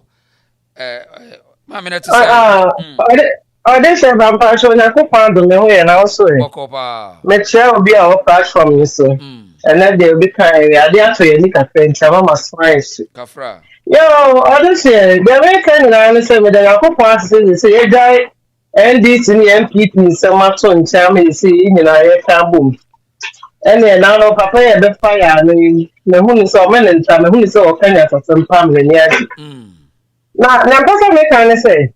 Ghana na kasa na yetu no yesi Ghana no eyeye di ahu Nigeria for no satisfy man na chew wa mo de ayi e friend say in ada some ne defe some sa omo no mutimpa e kai omo population na omo ya do so at Ghana no eti say ya me ani onye de pa ba cho say me say wo mo do so pa wo mo Ghana pa wo mo do so pa o eti say me yan so be yo better say obese kuko bo kra no say o ti na yi kra na ye hia wo mo man mu biem ko say so for central market o fa kra ya gogo shi o ne na ma ya fa ni say aboso kai o mo na fo ko ni na fa o eti mo ya she bibi yo na that ye nchiri meti na ni abre na de ye ni be no so ba ya wo so se kan mu sa wo do se de aya kan fa na sanse fo e ka say sika tu mi wo wura mu no.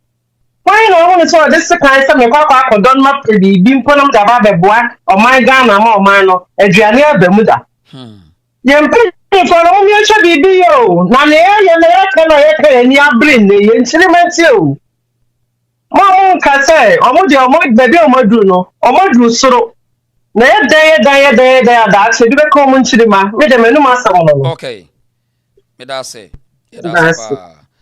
okay, I brother, I'm so for detail and Nana Canada on. Na Nana Canada so try on to member na friends na my brother proud. Or the said Nana Canada. So about hello.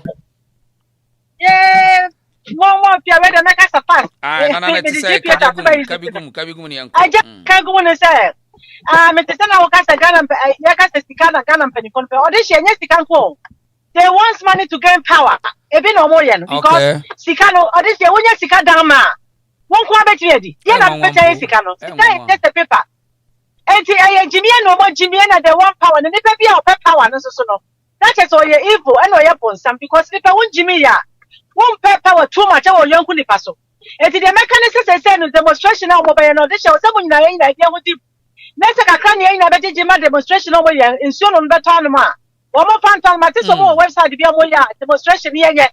Near fear when you're near any so every day that's around near Pompire.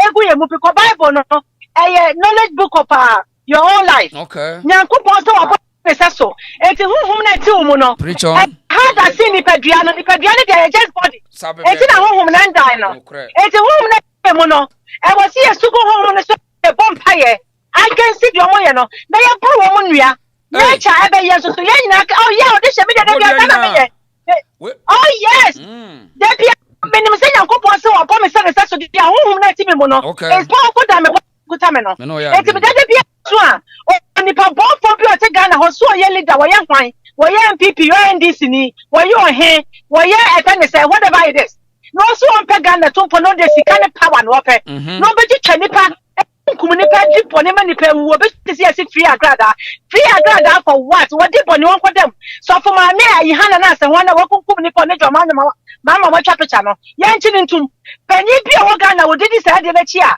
obi di pone na se mo bode be ka no ma ji sika no ma jana no nyankopon fa ya le ni ewe ye toto mo so ye nya ye wa dwempa ne yesa wo mo be wu because you see ye mo no so se wo man kasa sika na is not the power wo mo pesika na dia gani power nti no mo yesa ne ma no joma ma haya foreigners na bego kro no se de be ya won beto abanama no nya more power some aye fence some judge no so no some okeka no o tu futra gunkrofo ni because time Ghana for nya ye dede no o meka say enya no kre o hina some okana enya no kre ye die ya no ye kasa no obejo nti mo bia who has to believe some judge onipa we didn't throw 1 or 2 or 3 no how can you believe his words eti Ghana for mommy and sorry na demonstration akon to ma for ye na ye fie hunyim kakra bi e beti dia bo me ye fa bo wo mo ye san su wo ye nyankopon na otie me ye fa ya leto to wo so ye bro mo nua ma na tika ade beti on the step piao na me ka ono nyame stop bi ala why no proud we na Canada wa so eduabo ne mpa bo ne nyina wa mix it together e garen soki we sokis garen sugar wa kan nyina bom power ye bom dua bibia bi we ni ye na ayi tili pro artisans ya ka kire wunu why da bia me di ho adanse ama wo si dan enkoyi wo ho nkrofo na said adwuma na ma wo project no mo said no mo a mo ti abrochire ne sere mo a ya na mo di ya ma ye me ya eno ntina me company ebrem why tili pro artisans adwuma bia e fa project or construction be bia tiling mason for carpenter for ne nyina no fa number ne dase on ma me why wo de eno mo nkasa se me project mpesa mo de mamu bibia ni am imadanse why proud yam fact me no bi nkan ho na yenko hello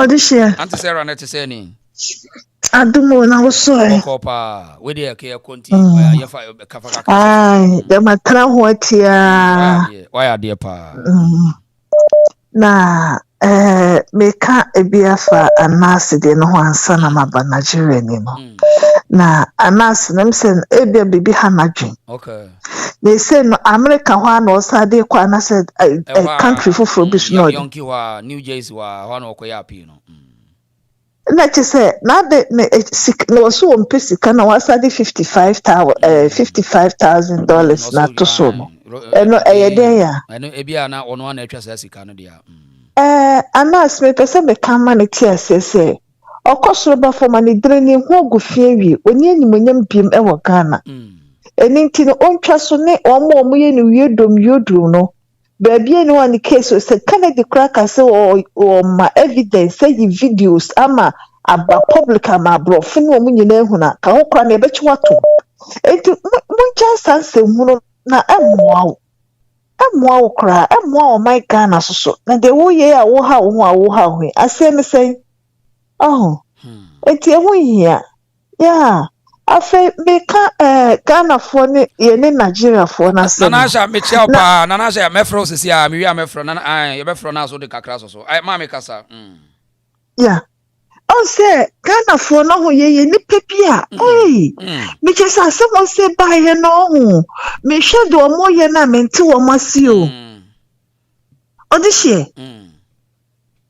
enti Ghana for pa adwebe no chese de ko wo no na nkwa ne hia wo mo ana ngoma fo ye ya yufu no se de wo kan no wo mo na o man ye wo mo dia wo mo nsori waka ene na metie obi wo Kumasi se Igbo fo mo Kumasi o mo do mo mpa mo ase o mo ye kro mo hu no o mo so one gina ha wo se o mo nso mo bia so bia o mo ni hini bia o ba bia o so o mo ka tire me do o mo ya san de fo mo 419 Oh, you're very, very, very wicked people. They say Galamsey ya aircosu Nigeria for na you because cloning your modia.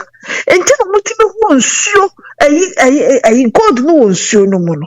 And to a sorry no power woman. Power woman in every chronomo. No mukrom not do a baby more ba. Now at this no ma be high or this year. Or ma be high. If you say, and this is for being about the sino, no, I want the rib about 20, mama. They said, the one you want, we know way. So I can't cry here. Oh, and it's a monkey, chimano, and chirimano, mobile, more. Now, me say no, Ghana for man, tea, mother, or my shadow, no more, the tramo, and the red, and the only 7 bruno. Woman, ya quite at the 4 minute disso. Then come for more to 50 acres. I will be. Now, I brought one find and me to my ever chronomo, and Kayan was in the sea factory. Mamma, a gun of 4 boys at the year to my aye. No one will not be teaching the crew, no more to an motion. Yamefa Ghana for born in Charles, so I'm sorry. No more 2 sack of 4 was so fat. Not a bedroom brabino. Bagging which is a wonder with the woman bombs a cocoa the 2 general. Say, no more ye. A gun and can't pass the gun and nibet to Macase between me qua amro. Ye be a friend and get to bottom cacraca and anomie and Katia. And they dear. Hey, I mean, Gina call me 2 generally pass no kunipa.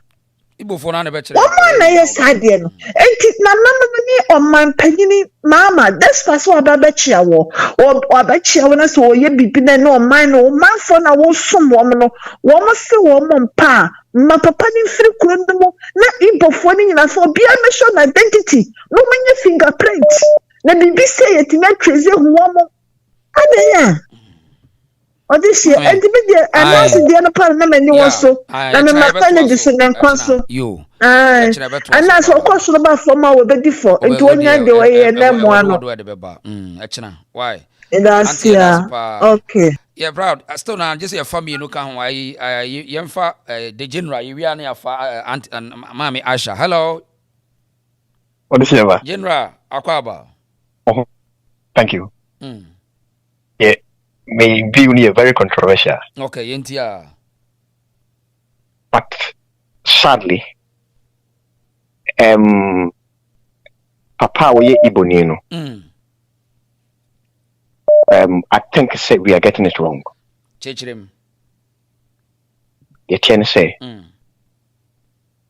Won't say you will view and mentality about who a Ghanaian is. Okay. But what we don't know is say you can say a Ghanaian is very broad. Okay. Papa no machine background and in history you might have known will be a wash far more than they marry, what they get more than they marry. But I'm told he's married to a Ghanaian. Aye, onire Ghanaian, Lolo or Ghanaian. Good. Now, if you marry to a Ghanaian and live in Ghana for 2 years, wouldn't say you become a Ghanaian? Or Ghanaian, or Ghana passport. Until this man is a Ghanaian. Until then, see Ghanaian who can say or talk huge amount of land when our law permit.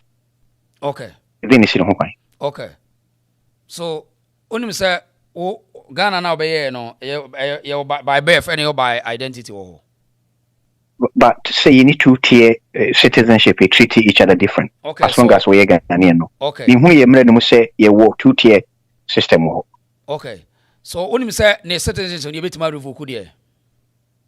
Of course it can. Okay, so it can be revoked, but the fact is, Ghanaian, they must be Ghana for if they have kids. We are talking about the Nippon baby who fear or buy. So I become Ghana. And we're a citizen. Yeah. And we're a citizen by identity, yes, sir. We're a citizen and say we're a citizen just like me, a citizen in Ghana. Okay. Say I'm running permitting me, mommy to me to 50 acres of land.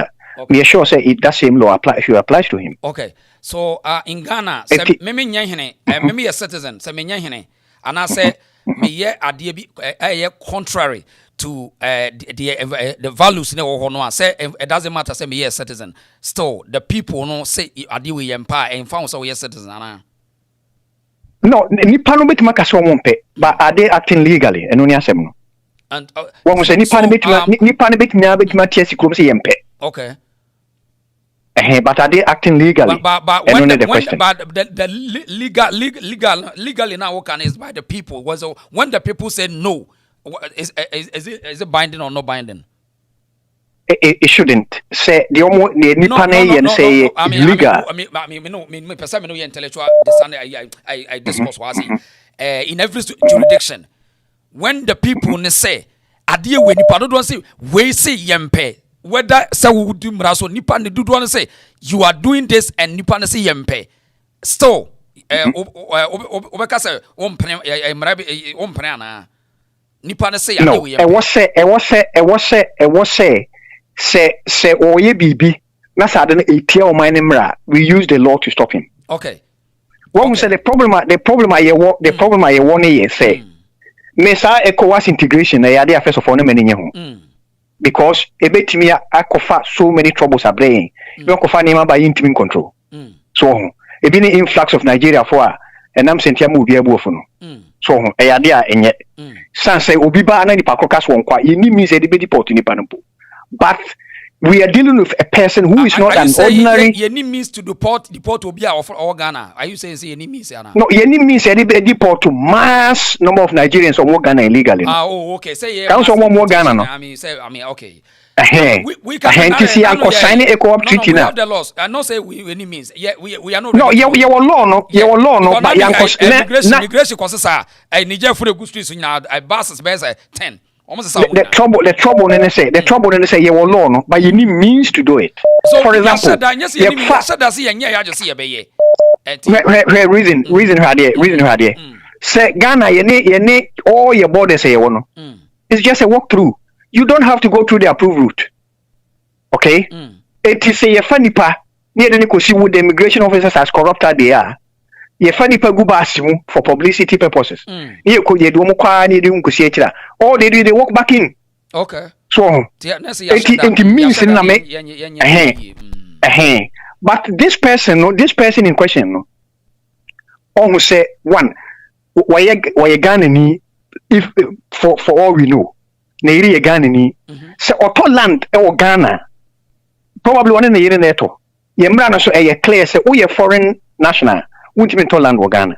It has to be fronted by a Ghanaian. And I say Ghana and he must have more stake in it. So what land legally, for example, either him being a Ghanaian or the wife a Ghanaian, and what fronting one another lander. I think it becomes their property. Exactly. So, and it had nothing to do with Nasasi Awato. It is the intent. Ghana for are talking about the intent of the man's utterances. Now the intention no reason radio. Say can say will be a king and there will be a kingdom. It does not exist just by any part of mouth. I was say historical antecedent also a legally recognized and gazetted by law. Okay, so in even in court no camera no you be precedence. So any panwa will make it such utterances no make it say or show the intent no. Now people are drawing the precedency see maybe say se nipa we catch us me be chichiri ekuo bi wo ha now die na magana for nya justification to show said nipa ni intent no enye de wode kire na mum something bigger than that. So the precedence no mo kire say precedence no so ya allowed ana who say intention no ye ka no your opinion ya form about his statement. He may have an intention say Oma for me the opinion to the precedence e word that yes sir. Precedence we need what of precedence I draw. Okay, so the precedence they say according to even Nigeria for one kasa Anambra state governor say wuchi akron 400 emu 99 ye Igbo for oba Ghana. That's possible. That's right. So this is it. So oba Ghana na so obi ye Igbo ni no what Ghana. Oba Ghana so wuchi akron 410 emu 8 ye Igbo for as adance yes so say Asanteman pon now no so yeku police for no omu nyina no ye Igbo for so we have the evidence and the fact on the ground say no good that the okay nyina possible but at the same time so many would ye bit makasa from a legal point of view and education point of view. That's right. The attorney say anybody and everybody is innocent because he say no that particular person has committed an offense. Should be even try in the court of competent jurisdiction. Yet, so even in the law, the laws are made for the people. We are not we made the law. So that's why even the Supreme Court when the people revolt, Supreme Court can overturn. These are the differences in every country. When the people rise and they say they don't need this law, we have to change it. We will change the law. So nobody is bigger than the people. When the people rise, it is the people. In this area where any pan say, any part where our became was Ghana, you know, or ya dear we them pay. And found court to Abeco. Any pan say they don't need you. Ewo baby, Ghana in America today, would you offer for millions of whatever bra. Neighbor wouldn't say, dear who you have to stop it or leave. Good. Say neighborhood neka say the who ye yempa. Neighborhood will have to go through the lay down procedure. So for example, memete hey say me pese bi CBB o me mantemo ha. I have to apply to planning permission. Planning permission is likely to deny. Omu deny on the basis say me ebia me say na me say bia me tuntuma na me fitentia. But e be deny say it and conform to the area no. See the area na city. Ghana no the trouble no say ye laws no. The laws no and only your main trouble. Okay. So and only one na let you down because say akwawe the whatever intentional one. See your laws are permit will be to buy a land and develop it the way he want. And can you that is non-starter. But so and so see you don't need a law crown sana when you won't say adia wo ye one and I na me ko ye video TikTok make am say enye wo individual personalities na ye come asemo. O man na ye what oya Ghana ni no aware Ghana into oya Ghana no ye ka Ghana for asem no.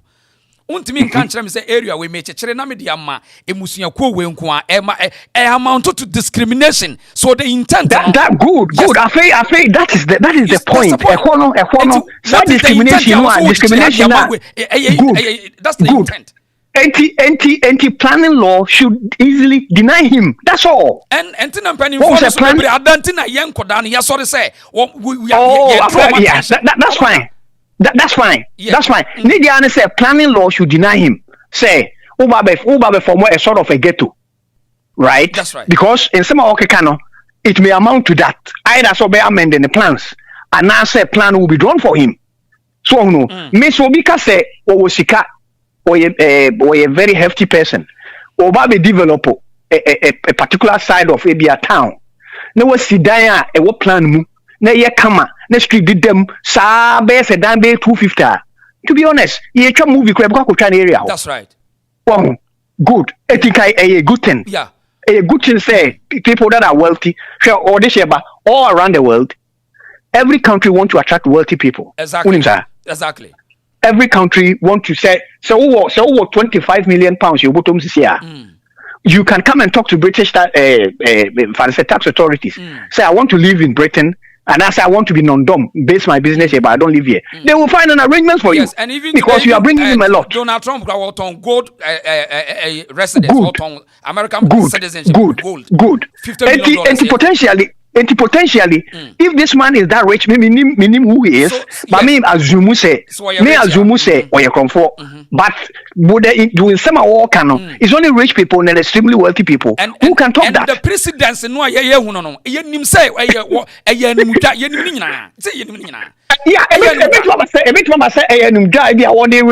elections for Igbo people that are in Ghana. But going forward, I didn't hear Pan say, ye loss no ye loss ni ye Igbo fu be bre wo Ghana no me I'm not a fan say any port will be but me a fan say any port to the Ghana illegally do na no they are permitted to stay there up to 3 months and they have to go back so I that say ECOWAS treaty be sad ni ye say the influence ni ye ntimi so and I say mamuso say me contra wo in as much as European Union have built European Union for economic reasons omo borderless no Germany ni betimi asori akotran land Amsterdam say okwakoye impose ni culture wo kronum more than the Germany for no Germany. As soon as you land baby apese wo kro no If the law permits you to live there, you live there, but you have to subject yourself to the local laws immediately you get there. Okay, so it's what this man. So this is the reason why the local laws are that's right. This is the reason why we so-called African Union, ECOWAS, entimi enweke MYA to the sense say, on say, yeah, didn't say European Union for borderless, but Obiano, you respect the laws and traditions and customs in their countries. Me see European Union before Meji Womuno. Now laws, local laws, they are strong enough, they are enforceable enough. That's right. Because it won't pay chaos. That's right. It has nothing to do with ECOWAS, we just wake up one day. Because sorry, one day it will be a Africa for European they are coming together because of business purposes and no they are not one they look at countries almost upright, almost starting with Germany, with United Kingdom, with so very few. And almost a moment laws will be there set, policy is strong, we are strong, therefore, and of a problem. So, by then we wake up one day, yes, we be the African Union. All of a sudden, I wish I know it to even if Ghana crack for years, for years, that's why I brought from the Syria. Yeah, Yakofa ECOWAS Nigeria nearly 300 million population with about 90% poor. So because almost flooded country, there was no need to science animal. We are funny people. So there was no need. Ghana about 30 something million, right? Nigeria for one state, Lagos on Kwan, almost the same Ghana. So na sanko for uno ko kambom say o mutimba na economy say ego say they should stop doing this conversation say African Union say kwasi prat no me sanko for no sorry use them to do anything if discipline let us talk to them and we stop them so that Africa will go without stopping them. We should stop this conversation say African Union it's borderless community. So what? African nations no internally internally Ivory Coast internal disagreement between tribes and religion near Asanteman even Burkina Faso more than nearly half of the country outside government control. Nearly half of the country outside government control. Burkina Faso Togo and Tokwa say everywhere Nigeria boil north for and south for and Tokwa. So I'm saying right now at the right time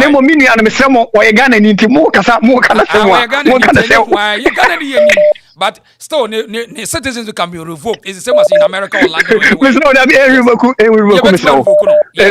And now US or revoke will be citizenship. CIA. Make you finish the crime. Yeah, say war committed a crime, of course. There's no doubt. And so, before answering about me, I come in conclusions on start from somewhere. So we are having this conversation based on the previous antecedents BSc and you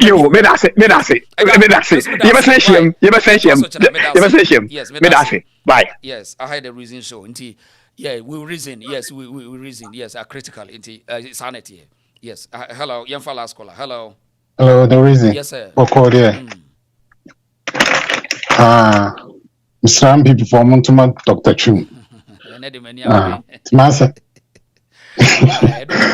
Nigeria, 7 person make it. No, we want you something Kevi, but I say I call away friend and say to all canon in Jintu.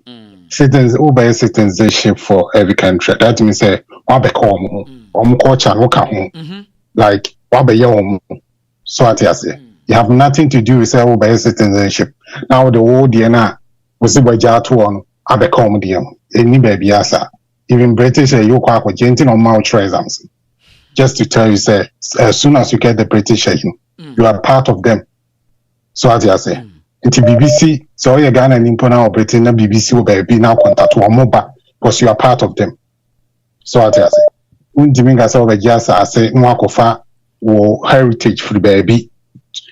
Baby is Nigeria, so 2 countries between us. So it's not like say Togo. So the Bible swear the Ghana for so yen yam ga for so mun hwe as bibi about 100 nam minimal kruntia almost sorry did didi akanfo atem sa so dey so wo mo hwa no asem we kan say akanfo ina the reason masoma kakanfo no be din sa so almost sorry no mu didi atem sa I don't get it. And my last point is so yeah. And go focus ECOWAS law bien where a restricted Ghana government so won't mean deport you. Ghana ECOWAS so read a your country. You have to protect your peoples first. Almost can't be in the reason. So say Ghana and I say immigration being forced to ECOWAS won't mean gashi. Into few money ECOWAS and the last almost say Nigeria for $4 now. Nigeria for $4 and then they find away. So always all by me feel my to get a discreet a young to pruma. Mobile be the anchor the reason if I am away. And not the only room I catch it. Many a dozen na best that then and not dear. Okay. On your napa panel on your night. Matthias Abre, Yentos, Madame was a wife, JD, Midasi. Yeah, I still nana. I see your family in one. We were fresh. Your man in Casacacra. Hello. Chairman, who makes a medal you? After we have been so now, we detail us. Maybe I will be used to happiness. We are near break. I may appreciate your mind. What to we are the Anna or sometimes. Obama better tell you who's our rock on. Legitimate, maybe. Oh, we are not them. Oh, Unipedia bridge ya yes you ma be yenti o ba no yenti de wo de ba no ma minti o mate wa yin ba me yen ko ye ni me da se pa so afa me ma bre pa me da se be cheti fu na kakra me kan se da Ghana for us so mo hure gina pa ye de kan se ye mpre e ma ne bi si da bia ho e me ye kingdom bia wo Ghana sa ase ne so ye nka ba akofo ye se Ghana sa ase so ye mpre di Ghana fo e mu nyina mo so nyina ye srem go and go for no cheer information free out to no banwa or any heading. Ubia we good at the crew for another and sounds of inventiano. That now oyen yet. We had the oyen. I didn't not Ghana any in Nigeria assassin Udia Wanga home. Who was as it? You was as it be. Shall almost fall as home to me go for a room got in a moon. Oh, share or more got in a moon. Only the woman teach you one, Zoom and baby. I won't figure out. With a said the NTR. Cause for us to be go and I had that. The typical forest and I had now quite silly near the back. I could see every young for the Miaba and from home to be try. We saw so almost forest. And you year feature I don't win you then be a war as I see you may be the best if you what I say. And I won't go to go on finance idea. Yeah, can I get a young food be a big room? You did nine left on 1 million. Why you get at the one on to 20 Pamela. On now, your journalist living so one kind of question, and you was happening on only see a water. Oh, this is back to groups and question. Come away, you need problem. So, don't that you remember your mobile. You bet the boy part of them, I bet to a bomb. We see the whole of the glass. Only it's Mr. Ghana for you see, I'm pretty emperor. What's not, Mahama? You come out. Shady, I get away and shady. What had a cut away? Yes, I didn't man away. Shady, now they will start from what pencil and about ambitious. Any other MPP for me catch them. Muna must more ben, you say Muti, the farm, Munim near Kosovo. Yes, I'm over about Jabacas was a been a nature. Yes, a bit way out. You have a fire one MPP for Munya. You have a fire one because Moon is a moon, says Mudia, Mumeka, Monsanjum, Momeka. Muni mubi bomra na mo mekasa bi etiemo na wo bia sori e kasa mu bia no no wa sori ababonte wo hwe die okay kin eni yenya register no mada roma eni yenya information e ka wo bia nim na ko bia to no bia nka ho hwe ni nya sebe kwa sefo be no mo kansa fo kire Ghana kwa de ya mo dai hwe se kwa so mu di de tachima ne yi ebru memu ho ba bia so bo kusida kakraka to ho kwa siade no mo ye no Ghana soldier for aban a soldier for go ya dai omu ku camp wo say to ko bien wo Ghana soldier for wo sa ye twam kasa mo nya hwe nti mo de soldier for go mo so mu ye wo mu fi wa ni nti na ye dai kedom de ye Nigeria om de ye Ghana for Nigeria kedom ye Ghana for Nigeria enne ne nyina de apenya enya seketwa ade ye kwa ya tran wo sa men wo ma bebre fa ya sesa adai adai enti be ba say ye be tu kwan be tra ko dwuma be pede ye be pede ye kofia ye be du 14 ye ba be je every ensem ye di tuo besi wo so adentia ye ka kire wo nya de wo ye no nko sa kwa no ye mpre ye ja ye fa gifty ene ne captain smart munu mo chi na mo ko Nigeria ha mo ko be mo ha fa be do o ne ba me do no so munu mi yan sa ya yeah right yeah I know the hair my brave at any day yeah would the infa I proud I first tailor apeja yeah for last scholar hello mama net to say yeah do that several now so papa na we didn't kakra de buy na metie nura na mete won kasa waba me so maba babedu na yeah make kakra in Nigeria for we tie fu nyina resist show so Nigeria for ade na omo ye no omo agenda pa me ne baby am here adwuma me ne Nigeria for bebre right ada de akra se mo ka kire se mo de mo Ghana for de mo nya smart kra mo te wa Nigeria for baba abaji mu kuro no ye baba abedi so and I'm so why wow o se Ghana baby ya smart ne Ashanti people, they are very smart. It's be like Igbo people. Okay. And I'm saying, me kuro mo de ho no say enti na mani adi bebrebe. Enti Ghana for alta de na wo ye na me nua ba ma bi asem obe kan say wa be sena na say wo ko obi man so. Kwa ye citizenship wo ho say wo ye kurom ho nia. Wa koka kuro no ho. What me koto land wo ba bi say me be chichire kingdom e wo ho. Sa asem we hene na bi wo. Wo be chichire wo kurom fo kingdom e wo sa kuro na wo akoso yin say wa be kan wo mo no ho. Ede mi ni wo mo pa adwuma mu. Me ni Nigeria for security for na me no say mo Ghana for there mo tete Nigeria for ho sa na do ba ye mo say yes free education wo mo ba ye ni ye ma no mo ni ade but Igbo for no wo mo ba Ghana ache o me ni bi no ma ye adwuma since 1990 honnom ukotogwa ne say ukotogwa ye wo baby bia ye ton broni wawu Igbo fo nko a ada na wan kwaje land go Togo ho ofri Benin ana wo ba otwa mu wo Togo ofri Nigeria twam Benin wo twam wo Togo Ghana na wo mo hunu se ye die sikanti ukokantamanto market no a be wa Ghana madwuma na me ye ni broni wawu nana na akwa kantamanto market na Ghana for ye mistake ye ne say ye hunu sika kakra bi ne ye ho wo so sa ye ni unia Ghana ni kura na woje store no a Ghana Nigeria ni de sika be cross obeji sesi a aje rafo na ho amasa no wo mu Ghana me sin na wo mu anu wo se akwa na obetena wa so ye Igbo fo hene wo bo a wanye wo hene bia isi nipa miensa me ne wo mu na wadwum oso wonye Igbo king bia omu kura wo ma agenda na Ghana fo se samo mamoni da ho na mo ye smart titru ne mo mpanyimfo no na mo parliament oni mo ministers na fa ye Nigeria fo isi enne due and I'm see you me ba nam ka tell say me nua ba ma bi wo me yi wa yi kura kire wo mo wadwum okay ya me nua ba ma we ya montie no do waka Ghana language but what was din ya bo nti sa de na wo mo ye na Ghana for ye sra mo mon sore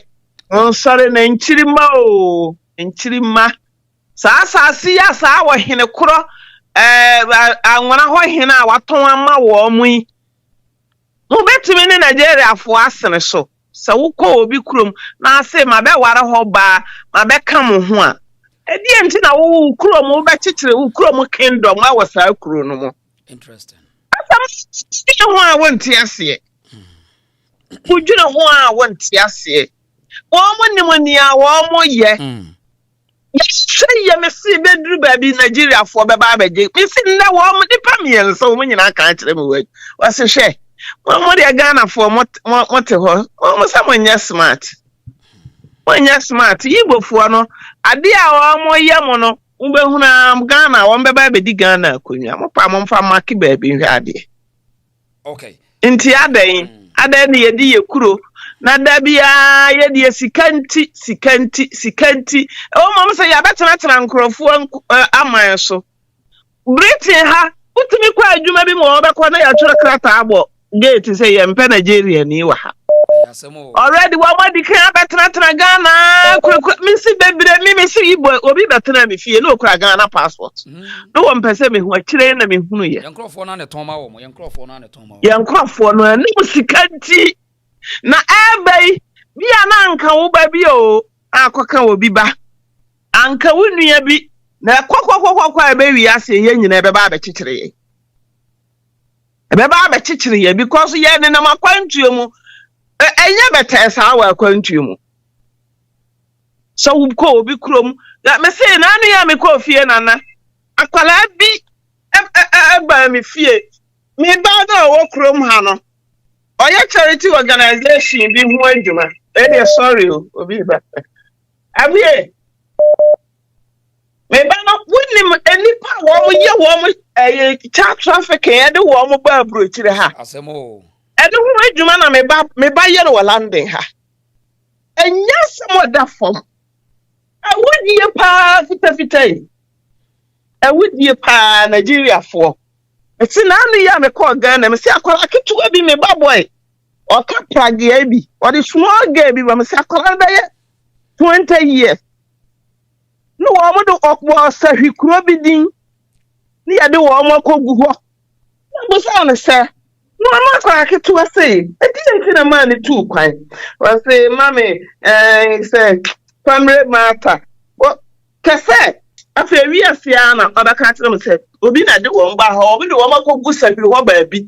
Ni ya de wo mo boja ntra. Ayasemo. E na kwala na dwane. Ala ba ya fe. Oso wo mo doso.